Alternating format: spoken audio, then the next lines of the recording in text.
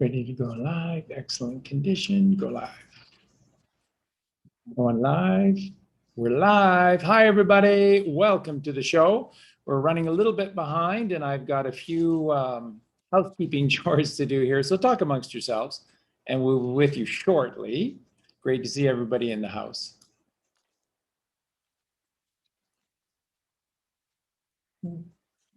Let's see, we could say hi to Mikola says he was on a 5-hour live chat today with 80 plus people and told them all about UMass Star. New people may be coming in tonight. Thank you, Mikola. Michael. Okay. Coach Kathy, beautiful. Thank you. Virtuous Unicorn. Hello, everybody. Oh, Coop. You feeling better? We love you. Yeah, love you very much. Tiffany Smallwood. Wow. Tom. Going fast. For me. Christy Bassett. Hello, Michelle. Melissa. Angelica. Sean. I think I need glasses. I'm by myself squinting. Yeah, this court case is taking all of our time, and I think it's the lighting. now some other things as well. Okay. There's Eugene in the house. Justin and Aaron are going to probably join the show tonight as well. So it's going to be a really great show. Yeah. Okay. I'll let you keep. Hey, we got Hammer in the house. Lonnie, hello. Jojo, Laura Gal, Patty Cakes, Patricia. We got G-itis. I love that. G-itis. JV, Allison, Ronnie, Don Johnson. Don Johnson? Not that Don Johnson. Oh. Don. I was thinking Miami Vice. Molly, Frank Prepper. Is it Prepper? Frank's from Edmonton. Yeah. We love you, Frank. I hope the weather is starting to get a little bit better there. Paisley, JC Razel. Genter. Hi, Genter. Hi, Tony. Hi, Tony. Yeah. And you make sure you hammer out those evil bots. Hi, Yvonne. Especially if Justin and Aaron enter the house tonight, you're going to need to be wrenching it up good in the old chat room Por there. favor. So, yeah. Thanks, guys. You might be busy tonight. Sounds like we've got some interesting people. Kelly Thomas, Tiger Lily, Deb Ward. We love you guys. Hi, Teresa, all the way from Scotland, Edinburgh. Janet, Matt, Teresa, Jeremy. Teresa, if it gets too much tonight, you can always beam us up, Scotty. All the way from Edinburgh. So we love you very much. We got so much to go over tonight before we get even into the show itself. So first things first, we should probably just talk about, I don't have much to say about it because I don't really care what anybody else out there is thinking or saying about anything. Part of the show, so the title of the actual show tonight is Chi is energy, Chi is awareness, Chi is life, Chi is God. And so really what Chi is, thank you, that's much better.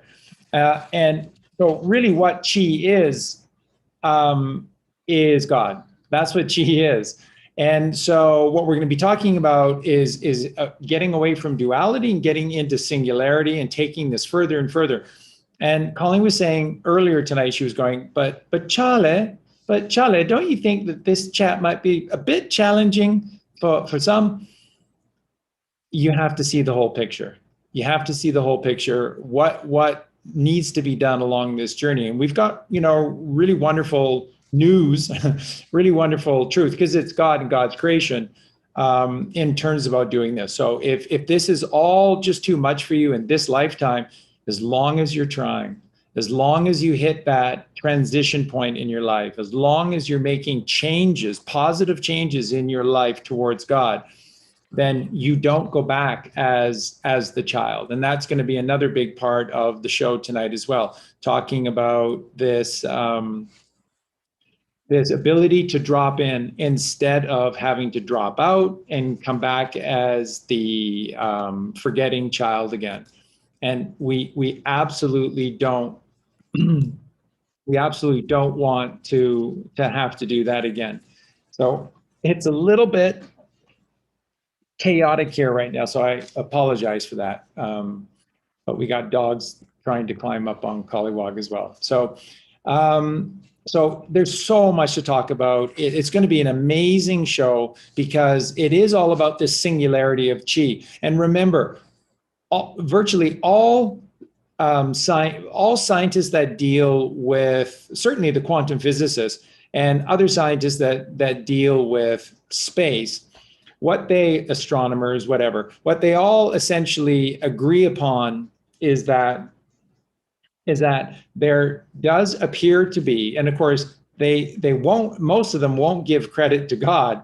They give it credit to this nefarious random universe that came out of nowhere.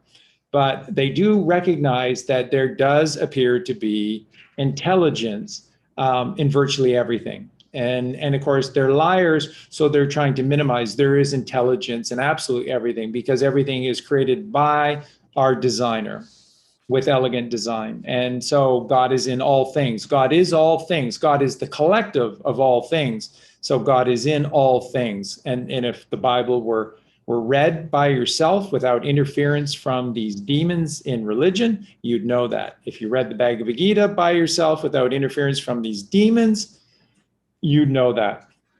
Hindu religion is just as bad as the Catholic religion, which is just as bad as the Buddhist religion, which is just as bad as the Islam religion. Muhammad and the Quran, those are phenomenal teachings. Buddha and the sutras and all of the traditions of the teachings of Siddhartha Gautama are perfect. Krishna, the Bhagavad Gita, the Vedas, the Upanishads, perfection. You put the word religion, you organize this into a large body, and they need money and they have to have authority and they decide what this, that, and the other thing is, it's bullshit. That's not God. That is clearly not Jesus Christ. And that is not the truth. And so we will talk about all of that tonight as well. And that's really at the heart and soul of everything. There is an intelligence in absolutely everything. And when you get out of your way, when you stop thinking, even if you just sort of vegged out and didn't really make the efforts to connect to God, if you just sort of zoned out, you'd be far, far, far better off, because every single aspect to you is genius. But that left thinking brain of yours isn't. It isn't. And that's the one thing that has to go.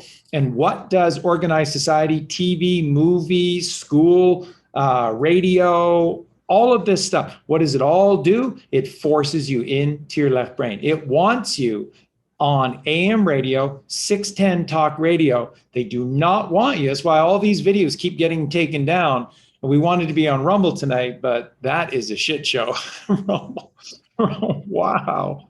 So it doesn't look good for us being live on Rumble. We'll have to look for something else. I think Justin offered to help us on Telegram, but I don't think there's video on Telegram. But it does allow the chat to exist. It does allow for you guys to drop right into the show verbally as well. So we might look to that as well. But it'd be a radio show versus the TV show. Yeah, it's just that there's so many clips that I really need to show you here and had planned to show you tonight, but we just couldn't make it work. And then our situation is so busy during the week. Ronnie has a wrench. We don't see Ronnie, but he has a wrench. Okay. So, Charlie, speaking of organized society, was it the clip you showed us from Oh God? Am I referring to the movie right? Oh God? Was it? God. Yeah, there was like the priest, and then that's basically an aggrandizement of thought. and thought became the religion. And I think that plays into what you're talking about here. That's right. And he said, I want you, and he said, I want you, George Burns, God said to John Denver, he said, I want you to take these to Reverend Big Mouth. and I want you to tell him a few things for me as well. First off, I want you to tell him to try shutting up.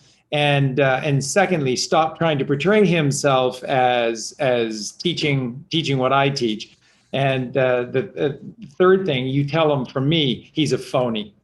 And again, in these movies, we talked about that last week. In these movies, you get so few opportunities to express the truth. So he's waiting to talk to Jerry in the supermarket. He's waiting in the aisle. He's looking at a box of cereal. He looks at the ingredients and he said, chemicals, they're turning our children into dumpsters. And we talked last week about all the connotations associated with children and dumpsters. And that's what you have to do. You get few moments in these Hollywood movies where you can fit things in, and then you hope they make the cut at the end of the day. So everything that's organized is fucked up. And so moving forward, if this isn't a grassroots movement, we're in trouble. But it will be a grassroots movement because President Trump and his presidency was a grassroots movement. The Q team and Q himself, with all of the posts, said this has to be a grassroots movement. And we are creating thinking from the higher mind, which is the frontal lobe. We are creating a group called QAnons who are able to become active again with their Sherlock Holmes frontal lobe brain. So this is the ability to critically analyze things. So this is the higher end of, so if you're going to have any thinking, you don't want, so again, the acronym for the levels of thought are KCASI, which is, the basic comprehension, which is, just regurgitate bullshit that is given to you.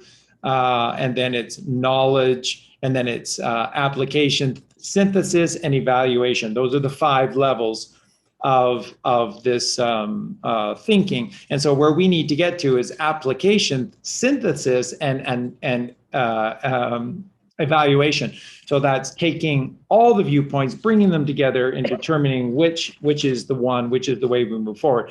So it's this higher thought that comes from the higher mind that is then accessed only from the right brain in this frontal lobe, which is the Sherlock Holmesian brain, where you can deduce, and figure things out. And so that's what Q's doing, a grassroots movement called QAnon that allows people to communicate in God's language, but somehow Michael Brian Prossman is a bad guy because he brought simple gematria in a massive way to everyone precisely when we all needed it. And that's somehow bad. Give your heads a shake. It's absolutely necessary because that's God's language. You got an A in English in high school, but that means jack squat because that is Rockefeller, Rothschild English, Rothschildian English, and that is not communicating with God at all. In fact, unless you do etymology, those words are useless because they're all been twisted upside down. So, okay. So that's sort of the overview for the show tonight. It's going to be amazing, an absolutely amazing show. And all of us have got so much to share with you about this. It's going to be absolutely fantastic. So starting with this, there's a situation going on with Justin and Aaron, and I guess somehow it spread over to Colleen and I. And then there's, comments coming out from, and I honestly have no idea who this person is. Never heard of him before, never seen. I have no idea what the person looks like or whatever, but there's somebody called Tenor. And this comes from, what's the young lady's name that was asked to leave the Dallas group? Shelley. Somebody named Shelley. Who I think we talked to once before and thanked her very much for being a big help to Michael and to Justin in the group. For whatever reason, Justin can speak to that she was asked to leave the group, and then I guess she just went off the deep end. And so now there's a group of people in and around these two that are saying really, really horrific things. And like I say, for the most part, I don't really give a crap what anybody out there says. You're going to hear this from Lao Tzu and from Confucius tonight as we go far east. That if you allow the thoughts of people out there to affect you in any way, then you are not sovereign and you're a victim. So, and look, we're on the precipice, right? Everyone seems to be losing their minds all around us. So, I mean, it shouldn't surprise us that there are people who are literally losing their minds. And at this point in time, it really does do us no good to give a distraction on and just, sharing all of that information. What we need to do is we need to move forward. We need to talk about what's really important and just focus on the things that will help ground us, the things that will help to bring us together in unity. There are going to be people all over the place dropping like flies as we get closer and closer and as things get a little more intense. And the light seems to be glowing in some and fading in others. So it's really important that we focus on what is right, what is true, and what is God. So really that's the ultimate. We need to, I wish all of these people would find themselves, that's their journey. Find happiness and find joy. We have nothing against any of these people. Obviously, they're saying some of the worst possible things, that we eat our animals and that we're adrenochromers. I mean, it's really, really sad when people are literally that stupid. And as I said to Colleen, listen, shake it off, because anyone who would listen to that stuff when you and I for 4.5 years have been the light of the truth community in a complete wasteland of darkness. I mean, then, these are lost people, and they're probably in a perfect vibration because they're matching energies with these energy vampires. So, right. And just really quickly to finish that, sweetheart, is just simply this. Eugene lives here. Justin and Aaron used to live here, and they'll be coming back. And Team Honey from wonderful Canada was here, and we've had a lot of people here to sort of verify the lifestyle of Colleen and I, which is work. So again, we have roughly about 70 animals over 3 houses. So with Eugene's house, with Sinead's house, with our house. So it's a mammoth project and effort to be able to take care of these animals. And, we'll talk, I'll have Colleen speak to this briefly tonight as well. And then I'll ask her on the website tomorrow if she can put up her protocol for MMS. With the DMSO, which really, really saved the dogs in this last vicious bout of bull crappery from the cabal with our poor animals. And but it's an enormous amount of work. And it's the first thing we have to do, and it's the last thing we do every single day, because they have to be put first, because we're in service to them. We love them. There are children. For Colleen and I, there are children. For Eugene and his pups, they're his kids too. We love them as we would our own children. If you can't,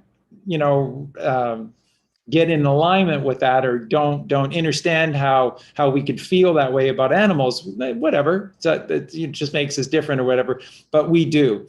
And so they're so precious to us. They take up an enormous amount of time. And, right now with everything else that's going on, we really don't even have that time, but it has to happen. So every week to be able to just do 2 shows, which is the Wednesday show with the White Knights of Middle Earth, and then the Friday night live, 107.1 FM, we have no time to do any of these things. And we take them so seriously, and we want these shows to be the very best that we possibly can. But, we're just being pushed to the extreme right now. So, but everybody is, I think. I think so.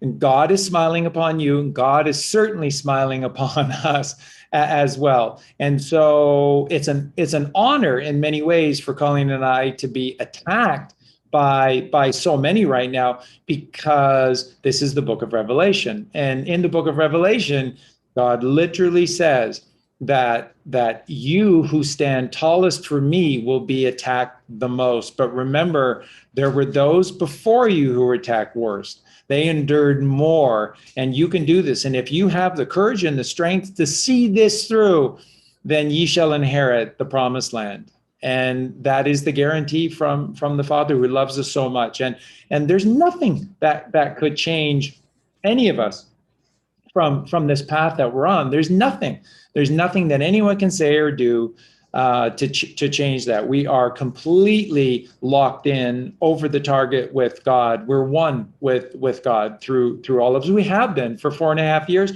And they've been the most challenging, because what's going on? This is taking down the worst evil that we've known, and we've all chosen to put ourselves on the front lines of getting rid of this evil and sharing, the real truth to everyone.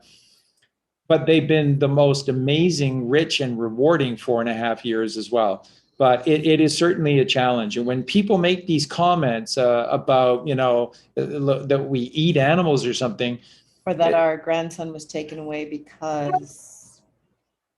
Oh, I didn't hear that. That we were abusing him or something, and that, wow. Yeah, and that the dad saved him. I just heard that somebody said that it was fake, that it was fake. So, and that's why I said on the show, I think last week, I said, fuck you, because of the pain that Colleen has to go through. I'm processing, I'm dealing with it. But Sinead and Dante, what they have to go through daily, or Sinead and Colleen, what they've had to go through daily with Dante being away from us is absolutely insane. And when people make comments like that, you are a piece of shit. You really are. And you're about to find out what that means to be a piece of shit. So, from God's end. So, again, whatever comes your way, you've earned it. Whatever's coming our way, we've earned it as well. And this is why we smile, and this is why we're totally okay with this, because Colleen and I know that we're on the right side. We've told you that from day one. We're on the right side of all things.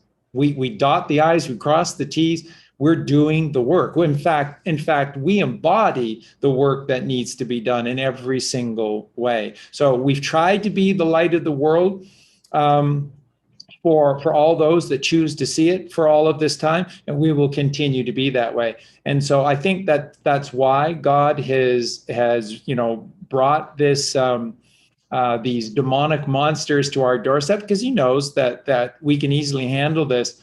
But it also casts a light upon Colleen and I, which is very important, because moving forward, we won't take credit for all the things that we've unveiled far before anyone else confirmed that it was the truth for you. We'll just simply pass all of the glory back to where it all came from, which is God. Plus, Charlie, I think it also casts a light on them, because it seems like it shows their character if they're desperately trying to make up lies, we don't have to do anything to expose them, because they're exposing themselves, wouldn't you say? Absolutely so. Absolutely so. And again, it just staggers me that people say these things when Eugene's living here, Justin and Aaron were living here, Team Honey were here. It's just ridiculous. So that's enough for that. And perhaps Justin and Aaron might want to speak to it when they do so. Okay. So the next aspect to all of this is what's happening. And there is so much that's going on. I just meant people will be dropping like flies, Lisa, they will be falling, not that they'll be dying, that people will be falling, going crazy, just, losing their minds, basically. The ego will be running their life and things like that. A little bit of an update with Dante. No, he's still not with us, and we're working very hard still to work against a corrupt system. And yeah. Yes, and again, if we haven't talked much about Dante over the last few weeks, it's because the other side is watching these shows, and they're gleaning, garnering some information from that. And so it just is what it is. the fact of the matter is there's corruption everywhere. The good news, and we just really can't say much to you. The good news is with the new lawyer that miraculously came to us, and again, thank you so much to all those, you know who you are, and thank you so much for what you've done to help us. But we have now taken the matter to where it needs to be taken, which is a very serious level of law in Mexico. So this is now a criminal matter, and before it was just a family court, then it was a civil court, and they're a joke. They're a joke in Canada, let alone here in Mexico, which they really are. So what we're dealing with now is a whole new ball game. It's added more time to all of this because the new court has had to bring themselves up to speed with a file that's like this big because of all the shenanigans that have gone on, and it's taking time. But we do have a matter before the court coming soon. I won't say when it is, but it is coming up, and that's very exciting because that's before the criminal court. And when it occurs, it will be day 55 since when Dante was taken away from us. Day 55.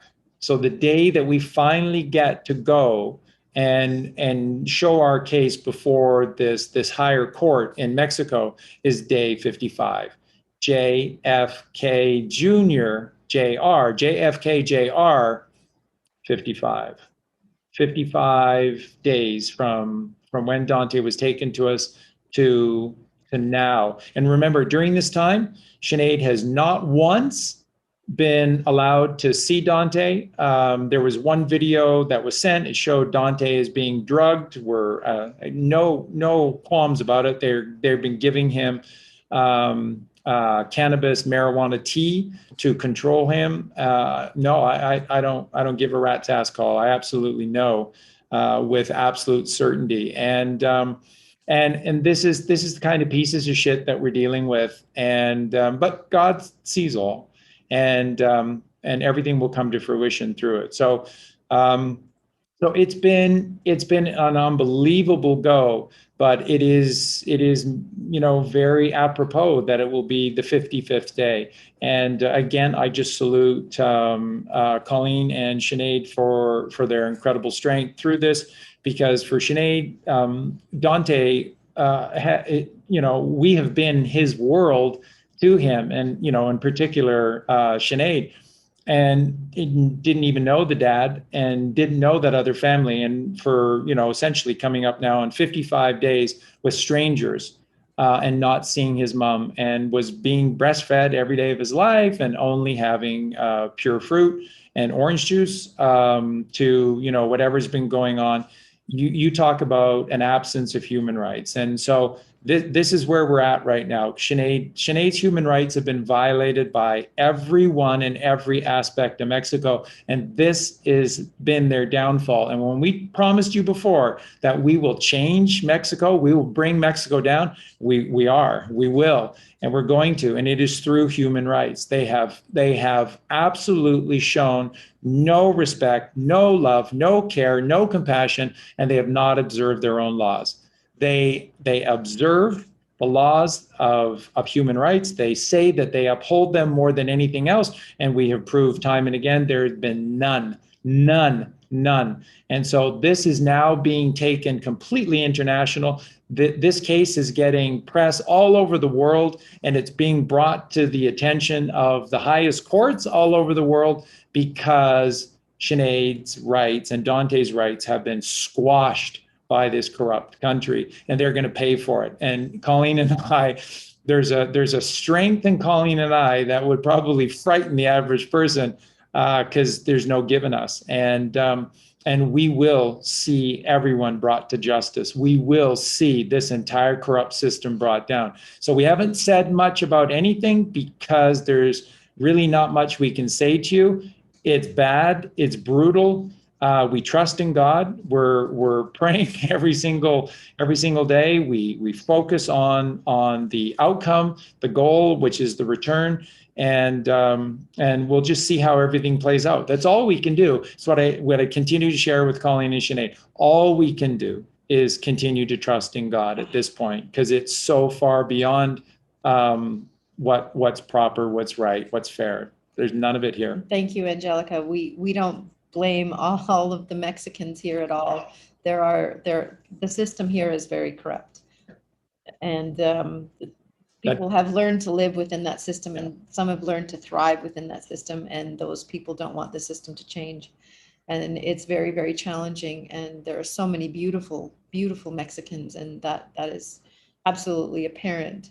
And we have so many beautiful friends that that also apologize for the system, but it's not their fault. But the system is going to change, and we're going to do everything in our power to make that happen. Yeah, just Gitmo is coming to Mexico. Gitmo is coming to a town near you in Mexico real soon. So it is one, but that doesn't make the Mexican people bad at all. No, virtually most Mexican people would literally give you the shirt off of their back if they had one. They would give you the shirt off of their back. That is what the average Mexican is like. But as Colleen said, they've learned to subjugate what's right and what's fair and their sovereignty for just throwing their arms up in the air with a corrupt system that they feel they have no power to change. Any thoughts on that, Eugenio? No, you guys are saying it all. And yeah, what else can we do than watch it till the end and just be gathering all the information we can possibly gather? And, you know, when all is revealed, I think it'll take care of itself. Yeah. So that's another aspect. Okay, so now the next thing that I want to share, and thanks for being so loving and understanding, everyone. We sure appreciate it. So the next thing that I want to go over with everyone is the document. Now, Pete Suffa from our website. Pete does a wonderful job. Same with Amy. So wonderful to see Amy 333 back with us. I don't see Amy in the chat tonight. But Amy's been back on the website, and everyone has just showered her with so much love and appreciation. Which she took a little break. Yeah, absolutely, and justifiably so. Okay. Thank you all for your love and support. We love you so much. Yeah, and this comes from this great guy who is We Are the New 17. And he just creates this format, and he collects everything together, and he's bringing the Q posts into this. He's doing a wonderful, wonderful job. You talk about grassroots movement, and you talk about creating these QAnons, and has it worked? Well, somebody like We Are the New 17 embodies the fact that it is absolutely working, and that you have this entire group of awakened souls across this earth that are alive with God's numerology and symbology. And here's another one. So Il Donato Trumpo posted the title to his tweet was 34-0. And then what's given here, what Il Donato posted is from the official desktop of Donald J. Trump. And you have to look at the capital letters. We've told you this so many times before, and then you have to put them all together, which we'll do below. But it says, Governor Doug Ducey of Arizona saw the big primary numbers in Texas, where Trump endorsements went 33 wins with 0 losses. And he said, knowing I would never endorse him, no thanks, I'm not going to run for Senate. Smart move, Doug. There's no room for rhinos. I guess that means we can call this week 34-0. 34, Biden is 34. B is 2, I is 9, D is 4, E is 5, N is 14. Biden is 34.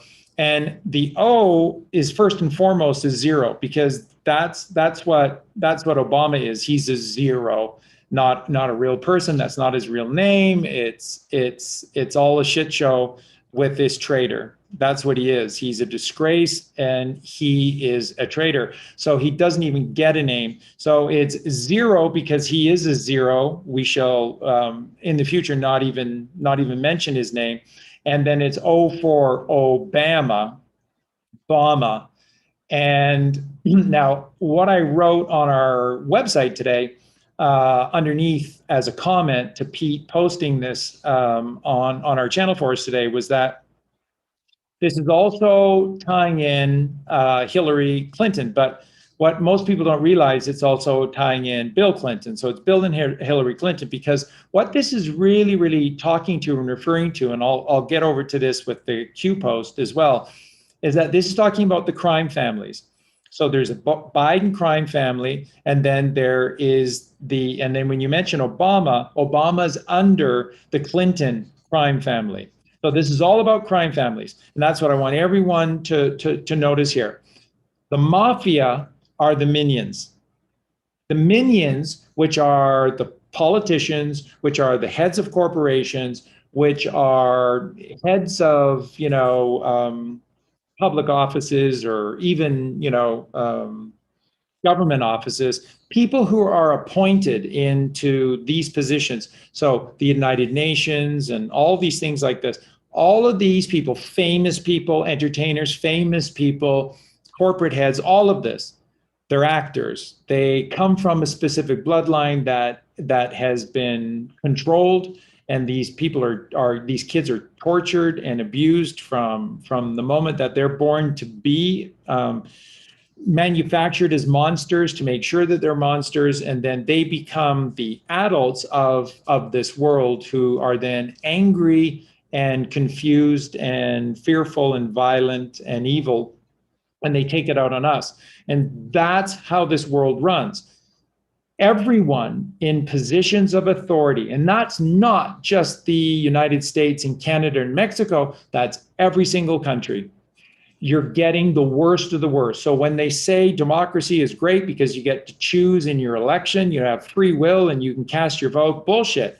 There's no choice. You're voting for monster left or monster right. Perhaps in Canada you get a third choice with monster in the middle, but believe me, it's monster, monster, monster.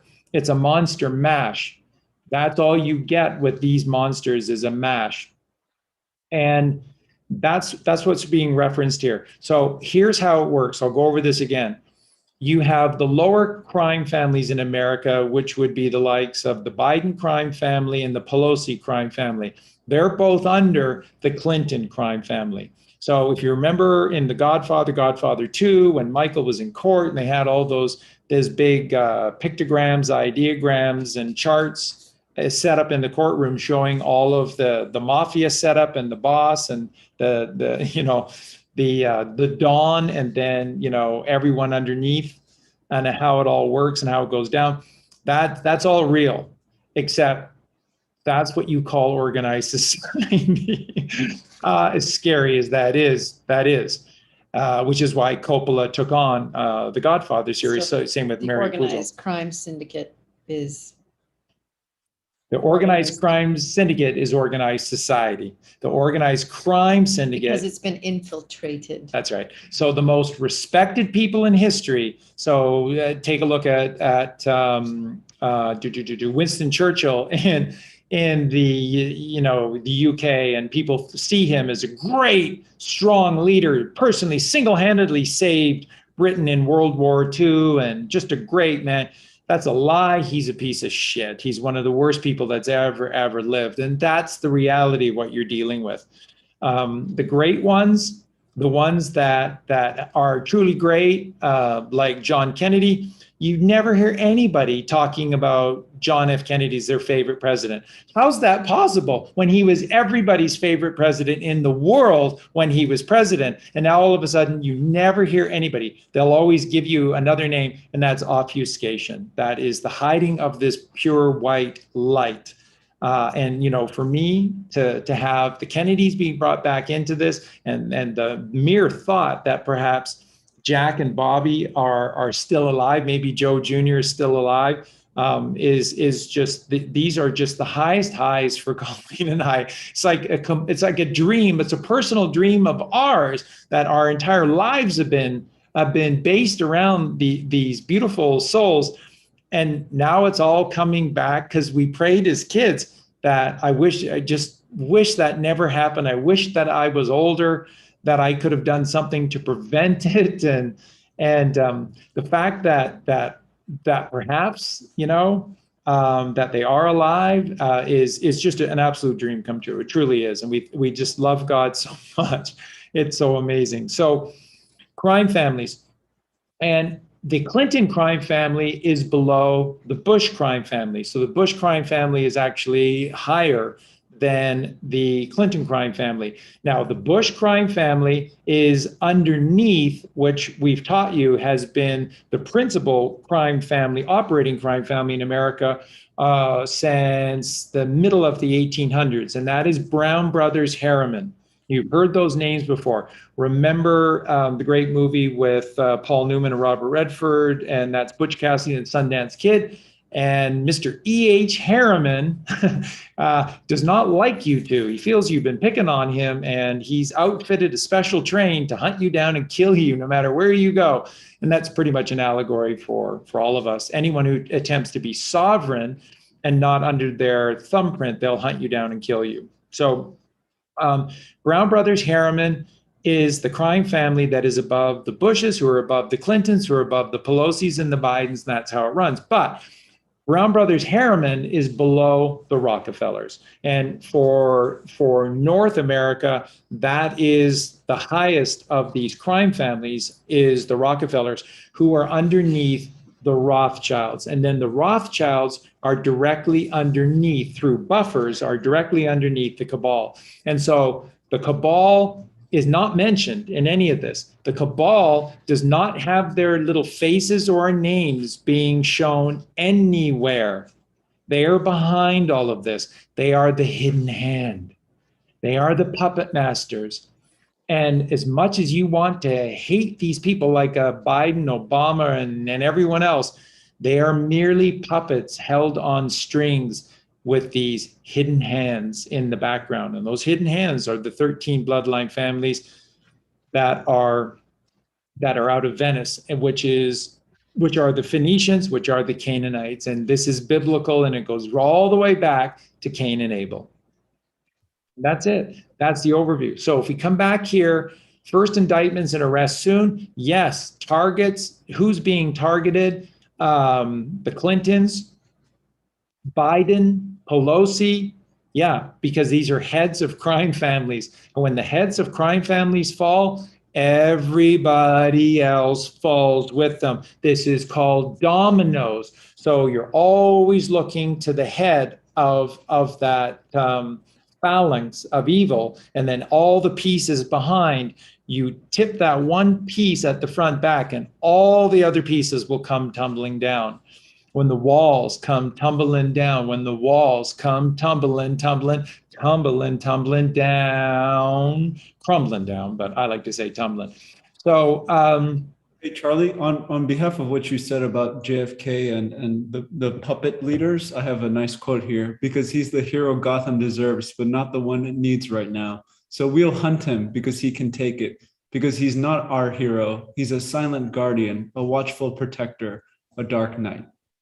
Wow, which are the words of Commissioner Gordon, which is the secret personal friend of John F. Kennedy Jr., also known as Bruce Wayne, because the Wayne family are the Kennedy family, and Bruce Wayne is John F. Kennedy Jr., who what does he say in Batman Begins when he comes back and sees Alfred? He says, a man can be arrested, a man can be destroyed, a man can be obfuscated, but if I make myself something bigger than just a man as a symbol cannot be corrupted. A symbol cannot be defeated. A symbol is eternal. And as that symbol, then I can make real change. And so that is Batman and Robin.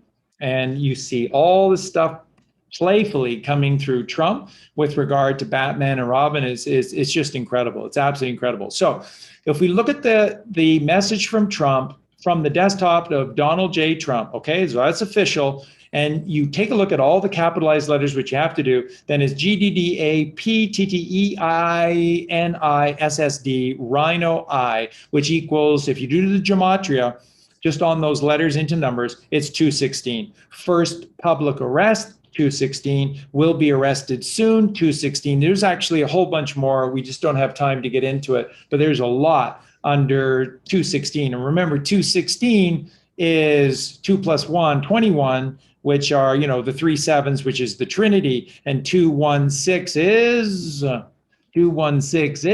9. 3, 6, and 9, because 2 and 1 is 3, 3 and 6, 3, 6, 9, 3, 6, 9. Isn't that beautiful? 3, 6, 9 is the first arrest that brings them down. Okay. So if you insert the 33 and 0, which are the numbers that Trump puts in there, so you're taking the same capitalized letters, but now we're going to add in the 33 for Trump said 33 and 0. And then because Doug Ducey is not going to run as senator, really, we can call it 34 and 0. So he's got 33 and 34 and 0. We don't count the 0 in gematria. So when you add this up, it's 283. That's 13, just so you know. That's 13. And first indictments unsealed, 283. Indictment of Hillary, Obama, and Biden, 283. Heads of the crime families. They will be arrested first, 283. We're all praying for that day. We really are. I know. I can feel you in the chat. I can feel you. So Q post 34, because again, this is about 34 and 0, right? Trump says 34 and 0. Q post 34. Back in November 1st, I know, 2017. November, because he only because Q started posting. That was it October 28th or October 31st? I think it was October 28th. I think it was October 28th of 2017. So this is only 3-4 days in to the birth of Q, and already there's 34 Q posts. This is the 34 post. So this is very, very early on in Q, and it says Q clearance patriot. My fellow Americans, over the course of the next several days, you will undoubtedly realize that we're taking back our great country, the land of the free, from the evil tyrants that wish to do us harm and destroy the last remaining refuge of shining light. On POTUS's order, which is the President of the United States, we have initiated certain fail-safes that shall safeguard the public from primary fallout, which we'll talk about in a little bit what that means, 11.4, which is stated to occur 11.3, which again, they don't do dates because they can't do dates because they just don't know. There's too many variables that they can't control. So 11 and 3 and 11.4 have never been about 3/11, March 11th, or November 3rd. It's never been about the dates, although those are both really key dates, by the way. But this is the manual of war that has to be observed by those who are righteous.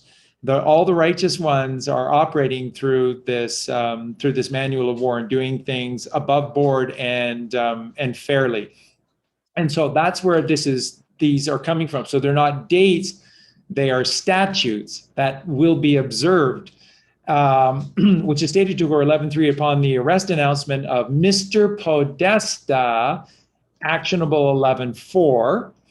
Confirmation to the public of what is occurring will then be revealed and will not be openly accepted. Public riots are being organized in serious numbers, which is what's happening now. They're planning for this, but again, this would just be the actors because the head of the Hydra has been taken down, but you need to see this, and there's a reason for it, why these things have to happen.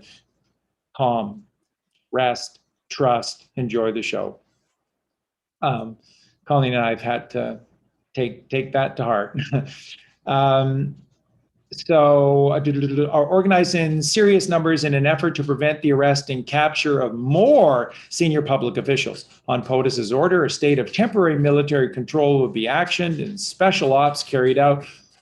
False leaks have been made to retain several within the confines of the United States to prevent extradition and special operator necessity. Rest assured, the safety and well-being of every man, woman, and child of this country is being exhausted in full. However, the atmosphere within the country will unfortunately be divided as so many have fallen for the corrupt and evil narrative that has long been broadcast. We will be initiating the emergency broadcast system, EMS, during this time in an effort to provide a direct message, avoiding the fake news again, this is day 3, day 4, right? So you see how Q and Trump and the messages as president of the United States, they're just hand in hand, hand in glove, Q and Trump all along. And the timestamps are prove that. And you cannot, that's not a coincidence. It's not something that can randomly happen.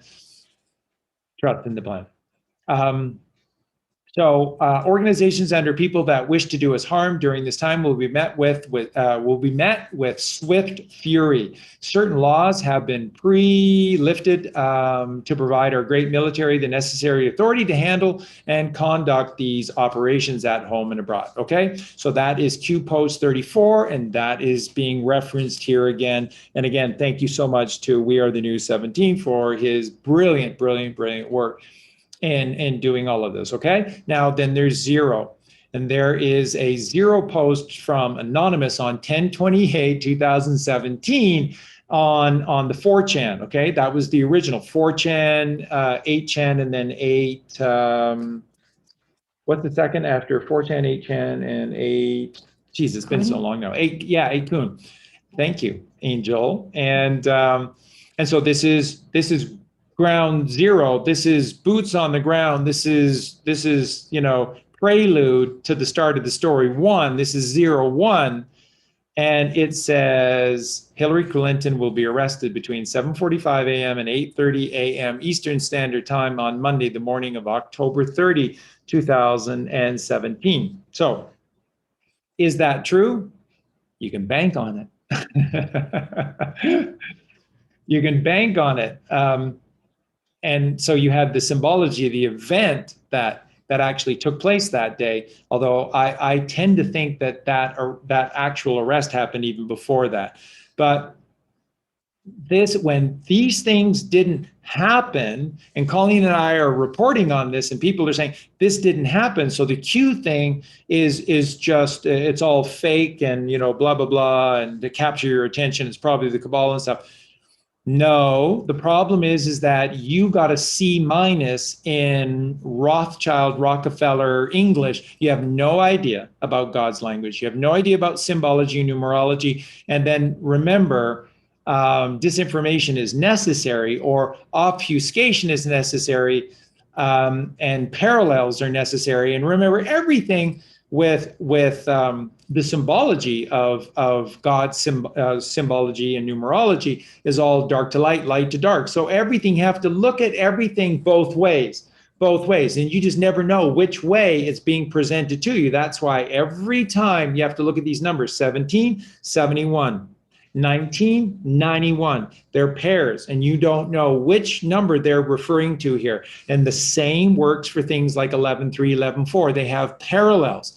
There are other aspects to all of these things. So no one has been lying to you. It's just that we don't know how to speak this language. We're all neophytes being brought up to speed in this godly symbology and numerology.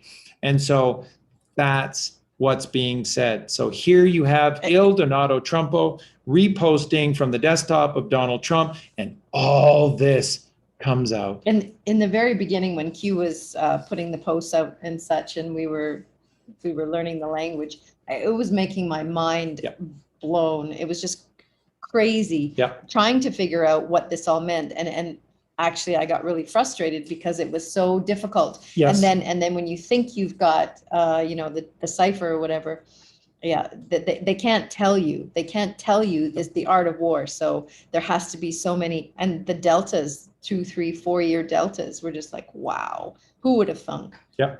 I just laugh at the thought that most of us thought that this was going to be a few months in the making, and oh my gosh, it couldn't have been. It just absolutely couldn't have been. That's right. And had it been, it would have underscored how evil all of this is. So once again, if there's anybody out there, and I just saw somebody in the chat say Q is fake, you're just an infant of the mind. You truly are. And it's sad. It really, really is sad. And what it tells, when I see anyone saying stuff like that, and especially, you look at all these so-called truthers with all of their followers and stuff, they're just so full of shit. But what's worse than that is that they're lazy. They are slothful. And that is the greatest sin of them all, because here's what you want to do.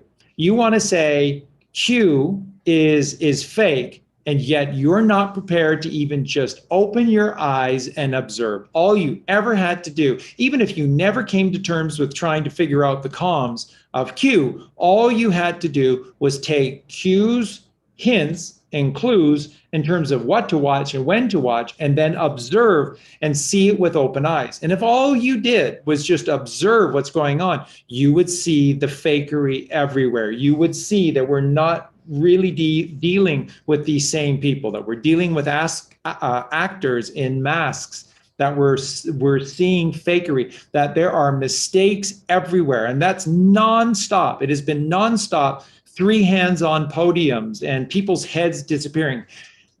Biden's head has disappeared more times than the astronauts on the space station. Or an extra hand. See that one? That's right. Extra hand. That's right. And Biden's head has disappeared more times than the astronauts on the space station. So there is no space station. There are no astronauts. These are all stupid effing actors that all should be terminated for lying to this extent. Wow. But anyways, there's so many mistakes in the presentation, and that's why Colleen and I keep saying to you, think green screen, think blue screen, think the big one. What's the big one? Holograph.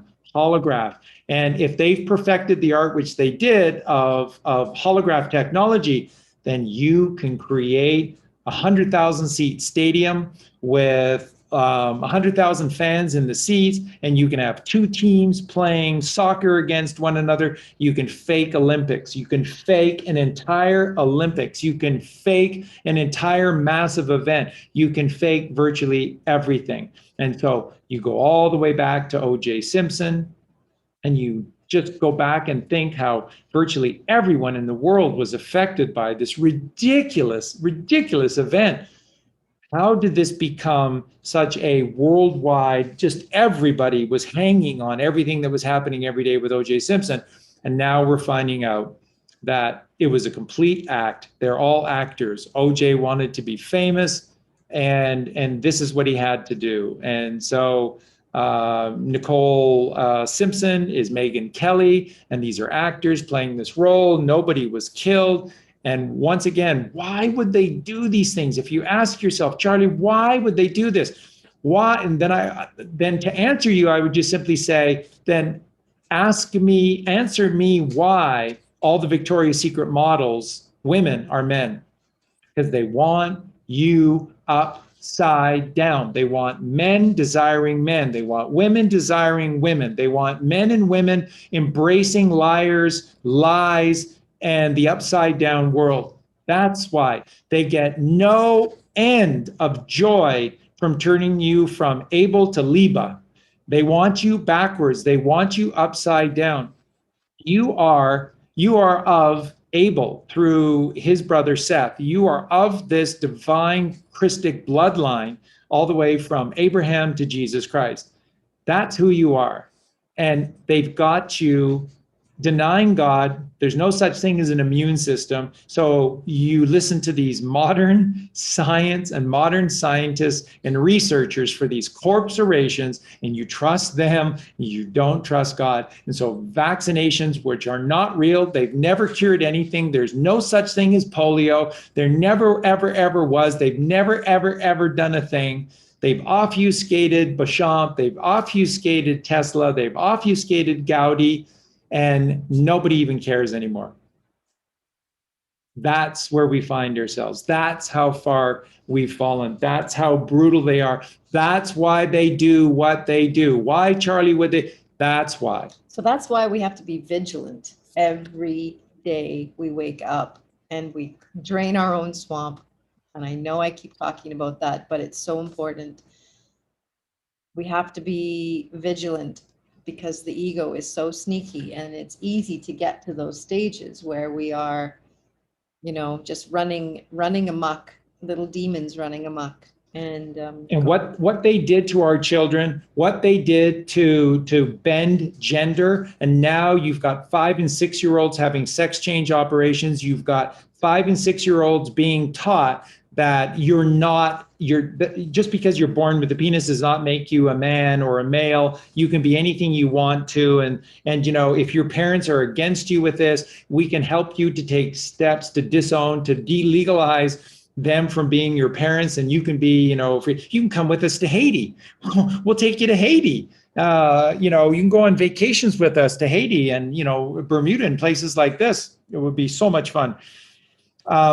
What they've done is just so evil. It is just so evil. And this is what Colleen really grasped from the beginning. She knew it and she said it and she's repeated it again and again. And I'll get Eugene to speak to this as well here in just a sec. Both of them can speak to it. You have no idea how close we came to being taken out completely, down and out for the count. If this didn't happen now, if somebody didn't intervene on our behalf, if there wasn't a Christic bloodline, if there wasn't a plan that was 2,000 years in the making that goes all the way back to Jesus and Mary Magdalene, and that their bloodline are the ones behind the scene using their wealth and their strength and their genius and their wisdom and their connection to God to put God's plan into motion to do this, and to be able to take down the cabal at the last second before we were fully done, we would have been done for sure. We were so close. This was when they did this on December 24th of 2016, we were down to the last stroke. If they failed, we were all down and out. We were all going to be down and out in Beverly Hills. I'll let Colleen and Eugene speak to this. Wow. go ahead, Eugene. I mean, I think that's why it's so biblical, because I mean, it's literally like the tide turning thing. And so, I mean, even in like Lord of the Rings and stuff, it's always brought to the brink, you know, like it's always, it's life and death. It's not a joke, you know, and I think that's what they've been creating in this world, this one big joke. One big mistake, and they've been kind of alienating us in some sense. And really, I mean, if you think about it, everything we've been talking about so far, you know, it's about masking like what actually is. It's about, you know, putting on a front. It's about everything being faked, whether it's a hologram, whether it's identity, gender identity, or all these kinds of things. It's to, like Charlie says, obfuscate everything and turn everything upside down. And then once you're in that upside down world, you can't really get out because everything you know is an illusion. And I think that's what he means by when he says like we were at the brink, is like we were literally about to just like, there would be no such thing as hope. There would be no such thing as a brighter day tomorrow. You know, it would have just been just complete slavery. I don't know, how else do you put it, you know? So yeah, and so that's why I think it's also necessary for, maybe not necessary, but it just had to have happened this way, where, you know, the whole country is ripped apart and polarized and stuff, because it's just showing, it's like a detox. It's just showing all the toxins that have been accumulated, you know, not only in the body, but in the mind. People have been poisoning themselves with ideologies. And that kind of brings me to the point where I feel like the whole QAnon thing, and this is why it's so hard for people who don't believe in Q, is really, we're a movement that just gets out of our own way. And, you know, that's the only way to, you know, make a connection with God, is to say, you know, it's not about me. It's not about me anymore. And I think every other ideology, it's always about me. It's always about a power play. You know, it's always about, I don't know, a reward. But, you know, I think when it comes to like JFK, Trump, and yeah, all of us, it's like, we're finished with playing this game, you know? So I think that's, you know, again, the brink that we've been pushed to.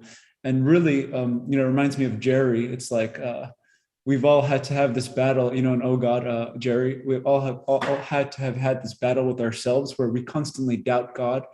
And then suddenly we just stop fighting it. We stop fighting intelligence. We stop making, you know, our own choice, our own volition, all this kind of stuff. And so that's the thing. So basically they were trying to eliminate the ability to connect to that higher intelligence.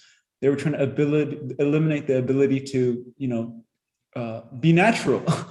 They were trying to create a completely unnatural world. And like Charlie always says, the Babylon whore, that was their game. It was to completely just, I don't know, just make us dependent, useless, childish, not childlike. Yeah, go ahead, Colleen. There's no way to find your way home. There was no way, Hansel and Gretel, that we were ever going to get back home. They were just leading us straight into that little furnace where they were going to literally freaking eat us and our children.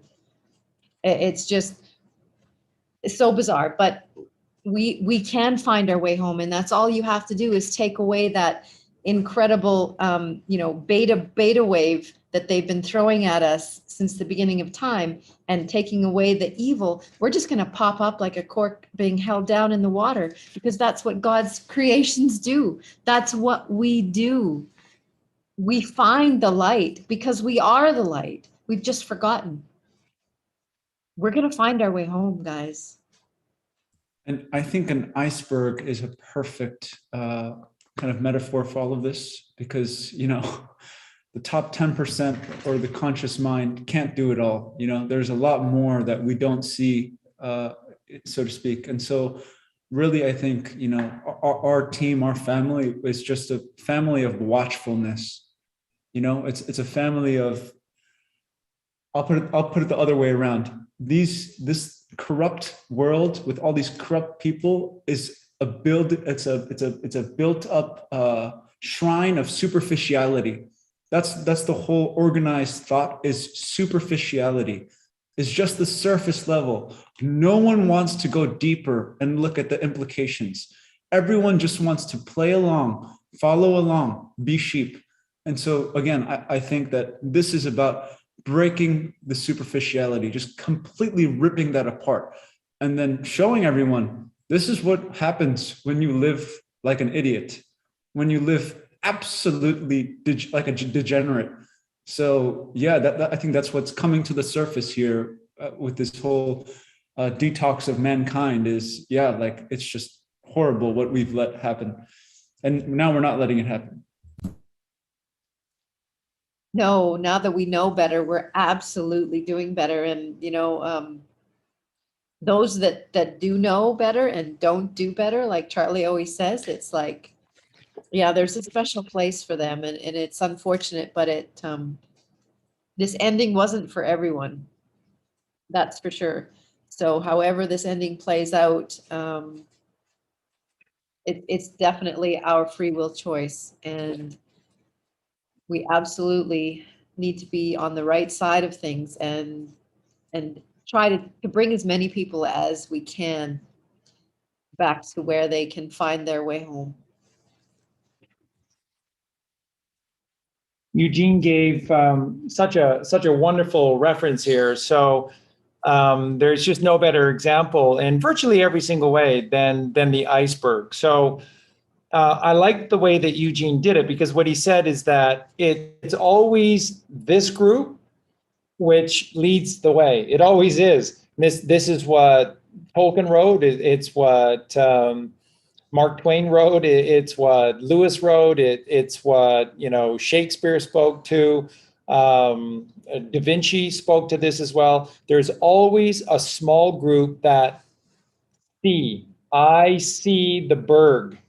And a berg is berg, B-U-R-G-H, which is a fortress, which is, you could see it as a prison, or you could also see it as the tower, as the White Tower. There's a duality to it as well. So this can play in both directions. But again, it's always this really small group that are the ones that lead the way. And what's below the water is everyone else. And this is what Alfred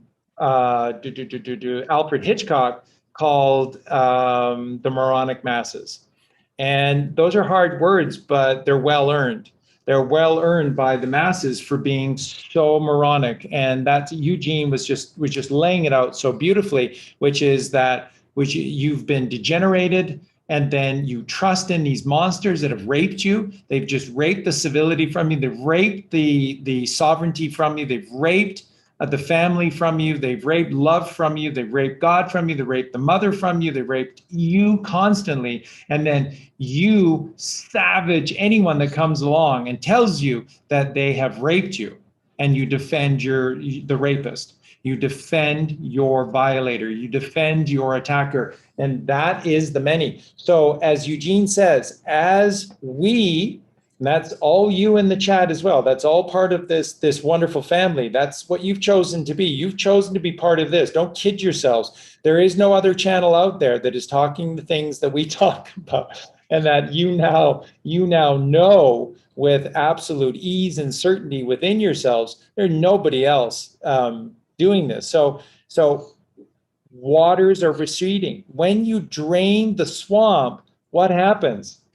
What happens when you drain the swamp? The level of deception, the level of stink, the level of obfuscation, the level of sin, the level of all things that are specious, what does it do? It drops. It drops. And what does that symbolize? There's more of us. There's more that can now I see the berg. I see the lighthouse. I see the castle. I see the kingdom.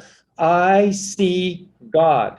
The iceberg is I see God. And there's only so few of us that we're seeing God and championing God. And now look at what's happening. We drain the swamp. What is the swamp? Lies. Pollution are lies. Toxicity are lies. What has killed us more than anything else are the lies. That's why when we do these shows, I'll usually have my righteous rant, because I'm so sick and tired of liars and lying. And I want those people dealt with permanently for betraying us. Colleen feels the same way too. When you betray us, and you know, we can judge ourselves all we want, and we're the moronic masses and all of that. When you're lied to from the moment that you're born, you got no choice. You have no choice in the matter. You're going to become an idiot. It's just that when you know better, you had better do better, or else, because they've turned you into a complete idiot, a complete moron. And it's not your fault. We are not casting judgment against you at all. We just want you to see the light. We want you to see the kingdom of heaven, which is above you. And as Trump came along, as the Q team came along, and they began to drain the swamp, the waters receded. As the waters recede, you can see better. You have perspective. You can see more of the mountain, and the mountain is leading up to heaven. You're lessening the obfuscation. That's why this iceberg analogy from Eugene is so great, because that's what's going on. And then it's the 100th monkey effect, because at a certain point, it does not take everyone. At a certain point, it just becomes exponential, because you see, we are not linear. We are spatially developed. We are not Canaanites. Maybe it only takes 144,000. That's right. And we talked about this, and we think very strongly that this 100th monkey is the 144,000. It takes 144,000 switched on, and that's enough to light the whole world. And I think we're so close. If we're not there already, we're so close. And then people will look at that and go, but Charlie, there are billions of people on this earth, and you're literally saying 144,000? Are you kidding? 3 years ago, Colleen and I were going, I don't see 144. I don't see 144. How are we going to get to this 144,000? It looked like there were 14.4 of us. And we were hoping it was just our perspective, that we were so far down in the valley that maybe we couldn't see anybody else. There might be some truth to that. It was scary, though. It was really, really scary.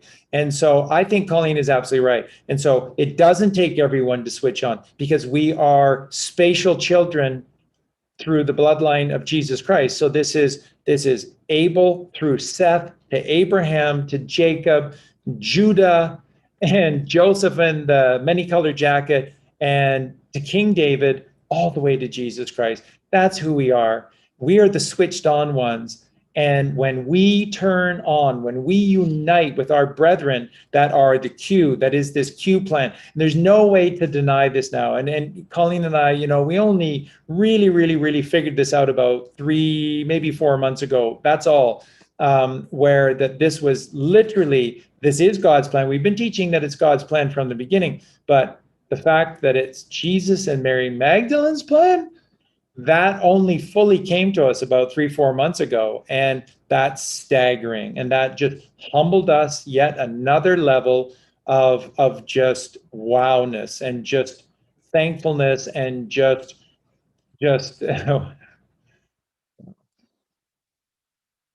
amazing. It's absolutely amazing.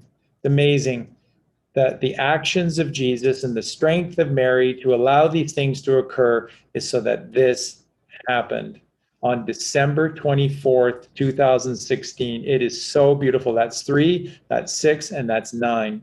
That's 3, that's 6, and that's 9, December 24th, 2016. It's a miracle. It's a miracle. December is the 12th month. 1 and 2 is 3. 24th, 2 plus 4 is 6. 3, 6. 2016, 216. Didn't we just see that on the post? 216. They're the first arrest, 216, 9. 216 is 9. 3, 6, and 9.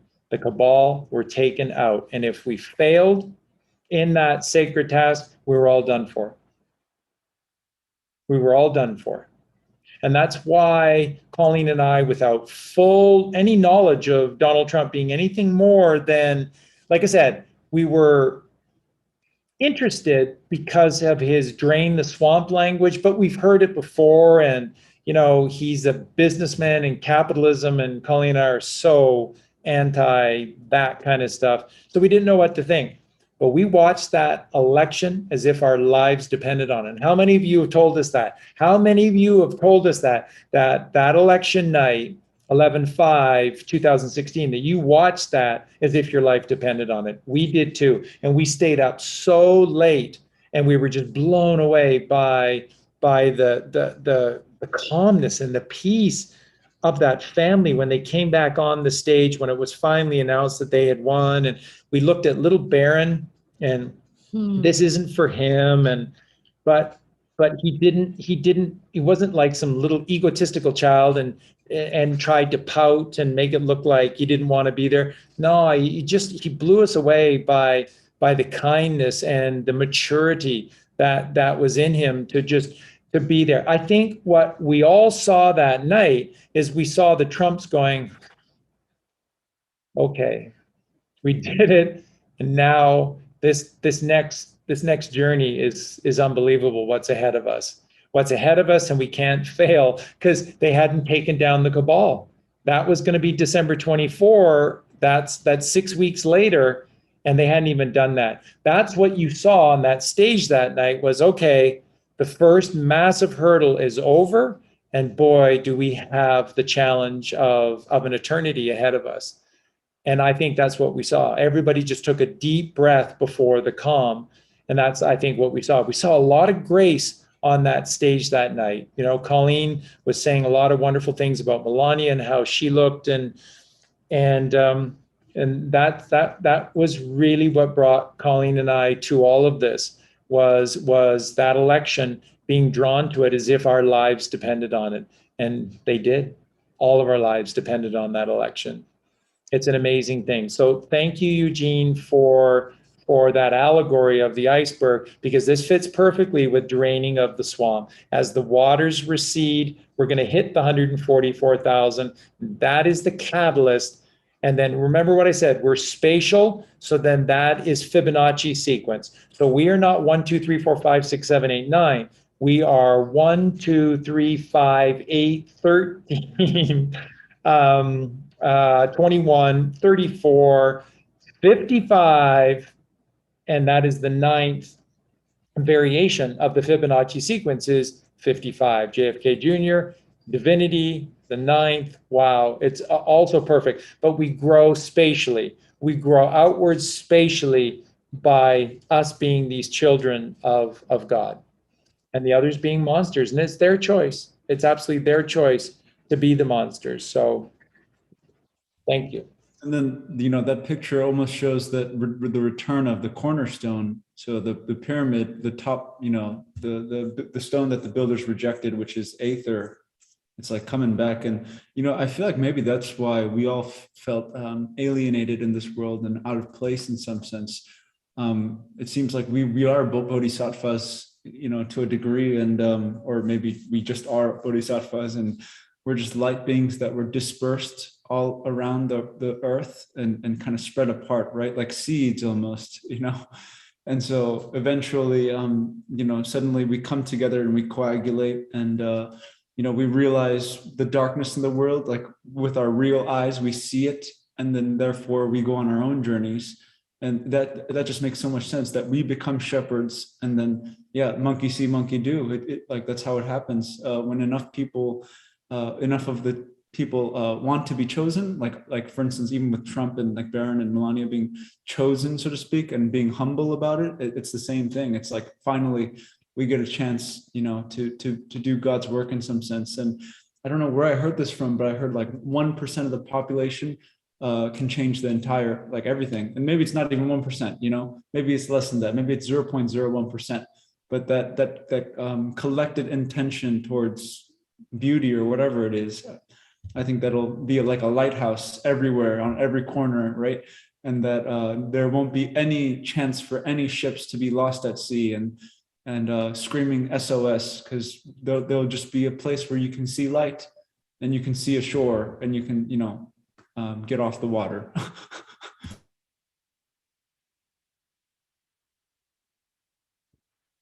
Yeah, that's beautiful. We agree an absolute 100% with everything you just said, Eugene. That is so beautiful, and it is so true. It is an awakening, and it has to be an awakening because we've been fast asleep. There's no two ways about it. And again, remember the allegory that I did a few shows back now, but again, when in the morning when you rise, so God is calling it morning, but it's a rising because that's what the sun does, and it's all about the sun rising in the morning, but they call it a morning. So you're mourning the sun rising, which is what a vampire would say, because only vampires would mourn the rising of the sun. Like, it's incredible, because remember, they've obfuscated the Son of God with S-U-N instead of S-O-N. Okay, because it's all symbolic. The sun is nothing more than symbolism. It plays other roles for us as well, but it's a symbol. It's a marker. And same with the moon. The moon is just this incredible symbol. And you need to know what these symbols mean. But then when the church says that, no, it's not about symbology and numerology, and those are demonic, and that will excommunicate you from the church, or, you know, flog you, you know, in a public square if you say these things, then you're being forced with a gun to your head to stay away from the truth and be able to see the truth. And that's what they do. And they're not subtle about this at all as well. It's the same thing in school with all those kids.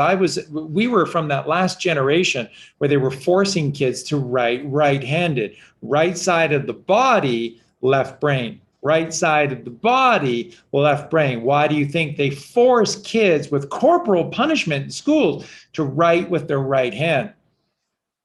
I'm a lefty. And we resisted these things because we're sovereign. It's the same thing with me growing up as a kid, or Colleen growing up as a kid. We're so alike. Both of us forewent having a lot of friends or going out and partying and stuff that just wasn't for us. It's almost like our entire lives, and it's true, our entire lives were grooming us for what's happening now. And God was just like, in our lives, was just super feeding us all of these books and all of these songs and these movies.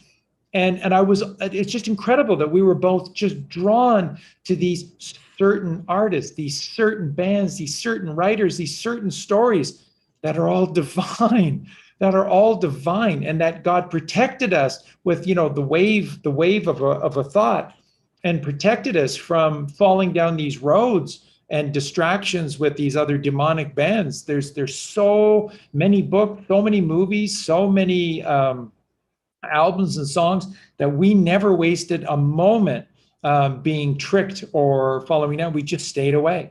And that's a feeling. Those are feelings. That's your intuition. That's trusting your intuition. And so that is one of the greatest gifts. And I always say that to people. When you feel like you have no friends and that you're alone, you're missing the point. This is often, virtually all the time, it's an intervention by God to protect you. Unless you're just being a dickweed. unless you're being a dickweed. Yeah. But it is a blessing in disguise when you are alone, because you're not being force-fed the lies. You're not being forced into stupid acts, doing stupid things. And what you get instead is the Chronicles of Narnia or Middle Earth and Tolkien and the likes of Bilbo Baggins 99 Most High and Frodo Baggins. I mean, it's Aragorn 74, Legolas 74, Jesus 74, Junas 74. And it's just this amazing gift that if you stay true to yourself, then that's God saying, okay, that's my cue to be front and center. That's why it's a cue, by the way, because God needs a cue to enter into your life. And that's entering from stage left, because that's where we are. They've attacked us from our born day so that we are on the left side of the stage. And that's why God enters from the left side, and then he'll pull us to the right side of the stage. But you need to cue. God needs a cue to intervene into your life. That's a 17. And that's you getting into alignment. That's you getting in alignment with you. And if you can achieve the 121, if you can be gold and silver, AG 17, AU, AU, what's AU? A is 1 and U is 21, 121. What's the only two ways you can achieve 121? 121 ones or 11 times 11, 11, 11. 121, gold. Gold is God. Silver is the mother. Gold and silver are your precious metals because they're the symbology of your mother and family. So the sun and the moon, sun the father, sun the son of the father, moon the mother of the son, and the wife of the father. They're symbols. Gold and silver are amazing. We use them for so many things, but they're still symbols. They're still symbols. And they're all symbols for what? God, Mother Mary, Jesus Christ. And if you're somebody who follows the teachings of Zoroaster, then you're looking at the god Ahura Mazda and the son Zarathustra as being taught by Zoroaster. I mean, it's just brilliant. Don't be afraid of these they're all divine. It's the same story. And if you follow the teachings of the Bhagavad Gita and you love Krishna, Krishna means Christ. Krishna means Christ. They have the same story. That's why they all share the same story. And yeah, it's astrological based. Of course it is, because God wrote it first in the night sky. That's how we're supposed to be followers and apostles of Jesus Christ, because it was written in the night sky. I'm not saying that. God said that. I simply have the wisdom to see and then to do. And that's what Colleen and I do. That more than anything else, we just do. We just do. We said, we don't know anything. We need to know what we need to know. And then we started to learn from the ancients, and it led us to the Bible, led us to the ancient scriptures. We read them for ourselves. And then it's like, oh my God, they're all the same. It's like maybe a different food or a different name or a different but it's all the exact same. They're all saying the same thing. Once we saw that, we said, oh my God, wow, it's so simple. And so one God, one mother, one savior, and they're all telling the same story, and it's all beautiful. That every culture has their own variation of it is perfect. We don't need to fix their stories at all. They're perfect, just like our story is perfect. And it all makes us brothers and sisters because there's only one true Father. I can't bestow. I am not the father of my son because I cannot bestow consciousness. I don't know anything about that. I play a role and an important role, but I'm not the creator. I don't know anything about consciousness. And mothers, you play a massive role. You're amazing. We love you. You're exalted. God loves you so much. You're incredible, but you're not the true mother of that child because your child is matter. That's how they're born into this world as electrical beings that fall, and they're full of matter and everything matters to them. They're screaming and they're crying and they cut their knees because they're full of matter. The mother is matter. What is mater, mater, in Latin, all the way back to Sanskrit? Mother. Matter is mother. We're all made of matter, comes from the mother. There's one father, there's one mother, we're all brothers and sisters. Like, I mean, literally, we're all brothers and sisters.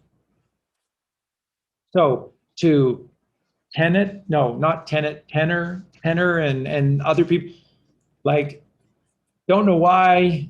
I guess we do know why, but we still love you, and as best as we can, we still love you, and we still hope that you will find hope. And in that hope, you'll find strength and courage inside of you to get out of your shell, out of this negativity, and see the light, and be kind, and be positive, and be loving, and join us. Be part of this movement, because it's not a Colleen and Charlie movement. It's a God movement. It's a Christ-like movement. It's a tribe of Judah from the East movement. It's grassroots. Because Colleen and I are not organized in any way. No, No. please don't look to us for organization. But we will give you the truth. Yeah. I had this talk with Colleen that artists' organization is not the best. Yeah. We do our best. So with that, at an hour and 30 into the show, but well worth it. Every single second, well worth it. These are such important things to discuss. We're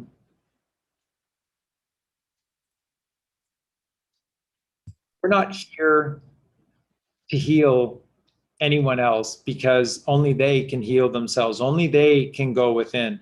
All we can do is be the lighthouse. More than anything else, is not tell people so much, although that's important. It plays a role, plays a great role. But the great value is in the doing. If you can be the light of the world, then God will smile upon you the most. And the reason is because there's so few. And I don't know how that all came to pass per se, but it is sad. And that's what God wants from us more than anything else, is for you to do the work, to be the light of the world. And there's no shortcuts. There is no shortcuts with God's path, which is why when you're born, you're gifted a minimum of 1,000 years. So you're not watching yourself. You're not watching your mom and dad. You're not watching your relatives and friends grow old before your eyes. You're watching them die because they're being poisoned from the moment that they're born. You're watching poison. Look at a common cold. What is it? Why is there no cure for the common cold? Because it's not a common cold. It's poisoning and you're suffering. You get to a point where your body can't take any more. And that's why you starve a cold and feed a fever. That's why God creates this reaction within you to a cold, which is that you just don't feel like eating anything, really nothing, not even drinking. And that's because it takes fasting to save you from this poisoning. And so when you see a cold and the effects of a cold and you say, I hate this and I hate this, and it's terrible and it's rotten, it's a mercy.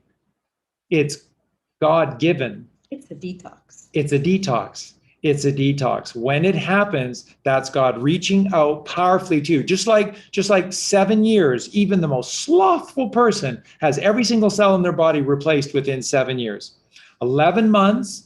If you're in perfect alignment, you can change every single cell in your body every 11 months. So then how is that hard to live forever if all your cells have to do is live for 11 months? 11 months, and then they resurrect themselves, because that's what they do.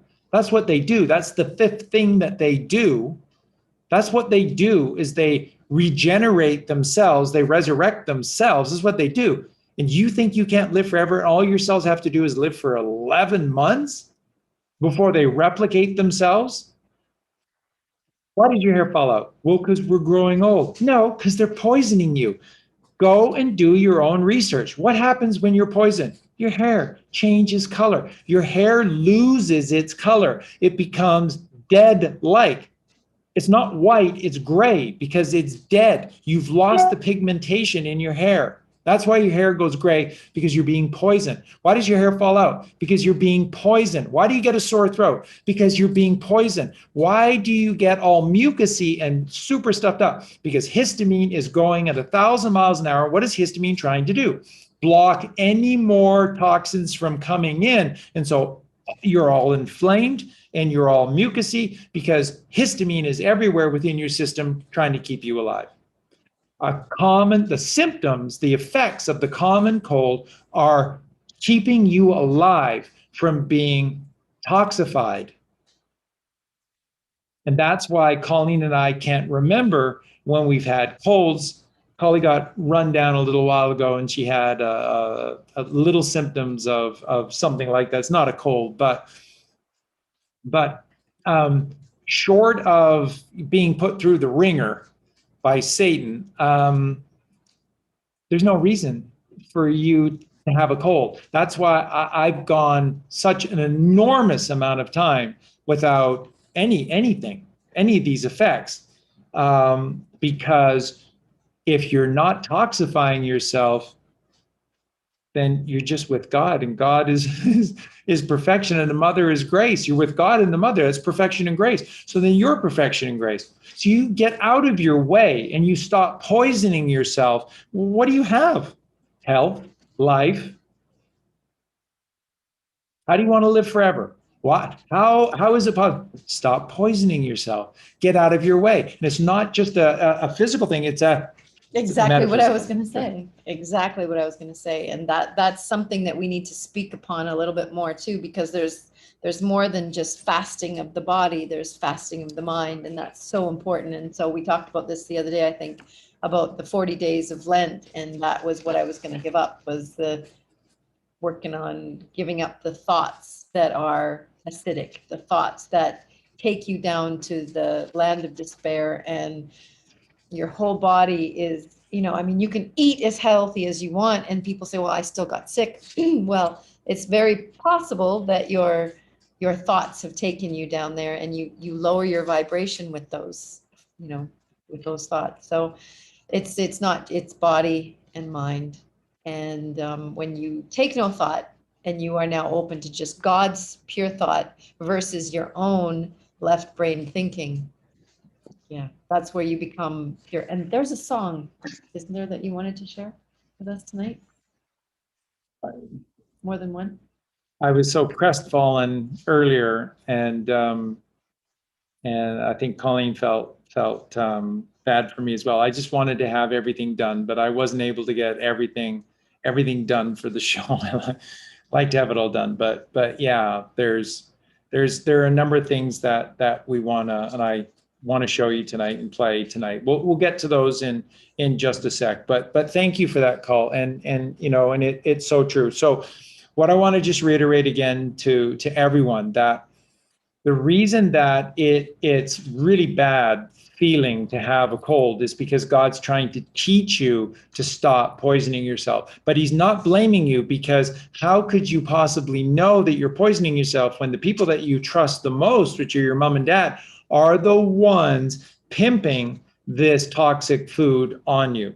And again, God is not really in judgment of them either, because their parents lied to them. And again, It's because we have been bombarded with lies, and that's why everything is lies. That's why everything has to be a lie. It has to be a lie. They can't have these little lifelines of truth, because that's what they would be, as lifelines. You crawl out of this hell. If they left one rope of truth, we'd all climb out on that one rope. You start seeing people doing things a certain way, and we'd all get out. So that's why everything is a lie, and that's why it has to be a lie, because they're not letting you out of this hell that they've created for you. And again, God's not sitting in judgment. The church lies to you about everything. God is not an angry, judgmental God. There's no judgment until you know better and you don't do better. And then any form of judgment that God gives you is gracing you, because it's helping you to see the light. And it's the same thing with a cold, not judging you that you're toxifying yourself to death. It's just, this is horrible, so you won't do it again. You get to a point where you go, what is really, what's going on? And then you start to do some research. Remember, like when you're younger and you start to do research, what's one of the first things you learn? Dairy. Get dairy out of your life. That's one of the first things. You go to talk to naturopaths and all these different forms of doctors. You go to the Eastern route and you see acupuncturists. They'll even just tell you your diet must change. Too many foods. You need one food, Well, living food. How many people have now heard of lactose intolerance? Yeah. I mean, it's huge, as well as all the other issues that people are realizing that those foods are not good for your body. So, did you have a song for us? Well, we'll get to them. We'll get to them in just a sec. So yeah, Eugene, you were going to interject there. Yeah, I mean, I guess it's kind of like the whole fear not for the detox symptoms and stuff, and being in the cold, because Dr. Morse said that the two times that the two times that the symptoms surface is, one, when you damage yourself, so when you're actually toxifying yourself, but two, when you're detoxing, so when you're healing those same traumas. I mean, even psychologically, this is true, right? Will resurface. So for the people that are really heavily toxified, just words of, I don't know, support, just saying, don't worry, the light at the end of the tunnel is there. So that kind of a thing. And at the same time, I like what you guys have to say about being alone, because being alone really creates a situation where there's no noise, or at least there's no other noise.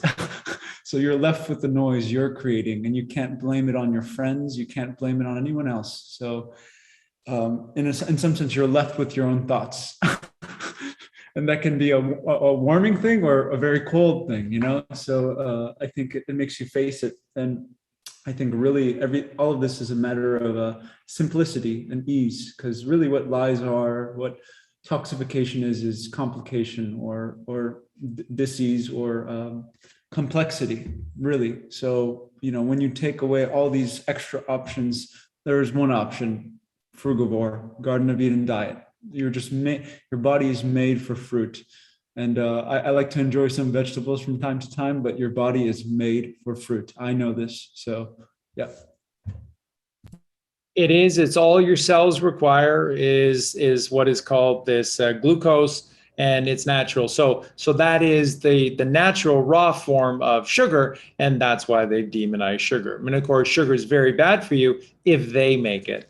If God made it, it is perfect for you. It's all you need. No, you need protein. No, you don't. And whatever protein that you do need, your body makes way more than enough of it on its own every single day. What you need to remember is that your body in itself is a Tesla coil. So it is, in some respects, you can look at this as a machine. But because the Tesla coil is fueled by chi, which is the energy of life, which is the ether, then the Tesla coil is a God machine. And if you are a Tesla coil, if the Holy Land is a Tesla coil, when you look on the earth, if you physically are a Tesla coil, then God made you. So God made Tesla coils. God made Tesla coils, and the fuel that fuels a Tesla coil is the ether. God is the ether. He's the light of our world, right? And so therefore his only begotten son therefore would become the light of the world, because he's in perfect alignment with God, which is Jesus Christ. And it makes perfect sense. And you have oil in your lamp, and Jesus Christ is and that's why you have the third ventricle of the brain here. And that's why this is the optic thalamus. Optic is to see. And thalamus is the sacred place. It's the sacred place to see. And then that is always known as the light of the world. And that's what you have to do. You have to rise. When you get up in the rising, right? What happens? When you get up and you rise, you see. It's all the natural occurrence with rising. What do you do in the morning? What do you call it when you're no longer sleeping? You call it, I awoke, I awake, I was awakened, I'm wake, I am wakened. You see this? Rising, up, awaken, light is what happens when you rise with the sun. And the sun is not S-U-N, it's S-U-N is a symbol for the S-O-N, who's the son of the Father. Father and Son, Jupiter and Saturn. And Saturn is higher than Jupiter. That means the Son is higher than the Father. That's incredible. But that's how loving and selfless the Father and the Mother are. Because the Son can't rise without Mary. That's why Mary had a little lamb. The Son is the Lamb who rose to the Father with the help of the Mother. And that's all about family. That's why they attack the family, destroy the family. So what happens at nighttime when you're no longer rising with the sun? When the sun sets, what happens at nighttime? What do you call that? You lie down. It's not up anymore. You don't get up in the morning with the rising of the sun. You rise up. Wow. Now it's nighttime, so you lay down. Lay down. And what happens? You close your eyes and it's darkness. And so lay down, you have to fall. There's no two ways. So it's not a rising, it's a falling. There's no two ways about it. To be able to sleep in the conventional sense, you all have to fall. So it's a falling into darkness where there's no light, there's no rising, it's a downing. And you can't see. So you're not awakened. You are, what do you call it when you're sleeping? You are asleep. Wow. Wow. It just makes perfect sense. When we rise with the Son of God, the Son, Jesus Christ, we're up, we rise, we see, we're awake, and there's light. And when we disconnect ourselves from Jesus Christ, then we fall. It's dark. We can't see.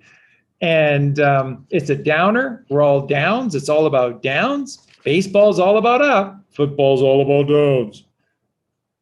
And you're asleep. Awake versus asleep. See this? See this? They hide Jesus Christ from you because he helped the blind to see. Because Jesus was the truth. And when you can't see the truth, you're blind. That's what's that ancient expression? Blind to the truth. Who is Jesus Christ? The healer. How does Jesus heal? I don't know. Magic in he's got like this little wand and it's a magic. Or did he just tell the truth? In a simple, easy to understand, loving, beautiful way. Is that what he did? Is that how you heal people? It is. That's how you heal the blind, by giving them the truth. And when you teach the truth, you're giving people the cipher. And the cipher is the code. And you need the code to crack their egg. Hello, Calabarn. Say hi to everyone. We love you. Hello, little man. So it's an amazing story. It's an amazing story. But this rising all occurs through the ether, and the ether is this chi. So Eugene, did you want to start, or do you want me to start just talking about this Eastern terminology for the ether, which is chi, and how chi is encoded in the number 18, and then the significance of the number 18? We'll start there. You know, maybe we should start with, since chi is all about Pida and Pingala and Ida, and Yep. the sun and moon. Maybe we should start with the word agua, because really chi is about flow. So really it's about, again, least resistance. There's a cat whining over here. Do you guys want to start talking? It's okay. Go ahead. We can hear you. Okay. Yeah. Well, anyway, so I wanted to talk about silver, which is moon, which is water. And I also wanted to talk about gold, which is sun, and which is fire. And really, if you go into it, water comes to W8 watt R. So we know that electricity has wattage. This is Proto-Germanic, by the way. So of course it's the watt, right? And it's also the mat. If you turn W upside down, it's the mat, because the water comes down like a mat, and it's the base, and it's also the material. So there's that. And then R, of course, is 18, so it's chi. So in the words water, there is chi. And similarly in fire, it comes to P-A-E-W-R. So you can see the Pa, the Father, and then at the same time you can see the arc, so W and R. Again, we have chi. So I think that's just fantastic. So we go into what this water means, watt R, the electricity of the chi, and it comes to wed. So, and you know, wed is an anagram for wet. So wed literally means water or wet. And then if you turn the M upside down, it's matter. It's M-A-Tor. And so it's the middle way and the alpha. So father and mother and the torus field. It's just all there. But it's just fantastic. And that in the Spanish word agua, you have both silver and gold. So anyhow, water we also know as hydrogen. And you know, hydra comes to mind for some reason. But anyhow, hydrogen comes to the same thing as water. It's literally the same thing. When you go into the etymology, it's just absolutely fantastic. Like I don't know how this is possible. So this HYDR, or hydro, it comes to, again, wed, water. And wed also reminds you of wedding, because it is the union at the same time. And so, and then gen comes to produce or generate. That's why we have gen. And then similarly, fire is nitrogen. And nitre, the root of nitro, comes to native sodium carbonate. And earlier we found that alkali from alkalos, alkalinity, comes to soda ash. So it's all about this burning, right? It's all about this, yeah, the carbonate. But let's go further into gold. So sun, if you look at, because moon is me, comes to me. It's the same root for meditate, and dimension is the me, because it's the measure, and it's also the middle. That's why the moon is dielectric, and you could probably say magnetic more so than the sun, because it's the middle. I think that's just fantastic. And then we have, Charlie always says 13 moons. So there you have your M, your middle right there too. So of course it's the me, it's where the measuring happens. And in some sense, it's the reflection of earth, again, the middle way. And at the same time, so sun comes to Saul, like saw, and then L, like I saw L, and hidden in that word is the soul.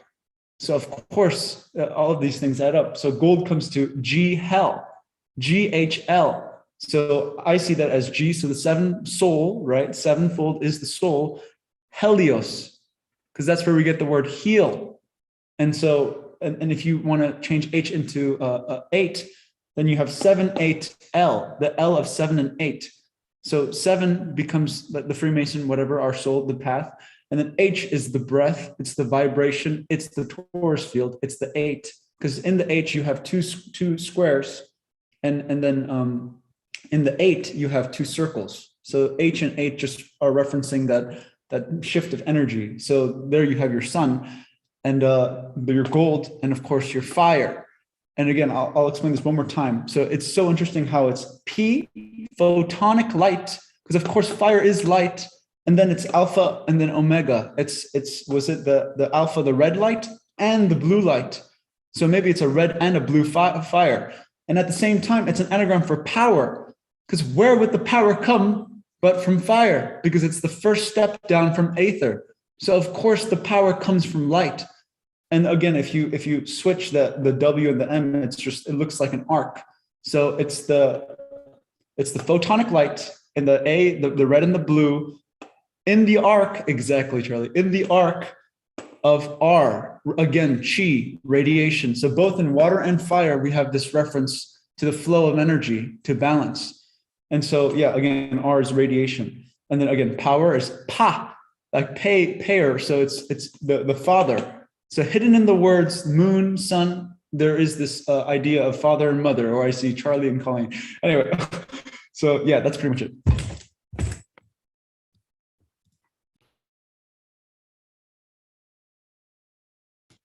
That was pretty much brilliant. Thank you very much. That's pretty much it, says Eugene. Eugene, that was pretty much brilliant. Thank you very much for awakening and enlightening with pure truth. Thank you. That was just absolutely brilliant. So what is the ultimate, after all the things that Eugene's saying? So the ultimate question, you're going to love this. So there's a right way and a wrong way of doing everything. So you can take the H and the 8 and you can do it the wrong way and you get out of that hate. But if you do it the right way, you still have 8. And here's how it works. The letter H is silent because the letter H is the breath of God. And that's why it's silent. So if you do it right, which is be still and silent, it's a metaphor, it's an allegory, but it's also literal as well, as with all things. So if we do it correctly, then you have 8. And 8 is the scalar wave, the Tesla wave, which is eternity, which always rises to heaven. That is the 8. So let's take a look at this. What is the question? To be or not to be? What is the ultimate question? To be, sorry, Colleen, That's okay. is to be or not to be? So if you are forceful, if you are reckless, if you are aggressive, if you are a carnal beast, a carnal monster, you're going to rush out in anger and frustration, and you're going to, instead of have silence, you're going to pronounce the H. If you pronounce the H with the 8, what do you get?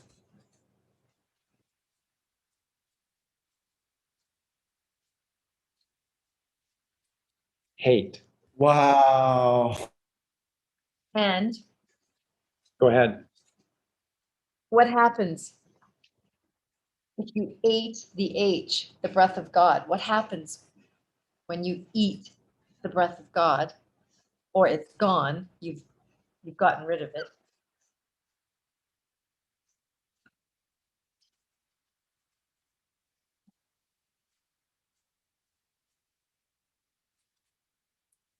And that's the double sine wave. The journey there and back again. A hobbit's tale. The journey there and back again are the 2 S's. Was the sine wave. And what's the letter S? 19. What are 2 19s? 38. What's 3 and 8? 11. The journey there and back again. Because when you're first created, where are you first created? Here. How do you know that's true? Because what you are is consciousness. What you are is the essence of you, which is your awareness, which is your consciousness. And this is the 9. That's the 3rd ventricle of the brain. This is the 3, the 6, and the 9. 3rd ventricle, 3. The journey of man, 6. 33 vertebrae, 3, 3, 6. 6 in-body chakras. This is the 6th chakra. Am I getting through to you here? 3, 3rd ventricle, 6, both right here. 9. What do all ancients teach? God consciousness is here. 3, 6, and 9. Why do the cabal like to do evil things on September 11th? Because it's 9, 11. 9, 11. Everything they do is to separate you from God. Every time I think I'm out, they pull me back in again. Michael Corleone. The cabal won't let you go. Or the right side of the brain saying to the left side of the brain. Don't leave me. Come back. I got the goods, man. I got fries with gravy. I got chicken wings, or I don't know what other things do people eat like that. Chicken wings. I got nachos. I got beer and nachos. Yeah, totally. The H is silent in Spanish for sure. And you have to ask yourself why. Like I always did. Why? Why is it silent? Why do they not pronounce it? Because it's the breath of God. Totally makes sense. Beautiful. It's just absolutely beautiful. There is a right way and a wrong way of doing everything. And I just love that everything that Eugene said, and there was a lot there, and it's all absolutely true and correct. It's brilliant. Brilliant. Just take a look at it. Look at water. What are we mostly? What is this earth mostly? What is the medium that is mostly? MMM, by the way, I keep saying mostly, Mother, Mary, magnetism. M, the middle way, motion, movement, middle, Mother, Mary, magnetism. What is the medium that is the number one? It's not everything, but it's mostly everything. Why would it be water? Okay, well, let's go to Latin. What do we call water in Latin? Agua. And the sun and the moon play a role, but they're symbols. Gold and silver, we use them for everything. They're great. They're amazing, but they're a symbol. So is water. In Latin, water is agua. A is 1, G is 7. There's Q. Silver. Wa. 20, U is 21, A is 1. AU, 1, 21. The symbol for gold, 1, 21. AU, symbol for silver, AG, 17. What is water? Who was the Japanese scientist that all the Dr. Emoto? Dr. Emoto did all of the studies with water. And you can react angrily, and then you look at the cellular structure of a frozen cross section of water, and what do you see? It's ugly. But then you chant something beautiful, or you just chant. Om.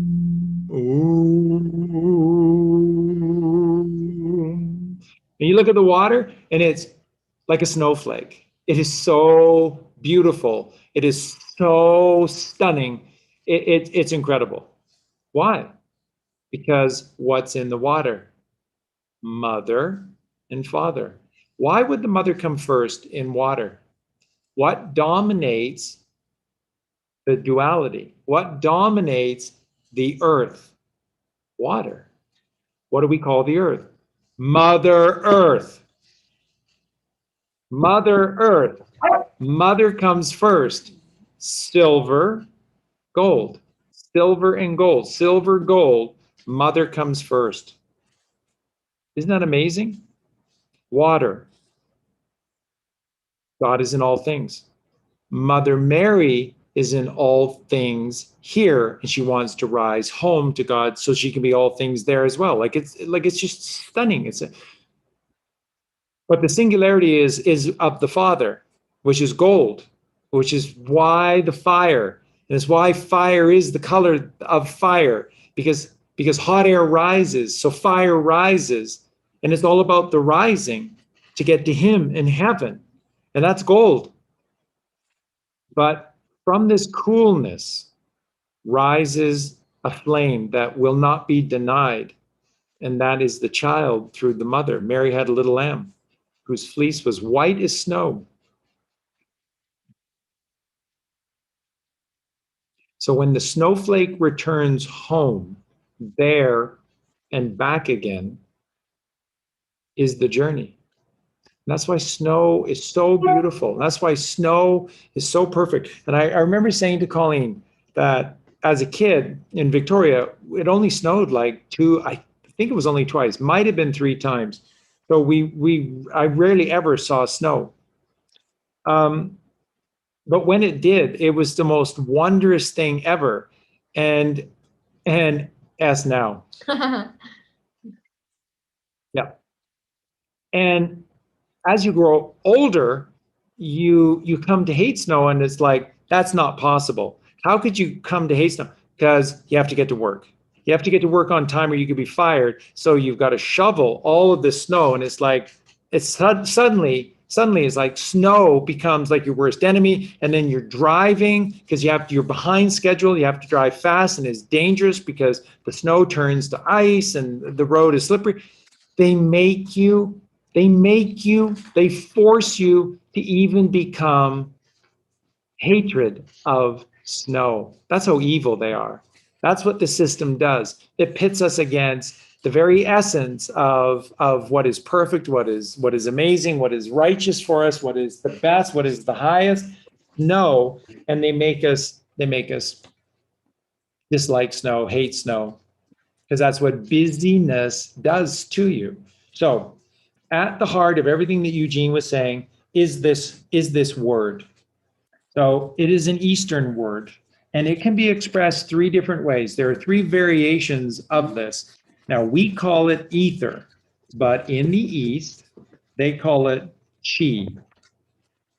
And chi can be spelled 3 ways, and chi is represented by the number 18. So let me show you the 3 variations of chi.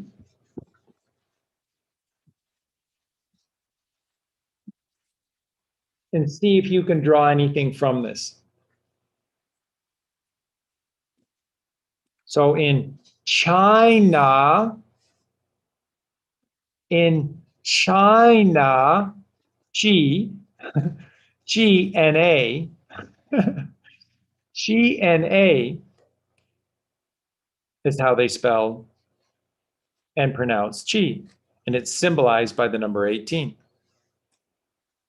Then, as you get closer to the Himalayas, chi is often spelled QI, and it's symbolized by the number 18. And in various different lands in and around that area, it's also expressed as XI. If you looked at that as a Roman numeral, then what's XI? 11. 11. And if you looked at this in terms of symbology here, Q is 17 and this is a 1, then that's 17 and 1, which is 18. And I love this one as well. C is 3, H is 8, and the divine single I is 9. And the HI, high, is 17. And the C, which is the child, creates 20. And in gematria, we don't count the 0. So then it's 2, which is the mother. And that's why chi is predominant upon the dualistic plane of the physical earth, because again, it's symbolic of this life force of the mother as well. So the next thing that we have to look at is that every single ancient culture all identified chi, which is the energy of life, which has intelligence. It knows all things in all moments, is how all the ancients describe chi, and it's signified by the number 18. What do we know about the number 18? Anyone want to take that on? What do we know about the number 18? What can you see in the number 18? The torus field with the plane of inertia in the middle? Absolutely. So the first thing that you would see is that the double sine wave on its side, and that was the easy part. Good gravy. Gravy's not good, by the way. There you go. How do you express the 18? This would be the torus field that is you, the essence that is you, the left and the right united by the one, the duality unified by the singularity. And it's also represented by AH. That's right. And of course, this is also the rising of you and the division of above and below. And so when I did that amazing video, 7 layers of heaven, 7 layers of heaven. Exactly. The middle earth, which is that. Exactly. 7 and 7, and the middle earth, which is the 1, and 1 and 7, 17, 1 and 7 is 8, which is the octave, and there is the octave. And so this is the only thing that is physical and solid in all of God's creation. The only thing is right here and right now. And it's rock solid if you're here and now. And it's a paper mache table if you're stuck in the past and worrying about the future, because it's not real. That's the illusion. But this is rock solid if you're here and now. And that's in the middle of the mother, of the Mary. And that's motion, middle, movement. That's the way. This is magnetism. And of course, you're actually literally drawing magnetism as well. So that's the first thing you see with 18. Now, another simple variation of 18 is 1 + 8 = 9, which is divine, which is the single eye. And what's the single eye? There is a pillar which holds this light of the world. So that's your spine, and that's the third ventricle of your brain. So you are the letter I. You just can't see it because it wears the cloak of invisibility, Harry Potter. It wears the cloak of invisibility because it's within you. That's this sacred protection that you have against those that can't see, is that you can see, but the magic of your ability to see, which is this third eye, is hidden by the cloak of invisibility, or they'd stone you to death. Yeah, and of course, the inverse of 18 is 81, absolutely. And again, how do you achieve 81? 9 times 9. 99, which is most high, equals 81. So 18 is also 81, and to achieve 81 is 9 times 9, and 99 is most high. Okay, now, what's a key breakdown or component of the number 18 is the mark of a beast or that of a man. What do I mean? 6 + 6 + 6. Now, The carbon-based man. exactly. Because what's the sixth element? What's the sixth element? Carbon. Carbon. Okay? Now, if you can do it in triplets, then you can take the divinity of the number 6 and then you can toxify it by a black magic spell, which is why they created these subatomic particles. And then you turn the wonder of the journey of man, which is we're mostly carbon and water. So we're these carbon matters. We're these carbon matters on a journey, and it's beautiful. But instead, we have subatomic particles. You have cells. You have atoms, but no, it goes far beyond atoms. No, it doesn't. No, it doesn't. An atom is atum, which is all, which is light, which is God, which is photon, which is chi, which is the ether. But they take it further and they say, if you have the microscopes that we have, they're very expensive, so you don't. And they're very, very gentle and difficult to deal with. So you'd have to go to university for 18 years first before you know how to handle one of these things. But if you did that, then you'd see what we're teaching you, which is that there are subatomic particles, and there's three.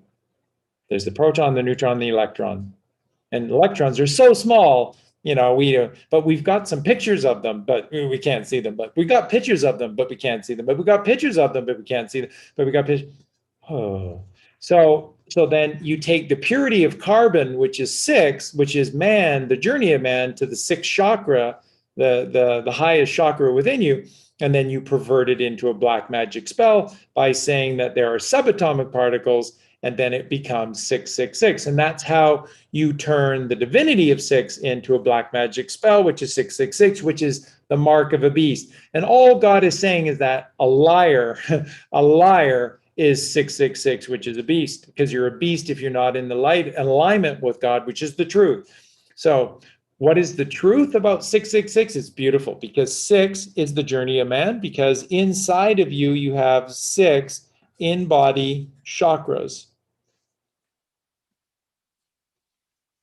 And that 6 in-body chakra is that single eye, and that is the divinity within you, which is 9. And how do you get 9? 1 plus 8 is 9. So 6 in-body chakras to be able to achieve the crown chakra above, which is 7, okay? So that is the journey of man, because the journey of man is to rise, because the sun rises every morning, is to rise to the highest point within you, which is 6, the 6th chakra, which is the 3rd eye chakra. 3, 6, and where is consciousness kept? Right here, which is 9. 3, 6, and 9. If you know the secrets of 3, if you know what 3, 6, and 9 means, you can unlock the secrets to the universe, says Nikola Tesla. 3, 6, and 9, because everywhere you go is 3, 6, and 9. What's 6 and 6? 12. What's 12? God's completion, perfection. And what's 12 on the astrological sky clock? Cancer. And what's Cancer symbolized by? 6 and 9. 69, dude. 69, dude, says Keanu Reeves when he was younger. And that is the 12. What's 12? 3, because 1 plus 2 is 3, which is the Trinity. It's all about her. But Neo, what if you don't think she's ready for this? You think she's too far gone. Well, let me tell you something. When I was struggling to believe that I was the one, I got there because she believed in me. Now it's my turn to believe in her. And then they jump off a building together after blocking giant bullets from every direction. And they jump off a building together, and Neo goes, I'm not doing this. Are you doing this? And then the helicopter comes in for the kill, and she says, bye-bye, BB-22, bye-bye. The mother raises the child to God in heaven. Beautiful. It's perfect. I was just saying to Colleen today with Matrix Resurrections, the 4th Matrix, you just need to keep watching it, because in the beginning we were all watching it for symbology and numerology, and it's an incredible story. And if you just keep watching it, you'll fall in love with the story and you'll see the message. There's a really simple, beautiful message beyond all of the encoding, which is there. And we're going to do a show coming up with the White Knights of the Round Table crew. We're going to do this with Eugene, Colleen, and I, Aaron Gorn, and Sandra. And we're going to do a show decoding the Matrix 4, Matrix Resurrections. We'll do that. When are we doing this? When you guys feel you're ready, when they're ready, when you're ready, kind of thing. Because I'll have to watch the movie at least 3 times. Yeah, exactly. Because every time you rewatch it, more things come clearly available, like just incredibly clear, crystal clear. So that's 6 and 6, which is 12. And then 6 plus 6 plus 6 is 18, which is chi, the energy of life. So 6 plus 6 plus 6 is the mark of a beast, or that of a man. The book of Matthew, the book of Luke, they both talk about this, the mark of a beast or that of a man. And you are a man when you're in alignment with God. And what is God? Good work, admins. 9. 6 plus 6 plus 6 is 18, which is divine, the divine 9. So again, there's a right way and a wrong way of doing everything. The cabal gives you the wrong way, and then they forced you from the moment that you were born to do their system or else. So God's not angry with you. He's not. He's not angry with you. He knows you've been lied to. And I have a ton of chi bombs I want to drop after you're done. go.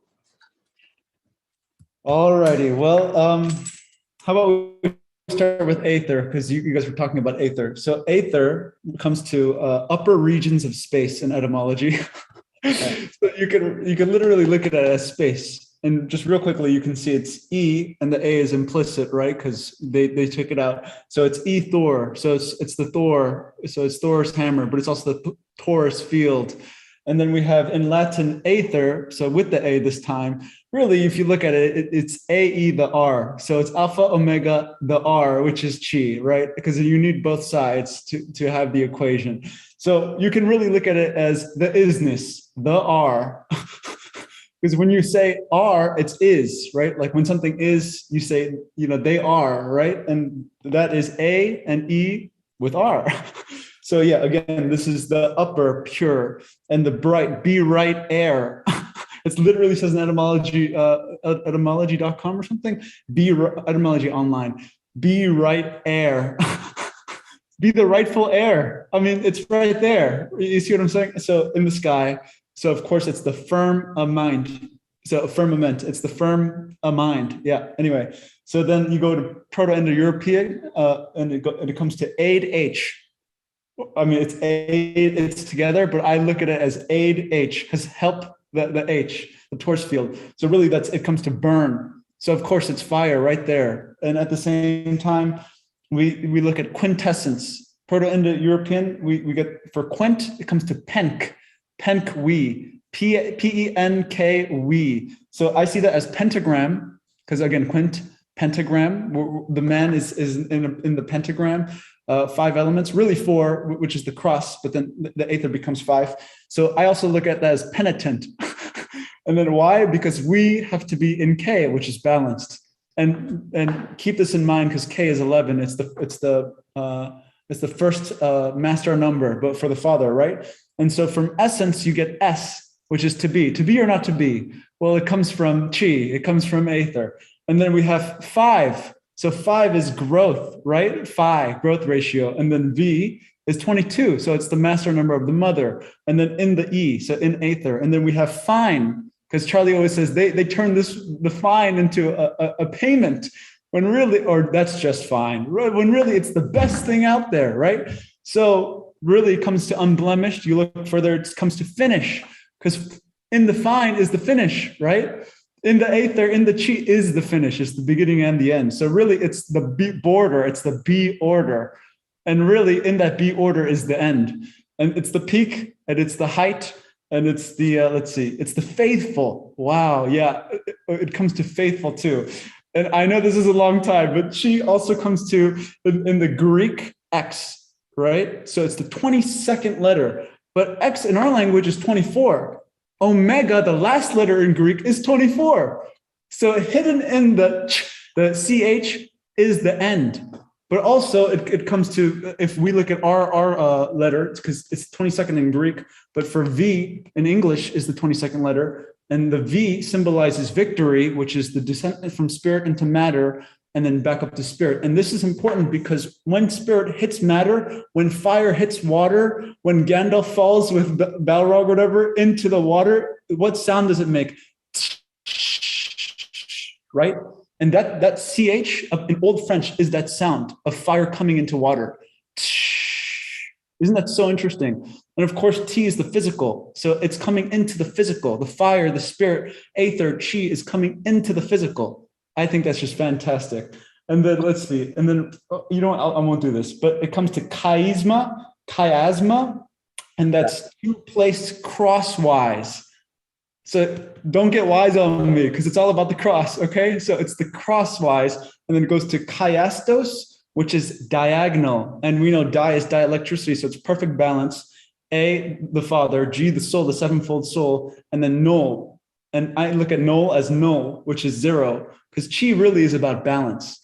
And so if you take chiastos or whatever, and you take out an A, you put in an R, you get Christos. So of course, that's where chi comes from. Yeah. Brilliant, brilliant, brilliant. And we love it so much, Eugene. Thank you so much for sharing all that. So true. So true. So you just take a look at this modern variation of the ether. And so what you have is E the R, E the R, E the R. And so what is the 33? E is 5 and R is the 18. So 33 and 18 is 51 and 5 is 56. What's 56? The two numbers that we went into in the matrix, 506.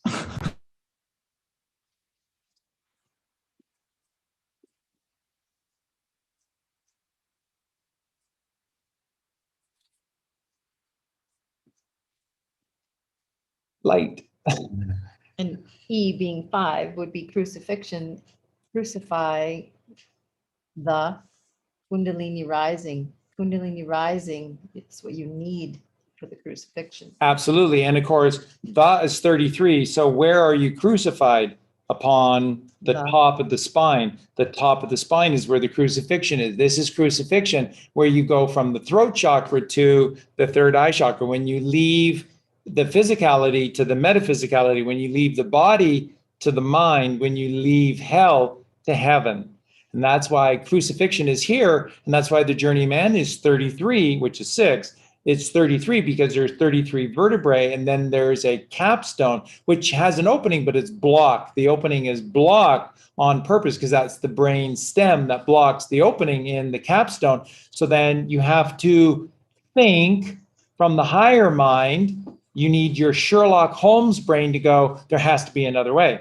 How am I getting out of here? I'm going to cast my net to the right, up and to the right, up and to the right, up and to the right. And then that's that miracle crucifixion, which is cross. Cruci in Latin is crossing the fiction. And that is the up and to the right, where everything in your body goes out of the physicality of the spine, and it crosses up and to the right. With the breath of God. And comes back into where the hypoglossal opening, where there is an olive above and a pyramid below. Justin, you don't have to worry. Charlie's not ending anytime soon, so you have plenty of time. Come on in. What's up with Justin? Justin and Aaron are coming in. Oh, wonderful. Absolutely wonderful. Yeah. Just Why aren't they coming in now? patient. So again, in all of these words is always the answer, right? Is always the answer, is always in these words, because they're hieroglyphs, because these are sigils, and that every single sigil is a shape with a story, and it's the one story, and together they make the one story. That's what the alphabet is, from A to Z, is the one story, all in shapes, all in numbers, all in letters. Like it's incredible. And it's divine creation. There is no coincidences. There are no mistakes. Nope. When these sigils were created, and it's beautiful. It's a beautiful story. I know, like the letter A has to be one. It has to be one, and it is. And it has to be shaped the way that it's shaped, because to have creation, which is the one story, God started with 3. He's 1 becoming 3. How do you make an A? How do you make an A?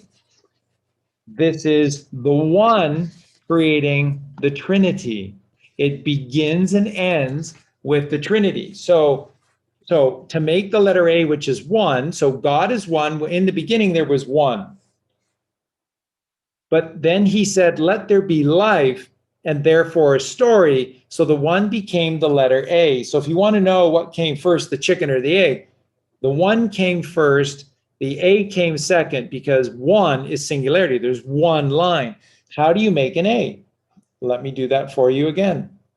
1, 2, 3. There you go. And what is the shape? Strength. The Freemasonry, what do you call it? A compass or whatever? What do you, the measuring thing? You know what I'm talking about? Over the maps? Yep. Yeah.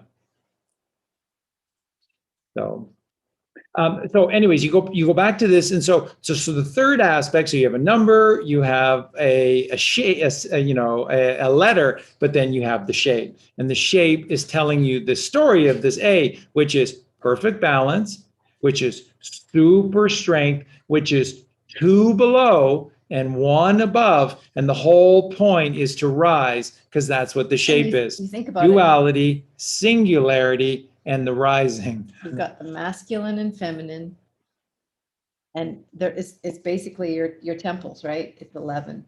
Is but they're leaning up towards God in the ether. And what do you have here? The child. the child. So Absolutely. you've got the Holy Trinity right here. This is everything. And folks, let me ask you all a question. You know the answer to this. You know that I'm not reading anything into this. When you create the A, in this case, the capital A, when you create the A, where do you put the line? Just anywhere? Where do you put the line? 1, 2, 3. We don't put the line down here. We don't put the line in the middle. The line always seems to go Closer to the top. closer to the top. What's this? That's the pineal gland. That's the capstone to the pyramid. That's the portal to God. In the shape is the story. In the shape is the story. So what does Sherlock Holmes say when you read the books? Or you watch BBC Sherlock, because they did such a great job with it. But when you read the books, what does Sherlock Holmes say? If I am awake enough to see and be aware of a single drop of water, I should be able to infer an Atlantic or a Pacific. That's right. Absolutely can. That is just pure, simple logic from a single drop of water, because what do you see? That there is a divide, that there are angles, and that therefore there are collections. So from a single drop of water, ultimately everything would collect into these large bodies of all of this water, which would be like an Atlantic or a Atlantic. Is that a message from Eugene? So an Atlantic or a Pacific. Okay. So this is that higher mind, the higher mind. So the compass and the square, and that is the symbol. Did you want to just you just click share screen right here? Yeah, I just sent that to you guys because it looks so much like the A, like as you were drawing it, it was brought to my mind. And that's the Freemasonic symbol, which has the compass and the square, and then you just see this higher line that exists here, and in the very center is the number 7, or the letter G, or God and God intervention, in the center of that. So, and again, you see the blue and the gold, all makes perfect sense as well. And so that's the significance of where we put this line with the child, because so when the father humbled himself to be able to create this story, which goes from 1 to 3, which is 13, by the way, 1 to 3 creates 13. It says that the ultimate goal is to create and exalt the child. That's what it tells us. So you have the father, you have the mother who wants to rise, and then you have this higher-minded child who creates the Trinity, who creates the triangle, who creates the pyramid, the capstone to the pyramid, and that is the symbology of the pineal gland, because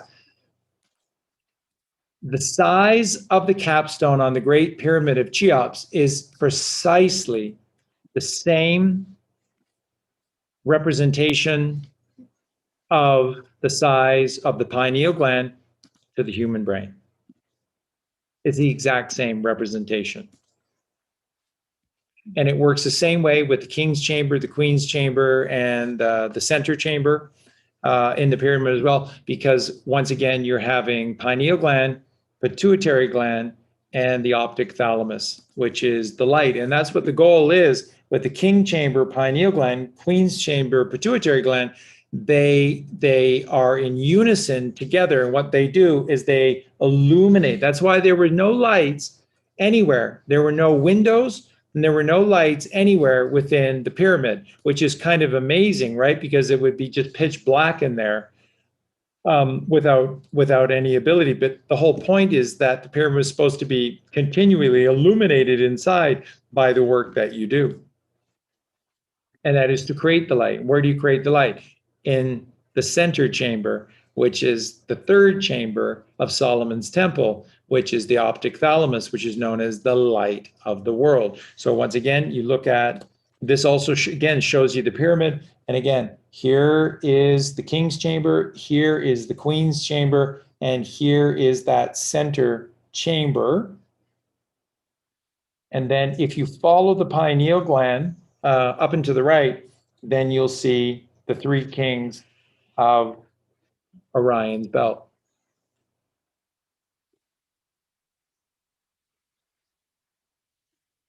Wow. But I'm sure it's all coincidence. No, it's not at all. You're talking genius. They've obfuscated the past by saying that these people were idiots. No, we've become idiots. Yep. And we're slowly beginning to show signs of awakening and signs of intelligence. We're finally showing signs of being worthy of these giants who lived before us, because they saw the light, they were the light, and they encoded the light everywhere. They encoded the truth everywhere in every single thing that they did. So what's in a letter? Everything. What's in the letter A, which is the first of the alphabet? Everything. It gives away the ending. If you can infer an Atlantic or a Pacific from a single drop of water, then by looking at the A, you can infer that there would have to be a Z. Yep. What's A? 1. What's Z? 26. A to Z, 1 to 26. What's 1 and 26?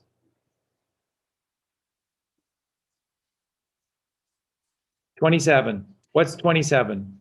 Anyone? How do you achieve 27?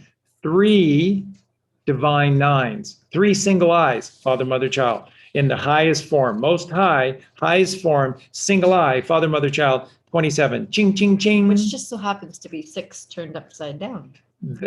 Exactly right. And then what's the inverse of 27? Is, of course, 72. What's 72? 324 hours, 3 24s, 3 days, and 3 nights. Where? Inside the temple. There you go. There's the temple. And that's a pyramid. And that's all just from the letter A. You can infer anything because that's the genius of God. It's not a letter. So Kathy's saying they made our world. Are we going to create a new world? I would suggest that God created our world and they destructed it. And honestly, God's world is still there. Yep. And we just need to uncover it. So there's really no creation. We can't create, but we can uncover. Yep, absolutely. It's beautiful. There was a gray rain curtain. And how do you get rid of clouds? You burn the clouds away with what? The sun. And if it's S-O-N, how do you burn away clouds? What do clouds represent? Obfuscation. What is obfuscation? To hide. How do you hide something? With lies. What's Jesus Christ? The truth. So when you take away the lies, what are we left with?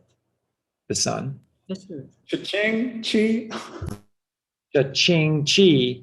All you're left with is the truth, which is the way, which is Jesus Christ, because all he taught was the truth. But it's God's truth. He takes no credit for himself. So here you have the mother and the father, and they create this exalt. They give all the credit to the child. They say, Jesus Christ is everything. What does Jesus do? Nope.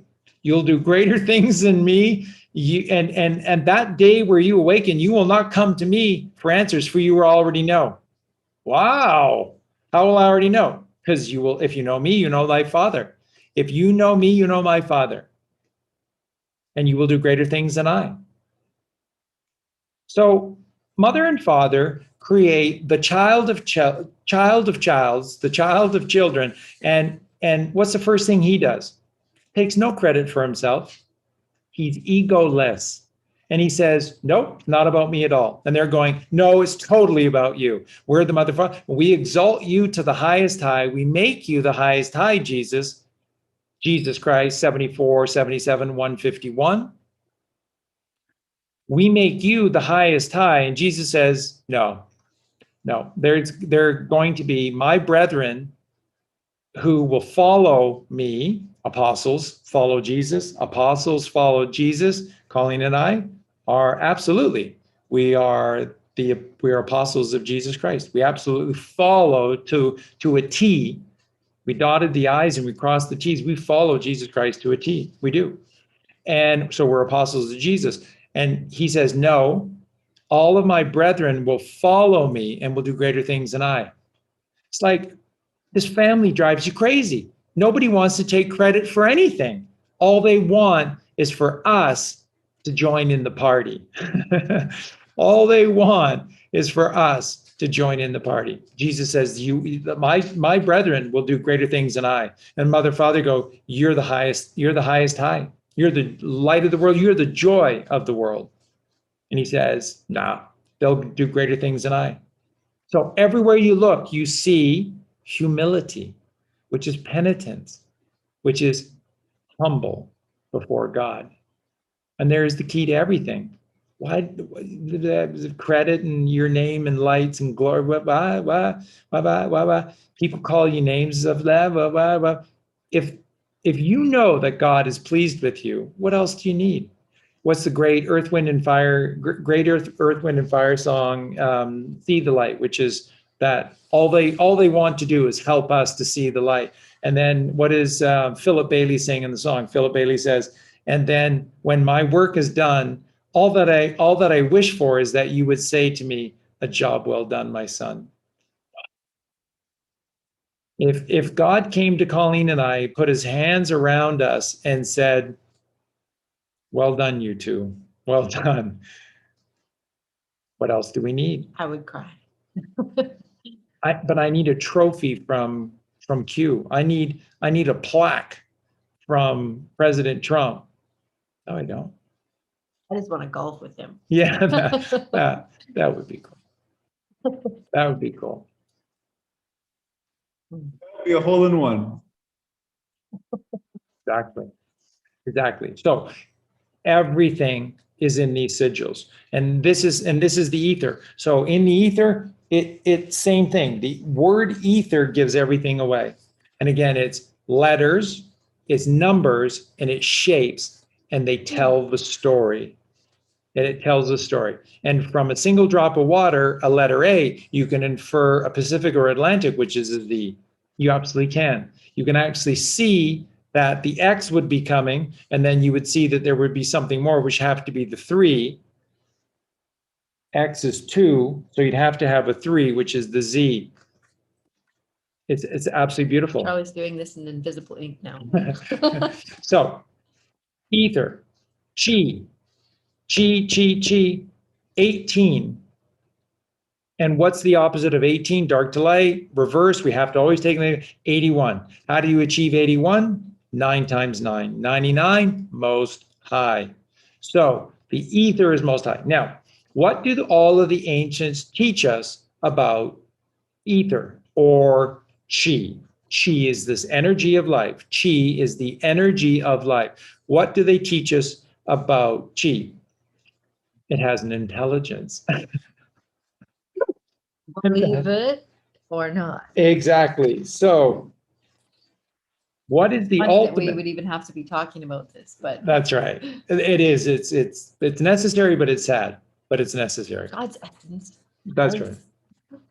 That's right. So what they talk about is that not only does it have an intelligence, is that chi has an awareness. In other words, that chi, everyone who is an Eastern scientist or an Eastern healer or an Eastern, anyone who teaches ether, they all tell you the exact same thing.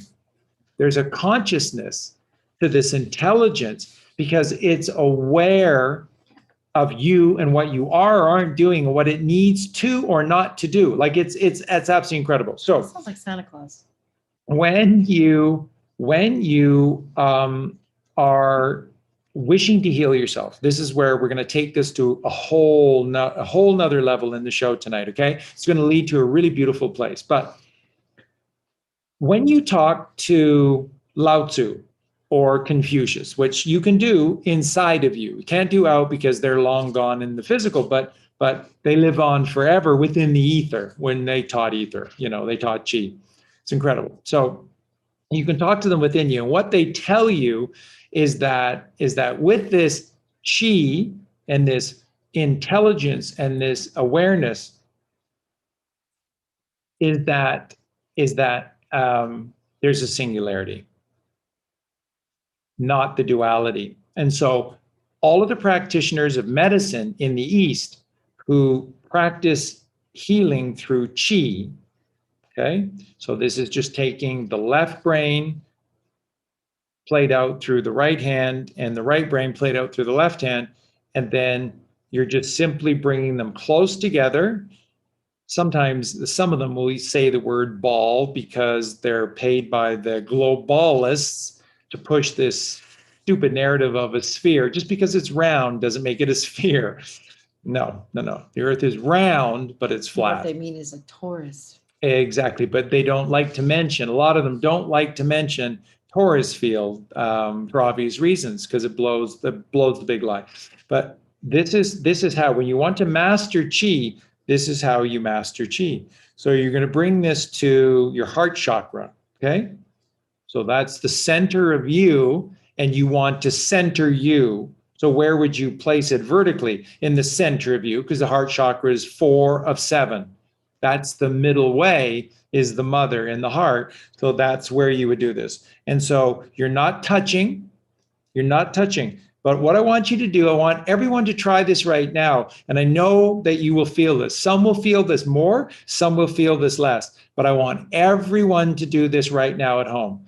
Watch what I'm doing. I want you to go as slow as possible, but don't stop. Go as slow as possible, but don't you dare stop. And what you're going to do is slowly, slow as a turtle, because the turtle wins the race. Slow as a turtle, I want you to slowly bring these together, but don't let them touch, and don't stop along the way, okay? Now, as you do this from, let's say, about an inch and a half apart, as you bring them closer together, slowly, I want you to tell me what you're feeling. Because if you can't feel that force, you're not alive. You're a mask wearer and you're a cheat, because if you can't feel this, it's incredible. It's absolutely incredible. I feel the force of everything, and it's in between, and it's like a magnet, because in a certain moment it wants to pull them together, like I couldn't stop it, and then in the next moment it wants to push them apart, as if I couldn't stop that as well. It's this perfect balance between the dielectricity of electricity and magnetism. And so what you're creating is a magnetic field. You are creating a magnetic field. A net. A mag. You're creating a magnet. And anything is possible. And when you get really good at this, your thoughts will determine separation or togetherness. When you focus, when you get into a meditative state with this, you're closing your eyes because you don't want to cheat. You just want to feel this. It's a feeling process. And as you do this, as you begin to focus upon something that is beautiful and divine, you'll feel yourself being pulled closer and close together. And when you look at something or think of something that's negative, you'll feel the repulsion, because that's repulsive. To think of something that is awful or something that is divisive, when you are in the midst of the secret of all creation, which is this, then that's repulsive, and it will repulse you away. And that's what magnetism does. It attracts you. That's the secret. That's the story of The Secret that they made a movie about and they wrote a book about, and they had everybody, you know, and you're in your room and you just focus on that red Mercedes Benz and it will appear in your driveway. What a bunch of fuckers, taking this beautiful, simple, perfect truth and just perverting it into, yeah, you know, just get in your room and focus on a Mercedes and it'll somehow appear in your, like, it's just incredible. It's just absolutely. I guess with chi, you can't cheat.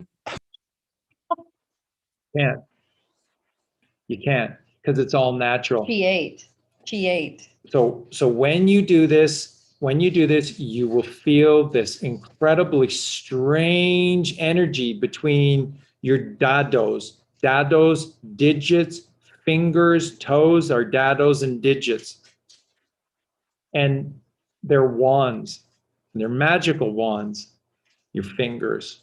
And that's why we're animate when we speak with our hands, because we're sending signals whether you realize it or not, with your hands. And that's why when you point your finger at somebody else, God says, I got the last laugh, because there's 3 fingers pointing back at you, dickweed. That's what we do. When we blame somebody else, you're the problem. Oh shit. I'm the problem. Oh shit. Thank you, God. Thank you for humbling me again and allowing me through penitence to see the light. It's incredible. It's absolutely incredible. So this is what all practitioners of chi healing will all tell you is this secret. Herbal remedies are great and they're necessary, but who are they necessary? Who are they great for and who are they necessary for? Those who don't truly believe. And acupuncture is great because Or for those who have fallen, as we have, right? yeah. Acupuncture is great, but there's something better. Acupuncture is for those who don't believe. And what's better than herbal remedies, which is tied to the East? What's better than all of these different, like acupuncture, just more sort of physical, hands-on approach? What's better? Ether. And then yoga, tai chi, qigong, breathing, meditation is the way. It's better, because what the Eastern practitioners of chi healing teach you is that when you believe, when you have too many minds, and when you get rid of all of the too many minds, too many truths out there, and they're all lies, and you get to the singularity of all things, that God is in the air, and that all there is the ether, and that God is the ether, and that all you have to do is partake of the manna from heaven, which is God in the ether. That's singularity, and that's how you heal yourself.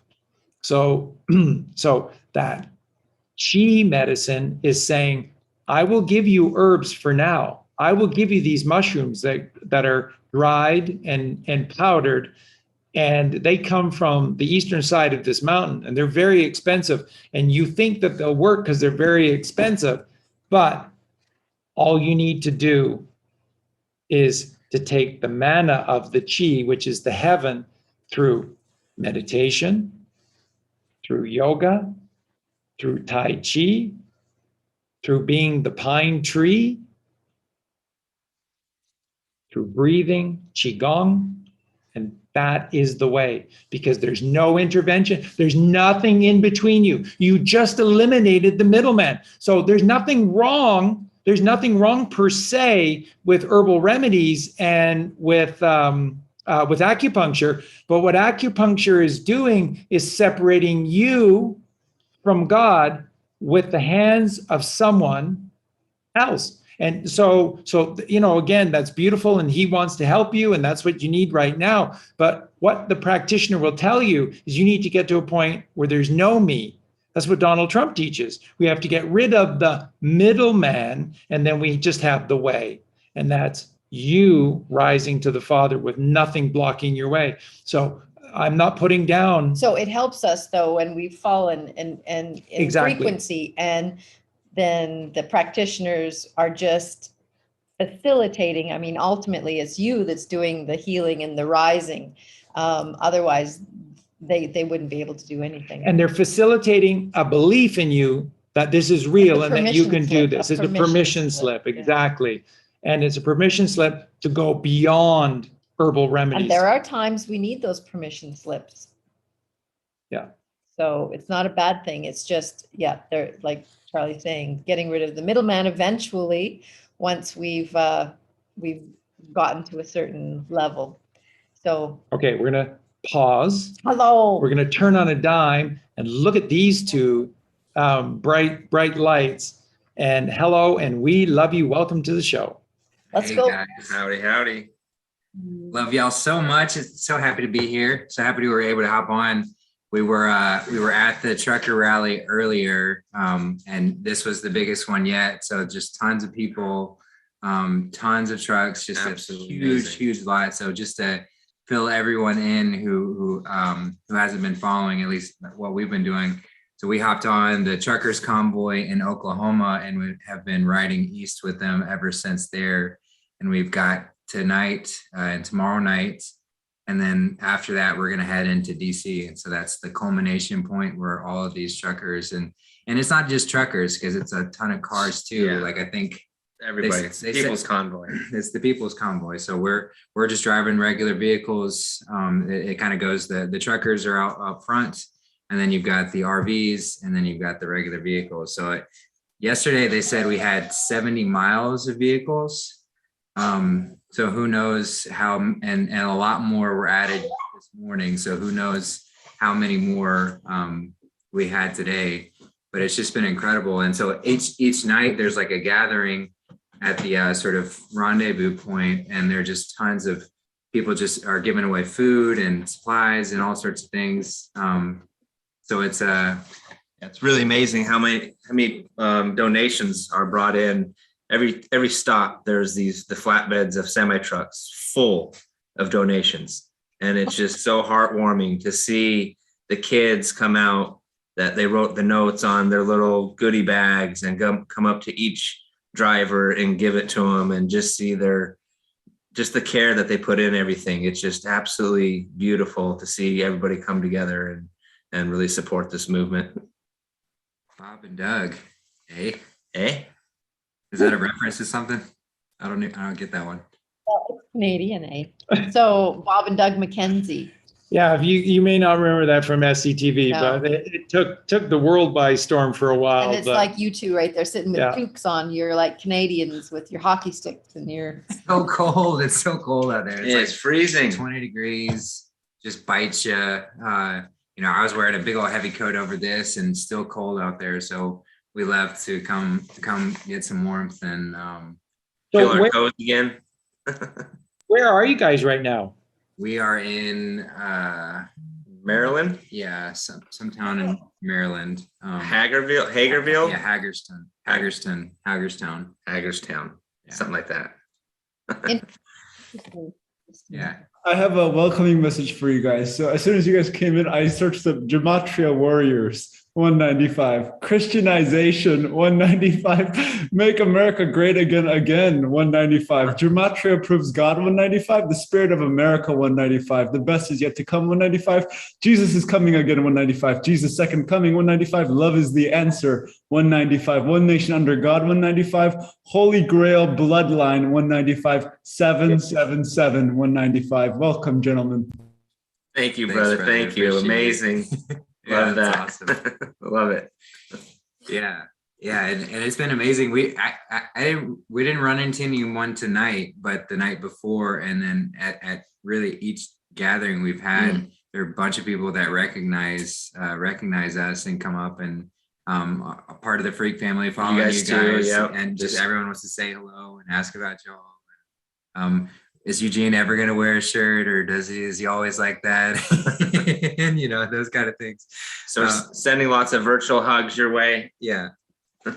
Yeah. Well, we've been getting pictures of you guys on the trail, because what's happening is that members of the family are coming out to see you guys, and then they're taking Awesome. pictures, they're posting them on the website. So we get to see you. Yes. We get to see pictures, which is amazing. And then it's incredible. What they're all saying is like, I know now what it feels like to meet royalty, or to meet like somebody super famous, because I met Justin and Aaron and they were so nice to me. It's like they were amazed because you're so famous that you're so nice. Wow. So yeah, it's just beautiful. It's absolutely. It is. I mean, it's such an honor to get to meet these beautiful souls, and to just know that like I'm helping and I'm affecting people and reaching people, and then I get to give real hugs too. So it just makes it that much better. And it's like, it's awesome. Just doing the thing that we love, just absolutely, just in the moment, just being our authentic self and being able to share it with one another. And like Justin said, giving true hugs and seeing each other and look each other in the eyes, and just having that moment together, and let them express their journey with us, of meeting us a couple years ago and seeing us on video, and everything that we have to teach and stuff. So it's really, really heartfelt and beautiful to see. Yeah, and I showed that picture. So that's Mary Hannigan in the Freak family. She was really excited to meet us, and she ended up giving me. Y'all can see this. This is an original Kennedy button. She gave me that. I was like, wow, I'm so honored, like so amazing. So I put it right on my hat. I mean, honestly, the gift of meeting all these beautiful, kind men and kind woman. Wow. Right? Like, what an epic journey. I mean, Bob and Doug have nothing on this. Seriously.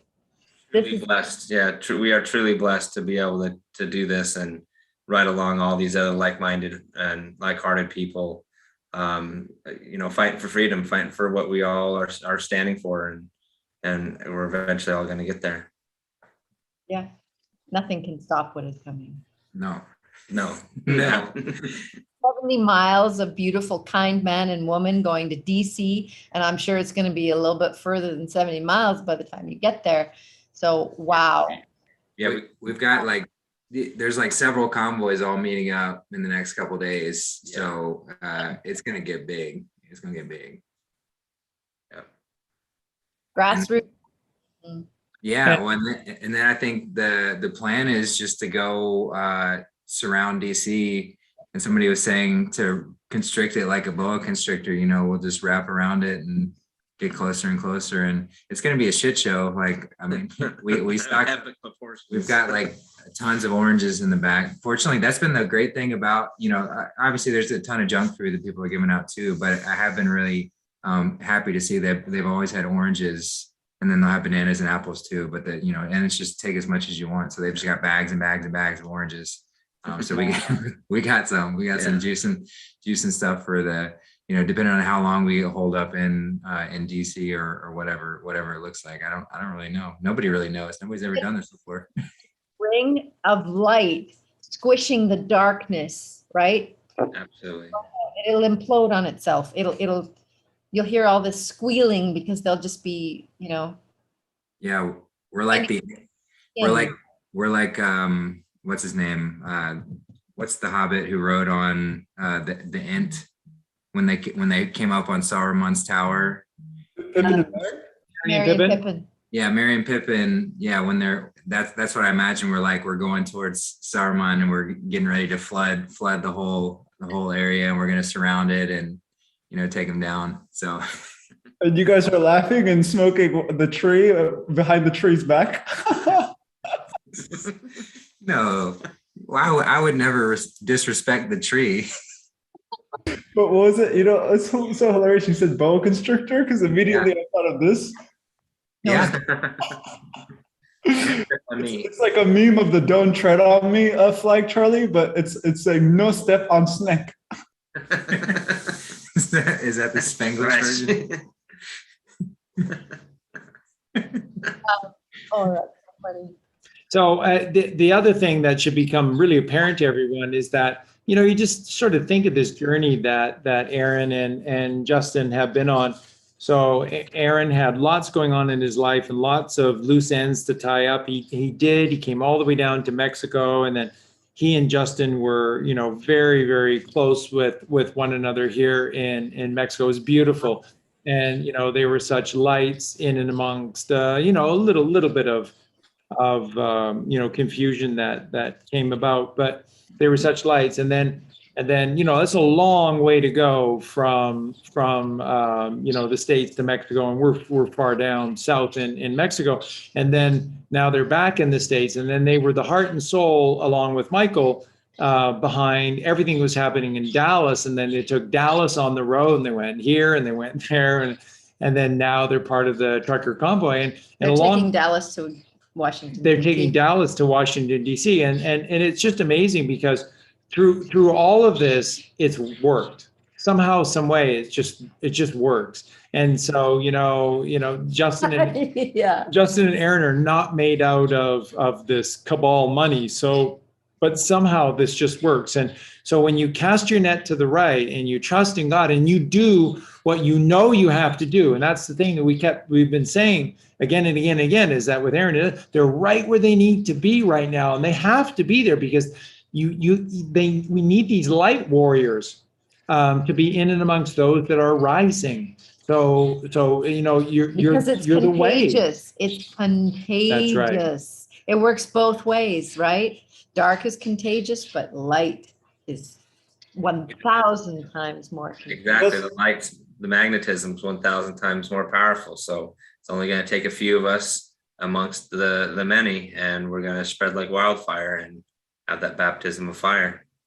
Yeah. Plus, these two are the wings of Michael. So in order for Michael to fly, they need two Garden of Eden diet people on his side. Yeah. Of course you can. Yeah. Wings of Michael. Look at you two. No more bobblehead. The wings of Michael. Yeah.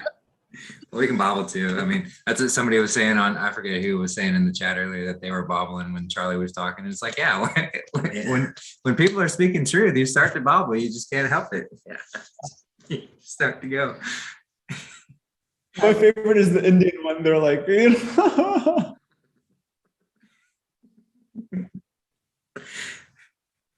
Yeah, it is. It's amazing because it's, you know, like even going back and looking at, I don't know, just older videos and just seeing the growth and seeing the transformation that's happened to me just in this time here. I mean, the recent year and a half has been just mind-blowing, a mind-blowing transformation. But recently in Dallas, it's really, I don't know, it's taken it to the next level. And I think a big aspect that has really helped with all that is the humor aspect, or just the sort of lightheartedness. You know, Michael's got this brilliant way of piecing this all together and telling the story, but he's such a jokester all the time. And so you can't help but just having that rub off on you. And then that spreads. And so everybody's laughing, everyone's having a good time. And we're not taking this all, you know, it's serious, like it's serious business, but we don't need to like take it on as serious. It doesn't need to weigh on us. It doesn't need to be heavy on us. And we can still have fun with it. And it truly is like, you know, people are like waiting for this paradigm shift. They're waiting for this next, but you don't have to wait. It's right there. It's right there already for you to step into. And all it takes is that perspective. All it takes is just that willingness and that surrender to say, you know what, God's got this. God's got me. I just get to show up and have fun, and then, you know, act where I'm called to act and do what I'm called to do. But I don't need to worry about it. I don't need to stress about what's going to happen or be planning or plotting or figuring all these things out. And that's, that's been another big lesson for people here, even myself, but especially for others who are really used to the plans and the schedules and the rigor. People are like, what are we doing next? Where are we going here? What's happening? I don't know. I woke up today, so that's a good start. And then everything else is bonus. We'll figure it out from there. But it's been such a just freeing way to be, and a freeing, we're what I tell people, we're remembering how to live, and we're reminding people how to live. So we're living fully, and we're reminding others that, hey, you can do this too. Sure, like, yes, I know there are restrictions and whatever else. Like, yeah, there are hardships and things that we have to get over, and it's not quite as simple to just make money. But we don't need to be worried and stressed about all these things, even the seemingly, COVID stuff and whatever else that seems to weigh down on people. Like, it doesn't exist unless you allow it to. It doesn't even need to be an aspect of your reality unless you allow it to. And so just having that continual reminder that we can live side by side with people who are living in actual hell, and then others who are just living in this bliss and laughter and having fun and joy. And so, yeah, I don't know where I was going with that, but all that to say, I'm glad to be here. Perfect. It's absolutely perfect. And because it's take no thought for your life. And that is the ultimate teaching of Jesus Christ. And Take the load off Fanny. Take the load off of Fanny, and just stop thinking, stop planning, and just let everything happen. Because if you're not doing it, someone and something is. And again, that's the ether. And then everybody describes the ether, chi, as having an intelligence. But it's more than just an intelligence. It's like it has an awareness. It knows what you aren't doing, or what you do or don't need. That's what you're tapping into. Exactly. Is that intelligence. It's not that you're just being a bubblehead versus a bobblehead. You're actually tapping into that gnosis of that consciousness that is God. And then, you don't have to take your own thought from the left brain, which is a lower frequency. You get to tap into that higher frequency. And I just wanted to read really quickly. Paisley put on, we are all truth bobbleheads, 221. Direct contact with God, 221. You are the key holder, 221. Declaration of Independence, 221. Holy Family of Jesus, 221. Nice. Thank you, Paisley. Yeah. Oh, 21. There's more, but go ahead. Let's add an A, 222. You can't make this up. But I wanted to say, and that's exactly what I was about to say, but Charlie took it out of the aether. So yeah, chi is attention, right? So when I see Justin and Aaron's journey, it's literally the hobbits. Like in the beginning, they're kind of not scared, but they don't know what to expect. And they come into it and they're laughing while throwing rocks at orcs' heads, So that's really great. And yeah, I really think that's why attention has net in it, right? A 10 is net, right? So 10 is the whole. So it's the magnet. So when you have your full attention, really you're burning away the past because you're here, aren't you?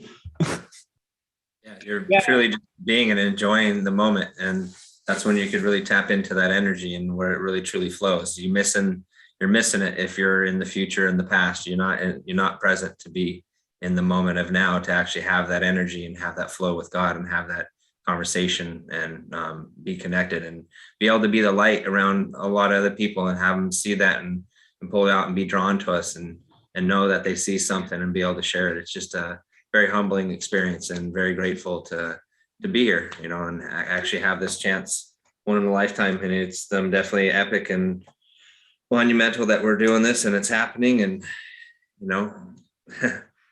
it's just beautiful seeing everybody come out and the support, and it's awesome. It truly is. It's incredible. Just again, Aaron, just think where you were, where we were, where all of us were back in prior to November 5th of 2016. We were all praying for a miracle. We were all sort of feeling, hi, baby girl. So beautiful. We were all praying for a miracle. We were just feeling it was so hopeless. There was so much evil in this world. And look at where we sit today. Look at where we rest today. And so again, let's put the Sherlock Holmes cap on for a second, everyone, and let's just infer what's happening with Justin and with Aaron and where they are. So there's no stopping this. There's no stopping this. The Canadian one was necessary because Canada needed to find itself, had to find strength, and had to realize that you don't have a prime minister. Well, he doesn't exist anyways. He's Gitmo fertilizer. But what you have is a dictator who's just a puppet, and you know, and not Pierre Trudeau's offspring either. So it was amazing, but it had to stop. It had to stop to make way for something else. What is it making way for? This, and there's no stopping this. There's no stopping this. And like a boa constrictor, you're going to strangle and suffocate the darkness out of the ether and replace it with only the ether, which is light. And there's no stopping this. So think about the beauty of this. We've always said to all of you, the only way things change is when you actually begin to do. Aaron is a doer. He drinks orange juice, predominantly orange juice. Justin is a doer. They've all done that. They've all done dry fast. They've all done, you know, the water fast. They've just been on juice. They've done it. They're doing. They're stopping, taking thought. They're meditating. They're really, really, really, really doing this. And it's only through the doers will change come. And so for Aaron and Justin to be there and to be front and center with this makes perfect sense, because this would never have happened without their presence there, because you have to have doers. You can't just talk about things, you have to do things. And that's why Aaron and Justin are great teachers, and why they have a right to be there, to be leaders in this and to teach this, because they're doing it. Because when you do it, you own it and you know it in the now. So that's the thing. You have to do the work. And that's why Aaron and Justin are there, because they're doing the work. So anyone who thinks that maybe, of course they are, because they're there front and center. You get front row seats to the show when you do the work. They're on the 50-yard line because they're on the show. And they're both on the 50-yard line, which is 5'5", which is 55, which is JFK Jr. They're on the front line for this because they've been doing the work. And there's no stopping this. So everyone needs to just think right now. We have Russia invading Ukraine, and we're learning all this stuff about the Russian flag and about Russia and the White Russians and who Putin really is. And we're beginning to see this bigger picture here. And that is something that can't be stopped. And it hasn't been stopped, and it's going to lead to something else. And it's a flowering. It is. And so the trucker convoy in now the States, 70 miles long, you cannot stop this. There are not enough police, and you're not going to get any. The Kundalini rising. And you won't get any military force against you. And there are not enough police to deal with this at all. So this is the beginning of the end. So everybody take a deep breath. Everybody just take a deep breath and process this for a moment. Justin and Aaron, who were there in Dallas, are now there front and center in Washington, and they can't stop this. No one short of the military can stop a trucker convoy 70 miles long going into DC. Do you have any idea how small the financial district in London is, or Vatican City is in Rome, or DC is in Maryland? It's tiny, tiny, tiny, and they're going to strangle the darkness out of it. It's incredible. No one can stop this. So this is the end. That's why they had to have Putin going into Ukraine when they did, because you can't stop this. And so now the trucker convoy, we're standing on the precipice, and it's beautiful, isn't it, guys? You guys have got front row seats on the precipice, and it's beautiful.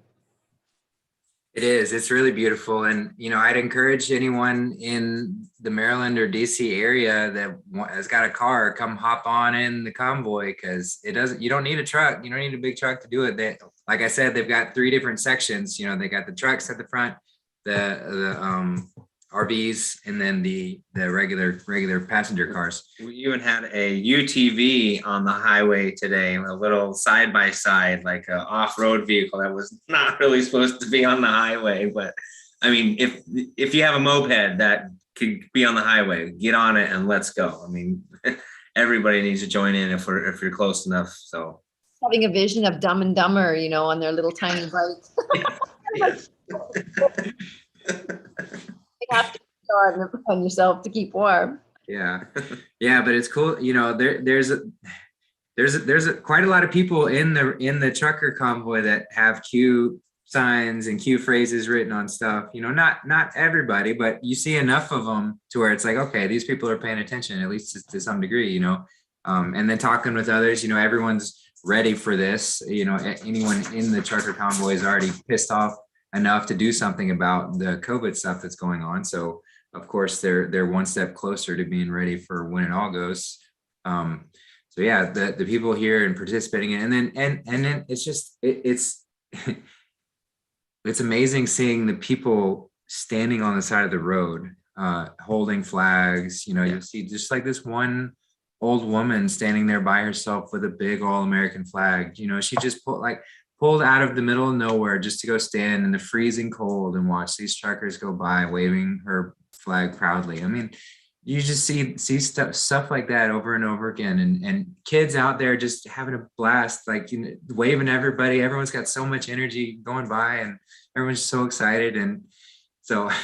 And they're just so enthusiastic. I mean, they're sitting there, they're waving the flag way before we get there, and they're still waving it with just the most excitement, and you see it. And each one of them, as we drive by, it's truly emotional driving by each one, each group. Just some of the big farm fields, there's no house in sight, but there's a couple UTVs right at the fence line because they drove all the way through their field, and they're standing there, old man and woman just standing there waving their flag just to support us. And that, that little family that just found the little road that they could see the freeway, and they're way up on top of a hill. And I mean, just everywhere you look, we have people coming out and just supporting this. And it's just really, truly so emotional driving past them. It truly is.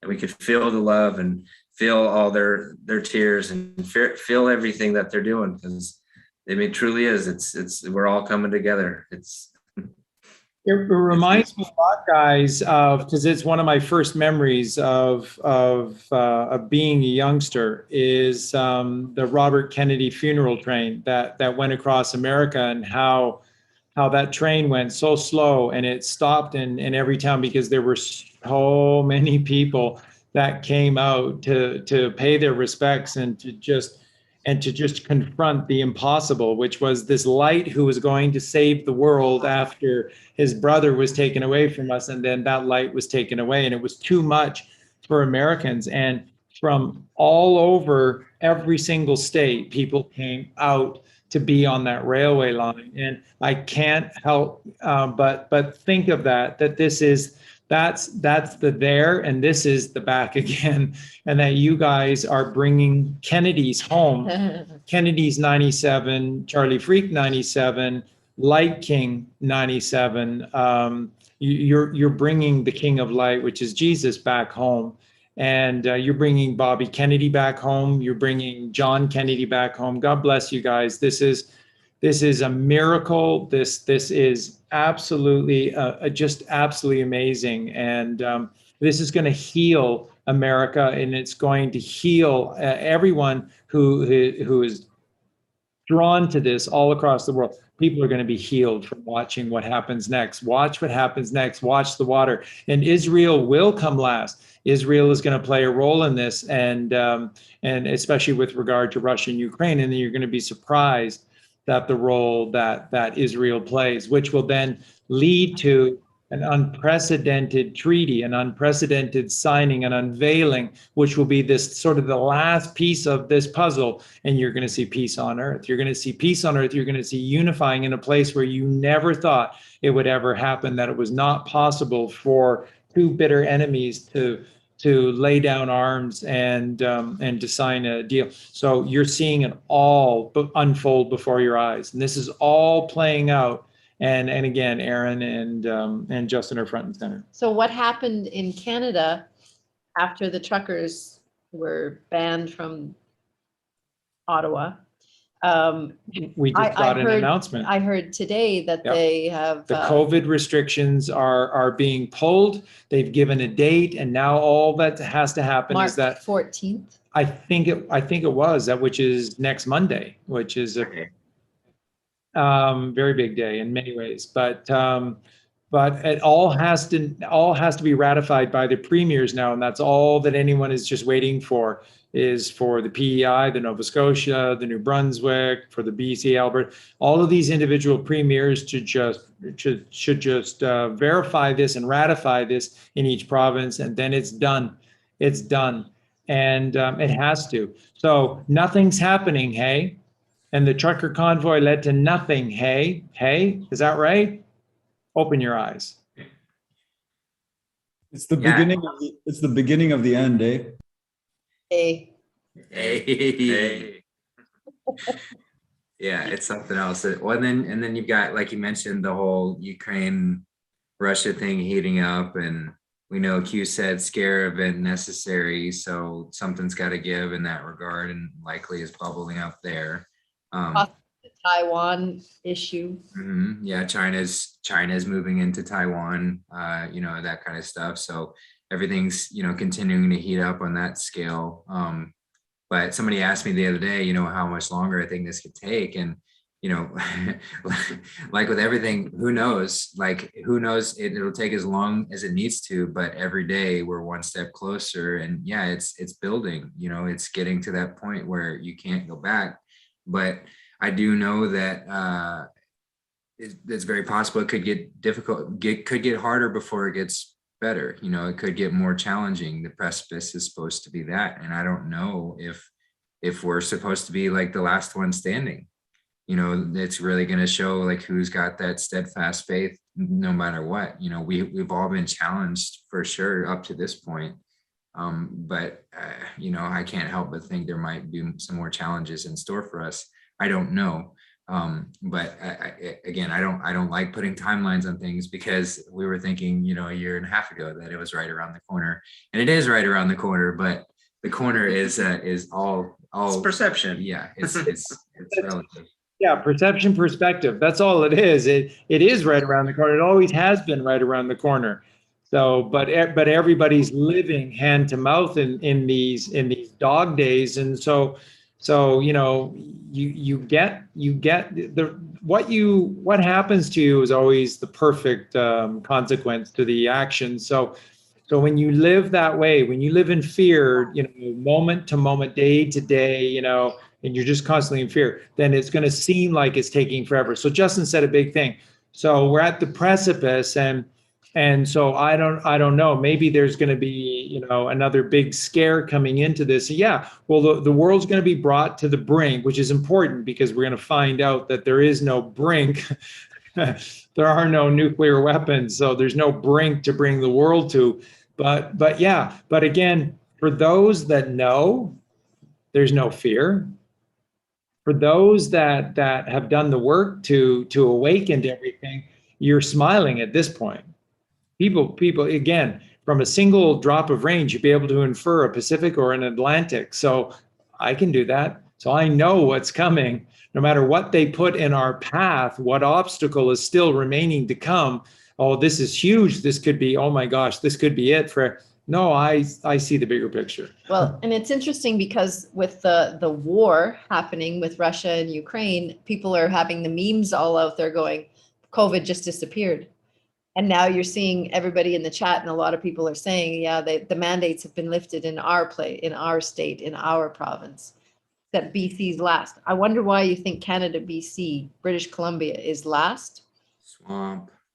Perhaps you have to look at who took over British Columbia, and it's filled with, I'm not going to say Chinese people, because they're beautiful people, but the Chinese agenda from China and the communist type system. Just like that, COVID was gone. I think it's just so beautiful and amazing that like you guys were describing, the children and the elderly, and of course all the strong women and men, they realize this is much bigger than them, and it's like about the freedom of man, and so just that's beautiful that they're uniting under that common purpose for the common people, for common sense. Yeah, I mean, we've talked to people who've driven for hours and hours and hours just to come stop by and say hello, just to come by and wave or stop by at the rendezvous points or help out Get wherever they can. donations. Yeah. Yeah, it's amazing. It really is. Beautiful. Well, it's March, what is today? March 4th. March 4th. March 4th. Me too. Monday will be the 7th, and the following Monday will be the 14th. And these Mondays now, these moon days, watch the water. These moon days are going to be very, very important now, okay? Oh yeah, Christy says, do you remember POTUS 45 said April, the virus would just disappear? Well, and again, that was the original prediction by Charlie Freak through the takedown of the Cabal series. And when I was doing the last show, which was, the cutting the head off the Hydra with Mark Devlin, we did that show on New Year's Eve of 2020, just entering into 2021. And all of the columns, everything pointed, and the logical thing is Passover, not Ishtar. There's no such thing as Easter. Easter is Ishtar, and it's just brutal. Won't go into it. But Passover is everything, because that's the resurrection. And we just hit Lent. It's Ash Wednesday, and the shit hit the fan on Ash Wednesday. And it's going to be biblical. And it's 40 days and 40 nights in the desert, and 40 days and 40 nights. And there are a lot of cute posts about the 40, a lot of stuff about the 40. And everyone's forgetting Lent. March Madness. March Madness. And that and don't forget, May is going to be really bad for the Pope. We always thought that was like 2 years ago, but I'm thinking might be this year. Yeah. I mean, yeah, the Q timeline, like there are key months where dates are months are mentioned, times are mentioned, and so yeah, we could be going back into that. I did want to ask you, Charlie. Somebody asked me the other day, is Ash Wednesday a satanic holiday thing to do? And I didn't really know much about it myself. So, yeah, it's a prep period, and it's the beginning of Lent for them, the Ash Wednesday for them, the 40 days to the festival is this gathering of children. So that's what that has occurred for their Lent, is that this was another process of finding the kids to be there. Because remember, the whole purpose of the Queen Ishtar Semiramis, the whore of Babylon ceremony at Easter time is with this rising of the perfect sun upon the level Aries. It's a fertility. So on one side of the stage were these priests who were impregnating virgins, and then the children from the previous year's festival. So they were impregnated 12 months ago. There would be a 9-month gestation period. And then these 3-month-old children were on the other side of the stage from the previous year's fertility ceremony, and they were being bloodletted. This is who your enemy is. This is Cain, and this is what's been going on. This is not a joke. I'm not making this up, and this is not simply allegorical. This is literal. This is what they were doing, and this is what Ishtar is. And that's why, to this day, the Catholic Church taught everyone to paint their Easter eggs. And the Catholic Church only paints one color, and that's blood red. And they have never painted another egg in any other color. It's really strange, and right? They'll place a T on which everybody thinks is a cross. They'll paint a T on a golden T on the bloody red egg. And their hot cross buns. That T and their hot cross buns, which they invented as well. And that T is Tammuz. It's not Jesus. T is for Tammuz. So how does this story go? If you're in Babylon, then this is Nimrod, Tower of Babel, Babel, Babel. This is Nimrod, Ishtar, Tammuz. And this is the false Trinity.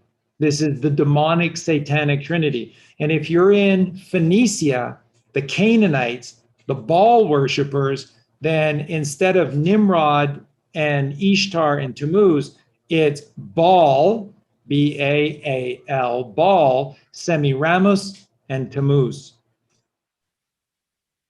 And like a out of hell.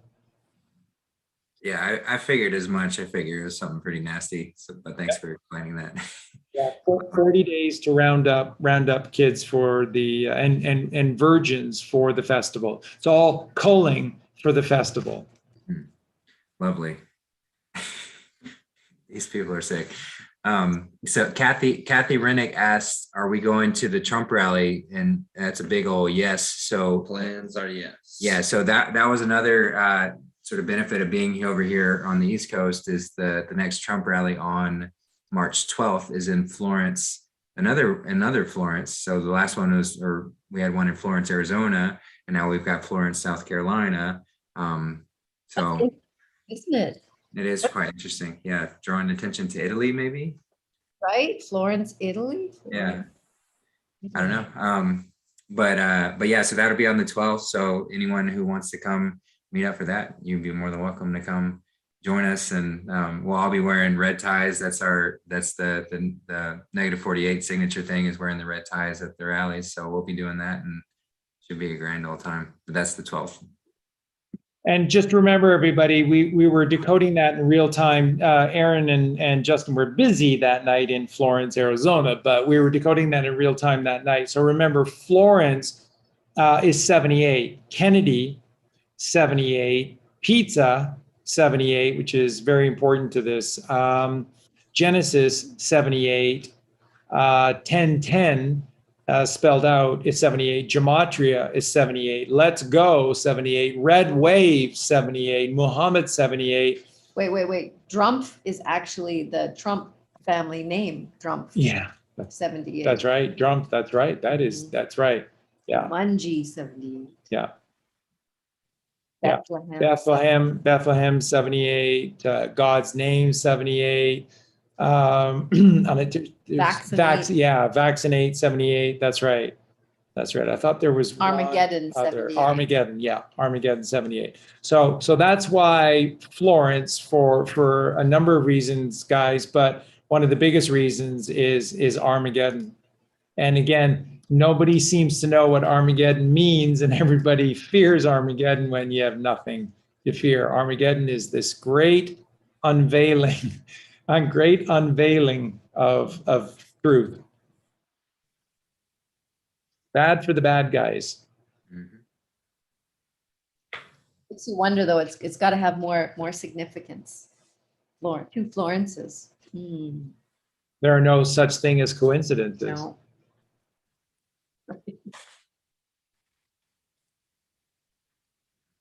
And by the way, 78 and 78, two Florences is 156. Does anyone want to do that, or I can quickly jump back in? But the gematria of 156. Wow.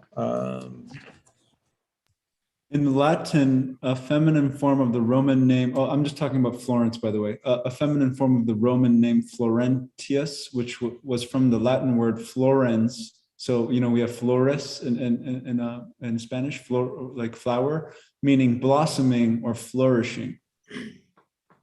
Oh, wow. Thank you. Yeah, exactly. And that's what's going to happen, right? Exactly. Flowering. Now, Florence. listen to the gematria for the second of the two Florences. So 78 is 156. So absolute miracle 156. God alive on earth 156. Barren Trump 156. 666 spelled out 156. 33 spelled out 156. True name of God 156. Let there be light 156. As above, so below 156. Wuhan virus 156. Patrick Kennedy 156. Global currency 156. Yeah. Now, today's the day 156. Yeah.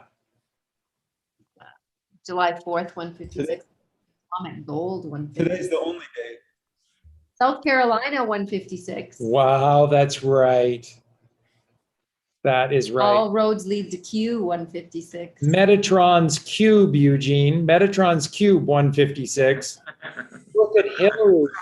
Crooked Hillary, first arrest Crooked Hillary, 156. Righteous one, 156. Gematria Reveals, 156. Barry Satoro, 156. It's over. Game over. Cincinnati Bengals, 156. End game. Game over. Game over for the bad guys. So Amazing. it's incredible, folks. Be happy. Be happy. Yeah, and like always, if you're following a bunch of news, or you got a whole bunch of Telegram channels or whatever, watching YouTube videos or whatever else, and you just start to feel overwhelmed by it all, it's not happening, you start to turn it all off and go do something, just don't let it consume you. I know I still get lots of messages from people who are struggling, and it gets hard, and it's like, I don't know what to do financially. I don't know what to do with all these different things. And there's not one thing I can tell anyone to fix that. There are different things that we can look at in individual circumstances, but the overarching theme for any of that is to just don't take that worry, don't take that weight on. Do what you need to do, be responsible. I'm not telling you not to be responsible, but don't take on the worry, and just let God lead you to where you need to go. And if God is asking you to to experience a time where you do feel like it's hard, then so be it. And maybe that's inviting you to address that sort of those fears and those the sort of lack mentality, that there's not enough, or I'm not going to make it through this. Really invite that experience in, and utilize it. And like I always like to say, whenever we can reprogram, we can rewire ourselves to be looking at those feelings of uncomfortability as an opportunity, not as something to fear or to shy away from, but as something to relish and to step into. Then we can really cherish that experience as something to help us grow, because that's all it is. And if we remember that's just there to help us grow, then we can take that in and move on with it.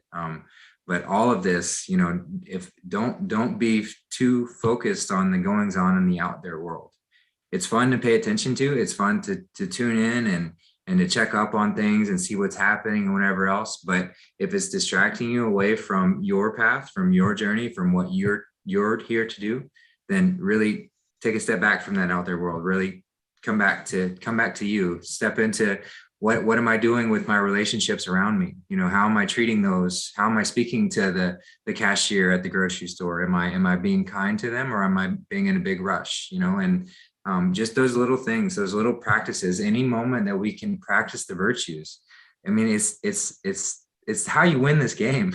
It's what we're supposed to do. So the more virtuous we can be, not with the desire to gain rewards by being virtuous, but just by being virtuous, you're going to get those rewards, and continue elevating in this sort of way. So God's inviting all of us to really step into that and address the sort of darker elements, our aspects of ourselves, our shadows, dark to light. So everything that is bothering us, any aspect about our relationships, any aspect about ourselves that we're not comfortable with, it's all going to come up. So it's better to address it head on instead of trying to hide away from it, because it's just going to keep coming back in a more stronger and stronger way. So yeah, just general reminders I like to always give people in this time, and all times, but especially in this time. We are in the time of choosing, so we're always going to be presented with that choice. In every moment, every thought, every action, every word that we speak, it's always going to be one or the other. That pivotal choice. So just make sure you choose, but choose wisely. Very wisely. Brilliant. And remember, this is right now, this is the calling. You're being called. And those that are not answering the calling, well, with every calling comes a culling. And just so you know, so when Justin says choose, but choose wisely, everything is hanging in the balance right now. Just so you know, there is a massive calling by God right now, but simultaneously, there will need to be the culling. So choose, but choose wisely. Yes. Everything's a choice, and we got to just remember that we don't need to identify with them. We don't need to attach ourselves to these choices that we make. We just need to embrace the experience and learn from it and actually embody it. And then, we can absorb it and fully experience it, but we don't attach to it because we have another experience coming to us at every moment. So it's just really being in the moment and staying in that flow and being there, and recognizing where we need to make improvements, recognizing our brain and our thoughts, and make sure we're not attaching to our thoughts, and we're not giving too much thought to any moment in time, but just really being their portal for God to come through us and shine, and shine his beautiful ways. And really, doesn't worry only come when you're not in the now? Doesn't worry only come when you're trying to modify the past, some kind of a trauma you've experienced, or you're trying to experience something in the future? But really, modification only happens now, right? Isn't that what meditation is? Yeah. Yeah, and I've loved your recent posts on meditation, brother. You're really nailing it with that. It is, because people, that's another common question I get is like, how do you meditate? What's your practice like? How do you do all these different things? Like, do you do this and that? Do you chant this? Do you sit like this? It's like, no, I don't do any of that. Right. I don't do any of that. When I want a quiet moment, I take a quiet moment, and that is meditation. But when I'm walking down the street, I'm meditating. When I'm in a conversation with someone, I'm meditating, because meditation is just that pure being. You are so present, you're so there, you're not often anywhere else. And even doing these shows, like I don't even know half the things that I say most of the time, because I'm just here talking about it. but I'm just letting it be, letting it in the flow. And that is that medi, that middle, that space, middle way, space to be. Yeah. It's true. It's absolutely true. And again, it's what I've shared with everyone from the beginning, that all meditation is stillness and silence. And what this is all about is going into the temple that he built and you needed to clean. It's a spring cleaning. That's when this cleaning comes. It's always in the spring. And then all you have to do is just rise into the temple that was created for you. And the only temple in the universe that exists that was not made by the hands of man is the temple between your two temples. It's the only one. And it was made in stillness and in silence. So every time that you're still and silent, you are in connection with God. And so as Justin is saying, you take this on the road with you, you never leave it. Don't you ever leave this again. The whole point of our teaching, the center point of what Colleen and I teach you, is that if you build it, he will come. Don't you dare leave this brilliant creation that you've done.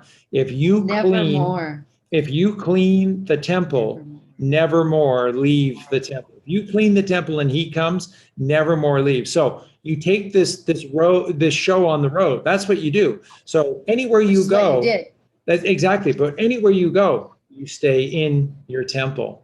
You want to talk to President Trump, you talk to President Trump from inside the temple. Don't leave the temple. That's what this is all about. When you're in the temple consistently, that is trusting in God. That is taking no thought for your life. And so when Eugene was talking about worry, the war with the K, that's only in your left brain. If you're in your right brain, you cannot be in a state of worry. There is no worry in your right brain. That's the 90%. You're allowing a dime to rule you. Why would you do that? Those are shitty odds. Why are you playing their crap roulette game in their crap casinos where the odds are against you? 10 to 90. Cast thy net to the right, and then the game is rigged in your favor, where you always win, because Jesus wins and God always wins. So it really is that simple. You don't leave your temple. The whole point is to go home. This is the Hobbit's journey there and back again. Go back home, and then don't ever leave. You stay there. That's how you do your busyness is from in here, which is stillness and silence. So you can imagine what that's going to look like when we build our temples, all of us, and we're standing inside of our temples, and the light is shining out of our temples. Yeah. Wow, what a world. What a world. Yeah, Melanie said, thank you. I was overcomplicating it. And that's the biggest pitfall of, these New York Times bestsellers who write about meditation, all these people who they complicate it. They make it into this impossible to attain thing, and they try and present it as if you have to have no thoughts at all. And that's not it at all. It's take no thought. It's don't be consumed by the thoughts. Don't be carried away by them. Don't disappear off in thought land. Just take no thought. Let the thoughts be. You are not the thoughts. The thoughts are passing. It's this constant stream of consciousness. And there are things put there by your ego, and there are things that are put there by God. And it's your job to distinguish and discern between the two, and then go that righteous way. But yeah, don't complicate it. Just I like to just think of a task that you really like to do, and do that, and meditate in that, and don't let yourself wander anywhere else. Just focus on your breathing. Focus on the task. If you're chopping carrots, like really hear the sound as the blade hits the cutting board each time. Really feel the sensation as the knife cuts through the carrot. Really hear those sounds and be there. Hear it all, feel it all, see it all. And that's a great way to step into that practice of being so present. If you going outside is the best way. That's my favorite. Mother Nature. Mother Nature is the absolute best way, because you can take all of these sort of sensations that allow you to really feel in that present moment. You can feel the wind blowing across your skin. You can hear the birds chirping. You can hear the water flowing, the leaves blowing in the wind. All these different things are just wonderful ways to just bring you back to that present point and be there. So whatever it is you like to do, just do that, but just be there. Just be there. Don't overcomplicate it. Call it a practice for a reason, because you're supposed to do it all the time and practice it. Mm-hmm. So, you can complain about it and say, oh, I've tried it a few times and it didn't work, but no, you got to practice it. It's not something you try. Yeah, exactly. I wanted to say, you're talking about nature, and someone brought me a tiny two baby bunny rabbits. They were so tiny. One didn't make it, but I have to feed it with a syringe. And one of them is doing so well. He's so sweet. And it's a newest addition to our family. So Eugene said I have to call him Bugs. It's just, so I'm like, of course it's Bugs Bunny, right? So Bugs. Yeah. My favorite character in the Matrix who doesn't like authority, like the general's like, no, you have to go. And she's like, no, I'm volunteering. I'm going on my own volition. That's Bugs. Oh yeah. which is really culminating to the end of the show tonight, which is that, and this is everything that Justin and Aaron have been sharing with us since they've been on the show, and what they're doing, which is that you get to a point where you realize that I never signed up for any of this. I was drafted 351. I never signed up for this. I was drafted 351. Thanks, A Tyler. to Z. And that's how this works, is that there is no choice. You don't have a choice in this, which is one of the central themes in the Matrix Resurrection with Bugs, is the fact that I have no choice in this. And that's where you need to get to in life. It makes it easier. Yeah. There's no choice. Free will is gone. Now there's only one thing we do, is follow him. We don't practice free will anymore, and we give it all to him. It's so much easier that way. But what if it's dangerous, Charlie? What danger? There's no danger. You wear the armor of God. You walk with God. You wear the armor of God. There is no danger. So it may lead you into a dragon's lair, but that's where you need to go. It's not about weighing the options. It's about charging in where fools dare tread. So this is, we go because there's no choice in the matter. It's just what's right. Well, and that's how you have to live your life from now on. There's two choices. There's right Because it's side right. or upside down. Yeah. Yeah. So there is no choice for me. Yeah, and it's still One not way. it's still not even really a choice, because the other one is fake. It's not real. So you're eventually going to come back anyway. You're gonna get to No this choice. point anyways. That's right. If you want to fight this out and go against this, have at her, but you're just going to realize the other way is fake. So So it's there is no choice. There's only basically one way. resistance and non-resistance. Neil's like, shit, I'll take the red pill again. Yeah. Incredible. Incredible. We just watched that last night or the night before. And that's what I was just saying earlier in the show, is just keep watching it because all of us were so consumed with the symbology and the numerology that I don't think we were all watching it with the eyes that we should have been watching with. It's a great story. There's so much about that story that needs to be learned just from the story. So now it's time to stop decoding it, recoding it, and now it's time to just enjoy it because it's an incredible story. And so much will come to you that way when you just relax and stop trying to force it. That's just relax and Part of enjoy my the story. problem, I've relaxed so much when I watch The Matrix. I've never actually watched the full Matrix. I've fallen asleep every time at different parts, I have to say. So I probably have watched the entire movie, but yeah, I would like to watch it from beginning to end one time. That would be nice. It is Probably- a beautiful story with the divine feminine and divine masculine. A beautiful, beautiful story in there. It is. Amazing job they did. And we needed it, didn't we? Yeah, absolutely. Point to get her. Yeah, but Neil, what if she's too far gone? Well, when I was struggling with believing that I was the one, I made it because she believed in me. And now it's my turn to believe in her. Wow. And then I'm not doing this. Are you doing this? Yeah, when they took that leap and she's the one holding his hand, I was just laughing. Yeah, it was awesome. I think we both looked at each other, just amazed at the story.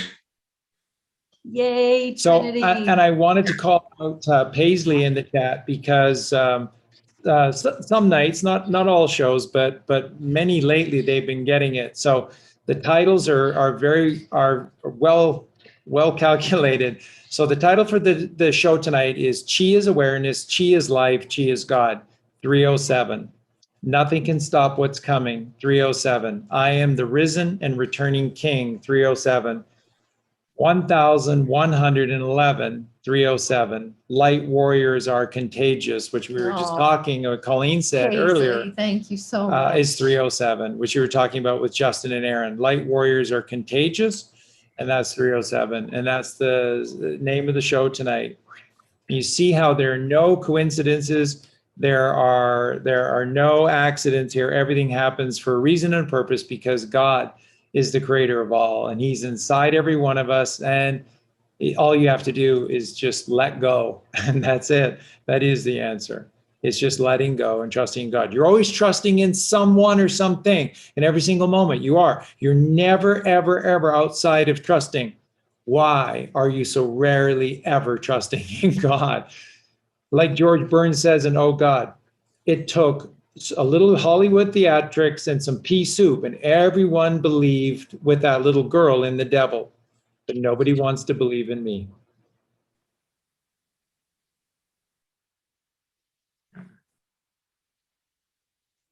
Yeah. Yeah. It seems, oh, go ahead. Sorry. Oh, I was just gonna give a shout out to Paisley as well. She's amazing. She hops in. She's one of the ones that hops back and forth between YouTube and Telegram. So she comes into my Telegram chats quite a bit. She's brilliant, absolutely brilliant.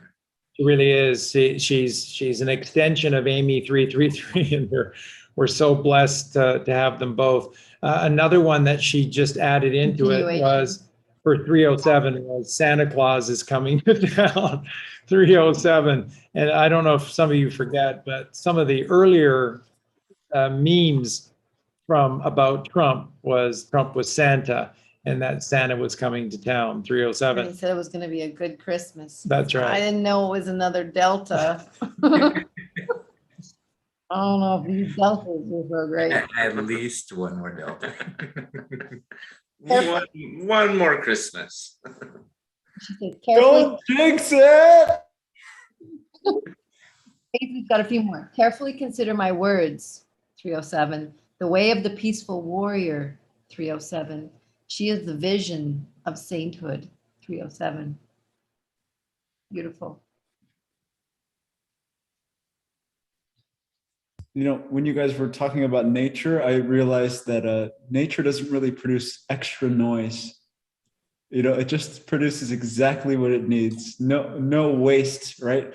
And so I was thinking, what if chi is when the noise is not?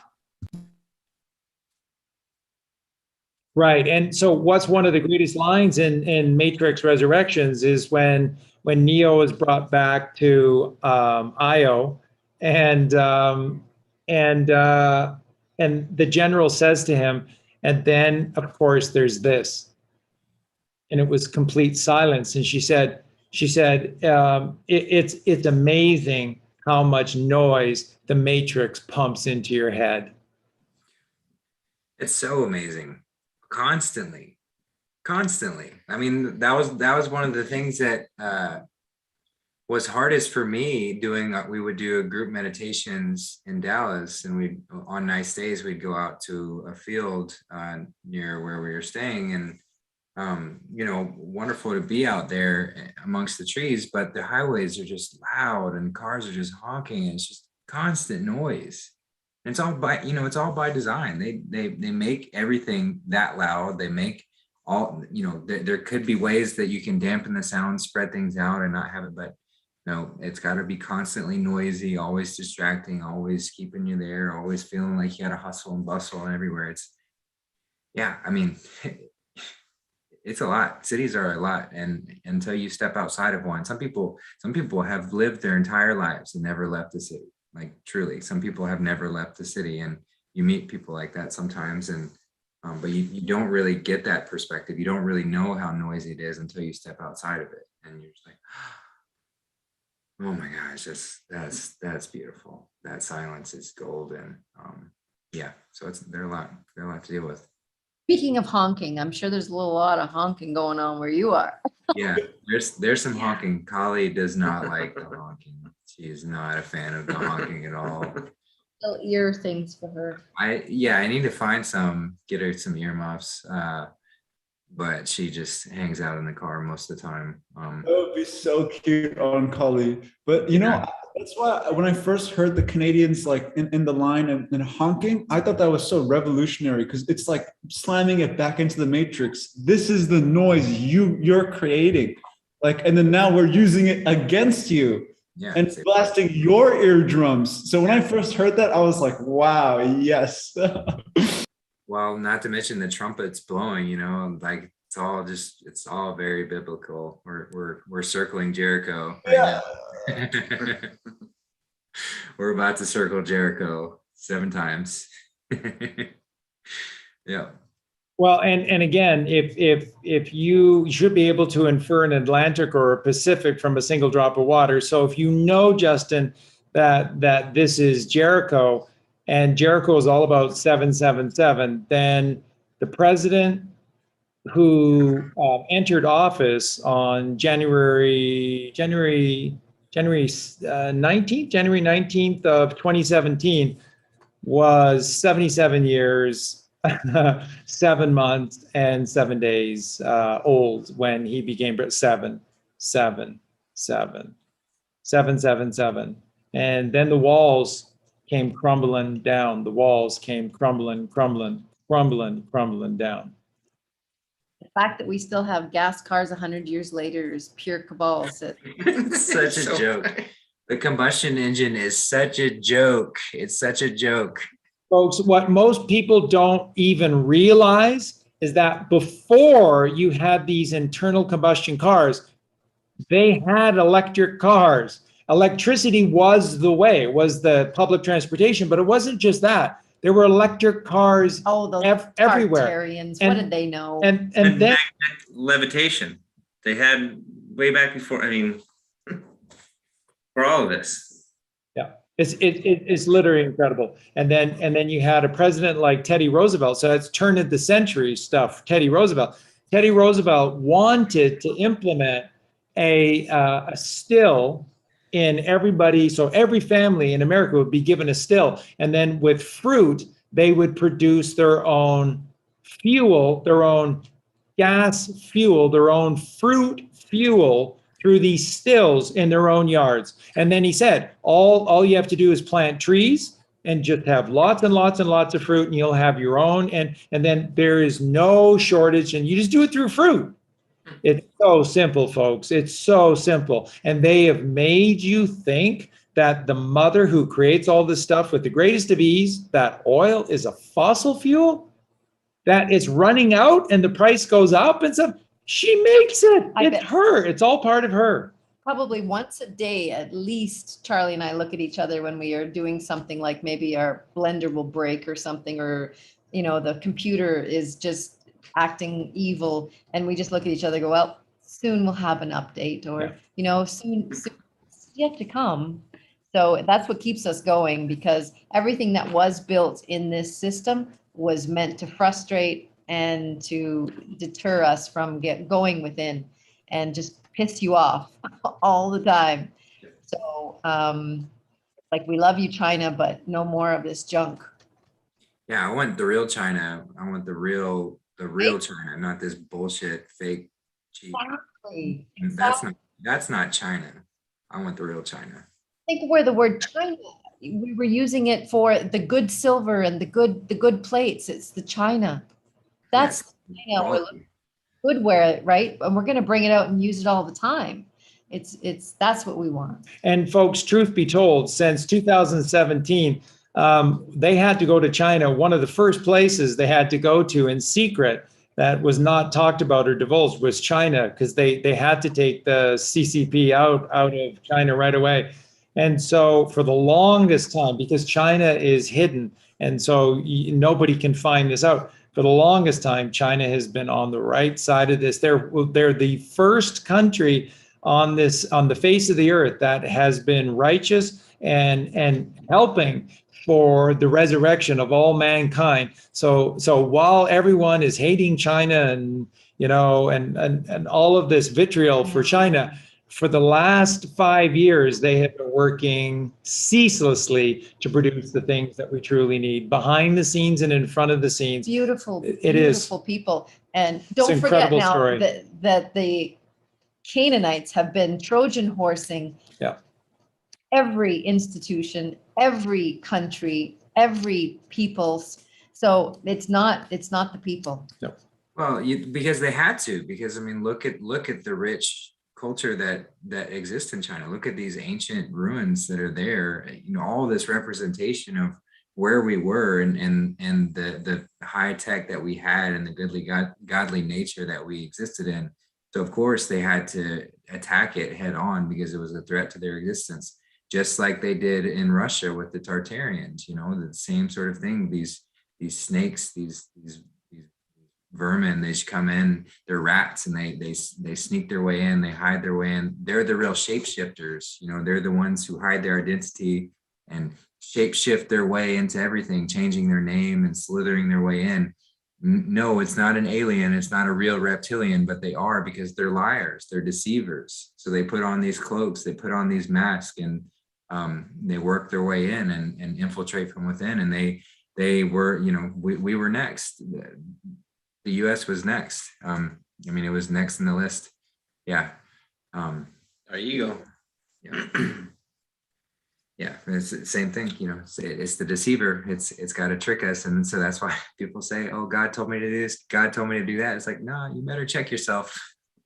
You tell me God's speaking to, the Holy Spirit led me to do this. The Holy Spirit told me to, careful with that kind of talk, because Satan is the deceiver. And more often than not, when those words come out of somebody's mouth, they're acting in ego, and their ego has deceived them into thinking it's God, and that's a dangerous situation, very dangerous situation. So careful with that.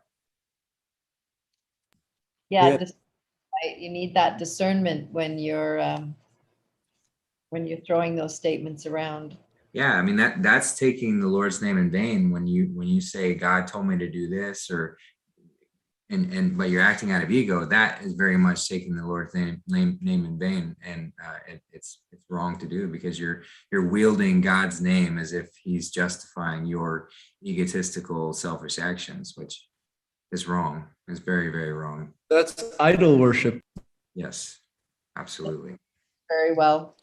And the thing is, with all of the light being shone and all of us activating, it's going to be hard for those people to practice their left brain ways, because we're all going to see, and it's not going to be pretty. So I would, if I were you, who are still activated in the left brain, I would really consider trying to practice getting to the right, casting your net to the right, using the virtues, finding help if you can.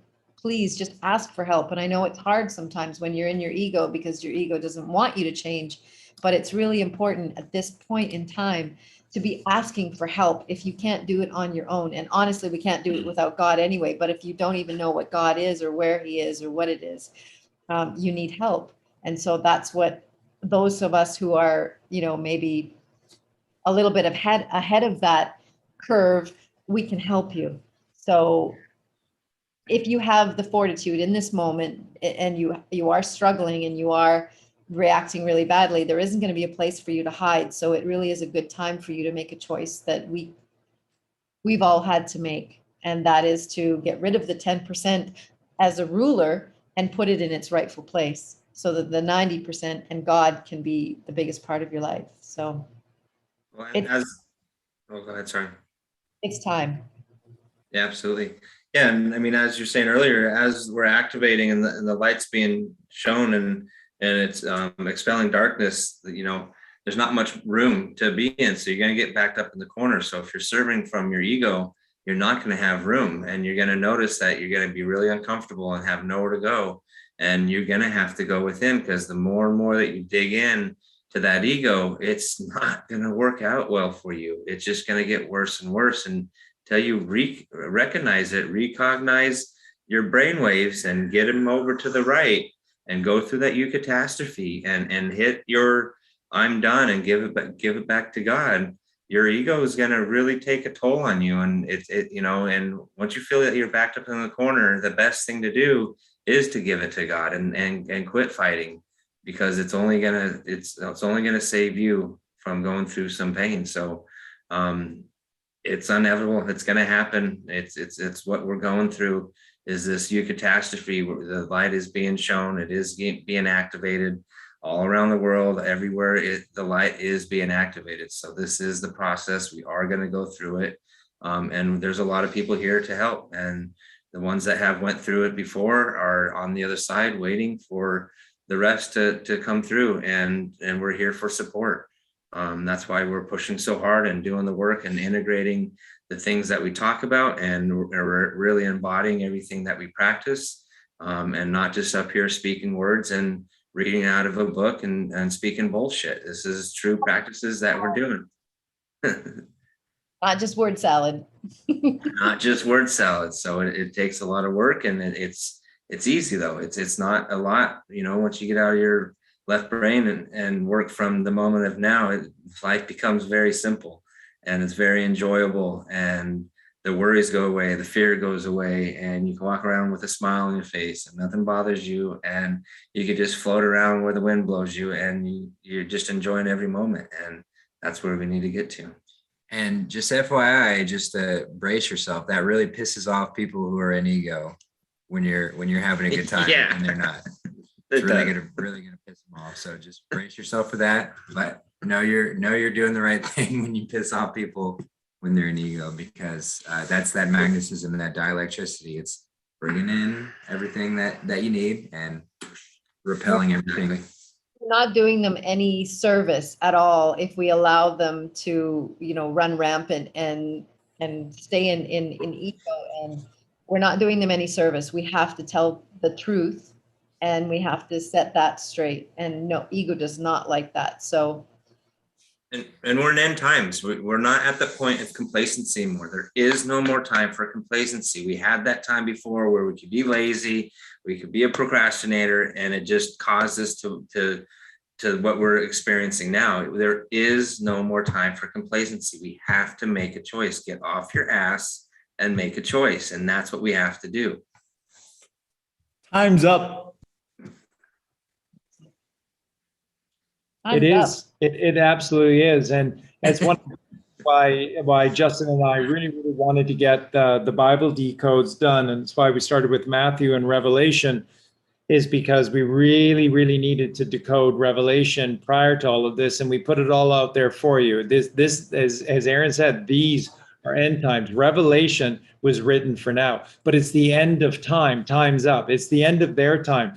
The time for those that suck from the tit of the Babylon whore. And that's all you truthers out there that deny Q, that deny Trump, that deny the truth and want to try to attack those people or ridicule, make fun of those people who have worked hard, have done the work and have learned this language. All those people that attack Michael and are who never took simple gematria seriously, you've missed out on everything. You've missed out on everything. And these are end times. This is when the judgment occurs and you don't care. And that's slothfulness. And that is the lowest of the 7 deadly sins. You can only imagine what's coming for you. And you got no one to thank or no one to blame, whatever you want to do with it. It's just you. It's you. It's you. No matter. There's always a you catastrophe. There is. The change can occur in every single moment, but you're now going to get 1,000 years to cool your heels a little bit or fire up your heels a little bit. And hopefully you'll see the light. What I wanted to sort of end the show with tonight is this great message of hope. And this is so true. I was planning on showing a great clip from the movie Having to Wait with Warren Beatty. And it's Warren Beatty's brainchild putting all of this together. And it's such an important movie because it is such an important message. And he powerfully shows you this in the movie, is that he's not perfect. He doesn't have everything right, but holy shit, is he a good person? And is he on the right path? And when you die, if you don't make it this time, if this wheel has been too hard on you this time, you've gone too far, and it's just too hard, you feel like, to resurrect yourself in this lifetime, nothing is lost. All is not lost. Nothing is not lost. That's why I love to say not for naught. Nothing is for nothing. There's a gain in everything. But as Justin and Aaron both were just saying earlier, and I just wanted to touch on that, is that God loves a trier. If you're doing the work, you will be rewarded. And that's why the sacred importance of the Dickens book, A Christmas Carol, and the creation of the character Ebenezer Scrooge, because it's never too late to start all over again. You must believe this. You must come to know this. If you start on this path that is straight and narrow, it doesn't get lost.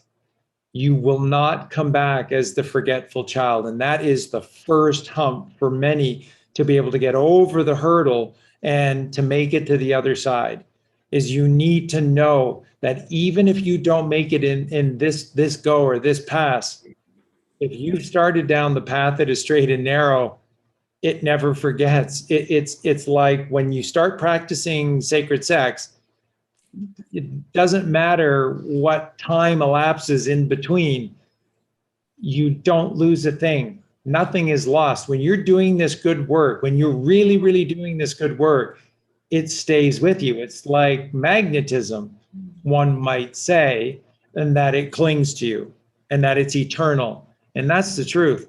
So the worst that can happen to you when you start down this path by doing this work is that you'll become what's called a drop-in. That's the sacred significance of that movie, Heaven Can Wait, is that you don't come back as the forgetful child and around the wheel you go. You drop in to someone and you remember because you've done the work and you're in your right brain, which is memory, which is remembrance, which is remembrancer. And in the left brain, you forget because that's worry, that's fear, that's carnal chaos, and you can't remember a thing. And you go back to the start, which is the child.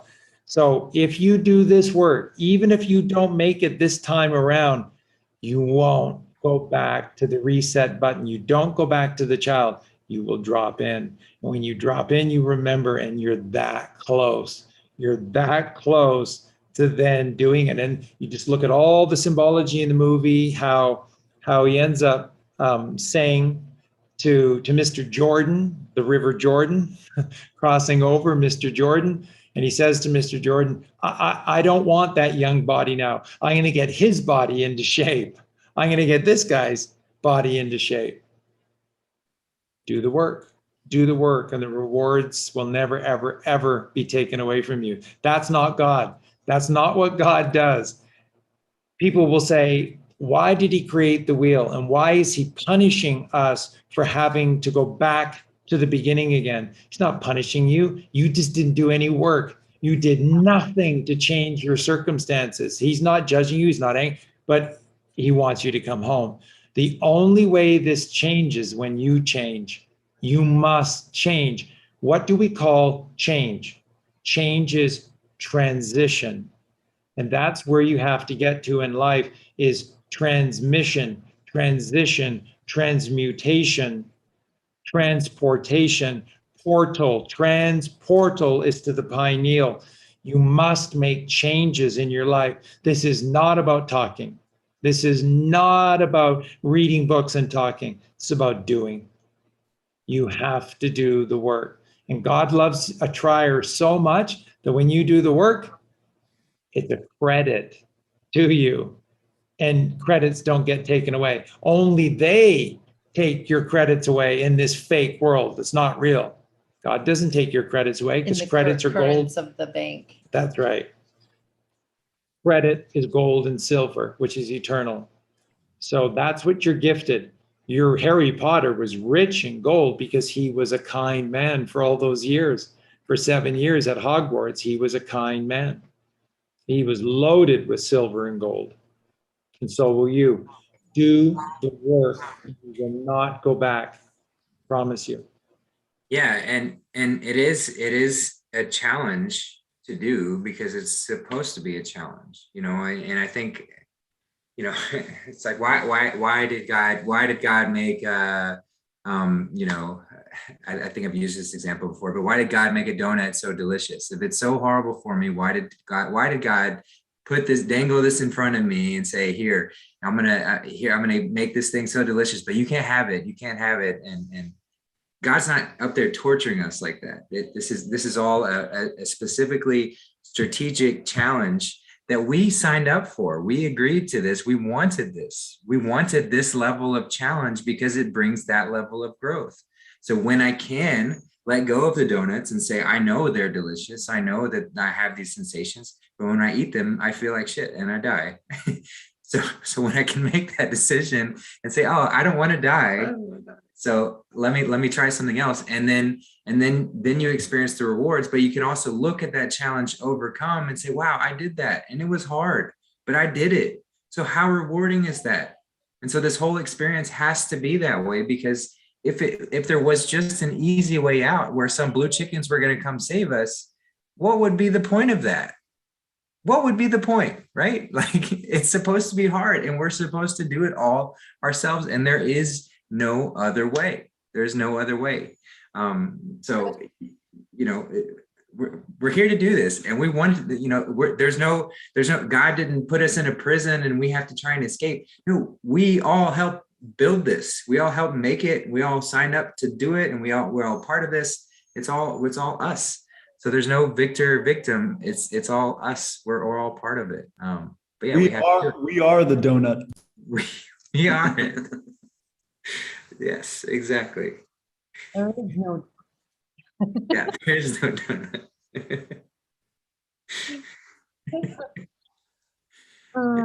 That's what Neo really asked the young girl in the original Matrix was, how do you stop eating donuts? The trick, Neo, is to know that there is no donut. Yeah, Tyler Newcomb says the pain challenge brings us the reward. 351. Nice. Really? 351 is so badass. 351 is so good. That's my favorite because it's everything. Yeah. It's all of it. Brilliant. Yeah. We're pooped.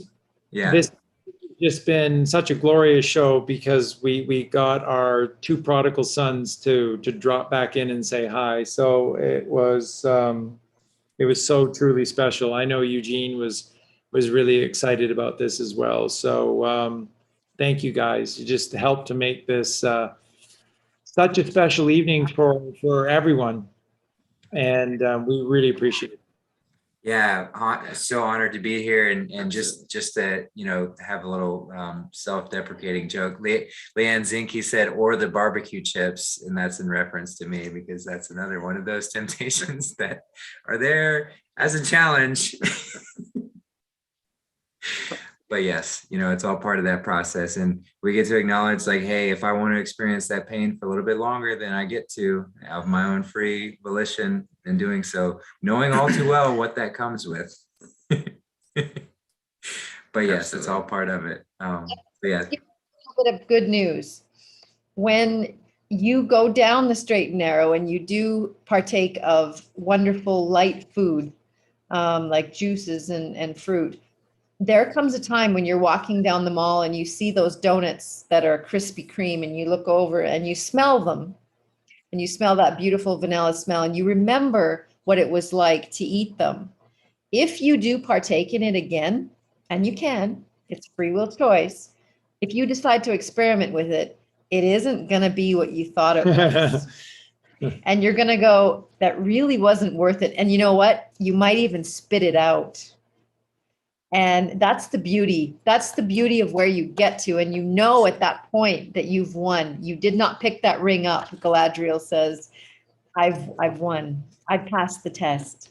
And so that's the beauty of it. So there is a moment when you've gone so long in the straight and narrow, and there is that moment. So just for anybody out there thinking that it's always going to be really, really hard, it actually isn't. It gets easier and easier, but it does take time. So yeah, I just wanted to add that in there because I have had those temptations and I have at times experimented like with a barbecue chip. For me, it was a chip, but whatever. Salt and vinegar is my favorite. But so yeah, and when you do those things, it just isn't the same. And it really seems like there's an immense energy in Chi, which is when you discard all concepts. When you discard all donuts, that's when the energy comes. We love you guys so much. Okay. Yeah, thank you, everybody. It's so honored to be here with everybody here in the chat. Everybody, obviously, family that we're looking at, family that we're here with on this trip, all the new family that we're meeting along the way, and the support that we're getting. So thank you, everybody, very much. I love you all, and see you guys soon. yeah, love y'all so much. Appreciate you for having us on, and until next time. Thank you guys for hosting. Oh, you're so We welcome. love you guys. Yeah. Thank you so much. Thank you for what Yeah. you're doing. Tomorrow you're going to DC? No, Tomorrow we're here. We've got a day of rest. Yeah, more convoys On the are Sabbath, which is accumulating. nice. We've got a day of rest on the Sabbath, and then Sunday we will spring into action and head over to DC on the Sunday. I see what you did there, Pisces. Yeah, and it's Pisces season. My born day is coming up here in a few days. Right. Don't let me forget that. Well, it's okay. Happy It's not born- I'll be the first to wish you a happy born day. that- yeah, but yeah, love you guys so much, and we'll talk to y'all soon. Thank you, everybody in the Yeah, chat. you guys. We love you guys. in We the love you chat. guys, We love yeah. your beautiful family, beautiful Freaks and family. We Yeah. love you. We got this. love you guys. Thank you for everything and have a great night. We'll Close see the you line. soon. See you soon.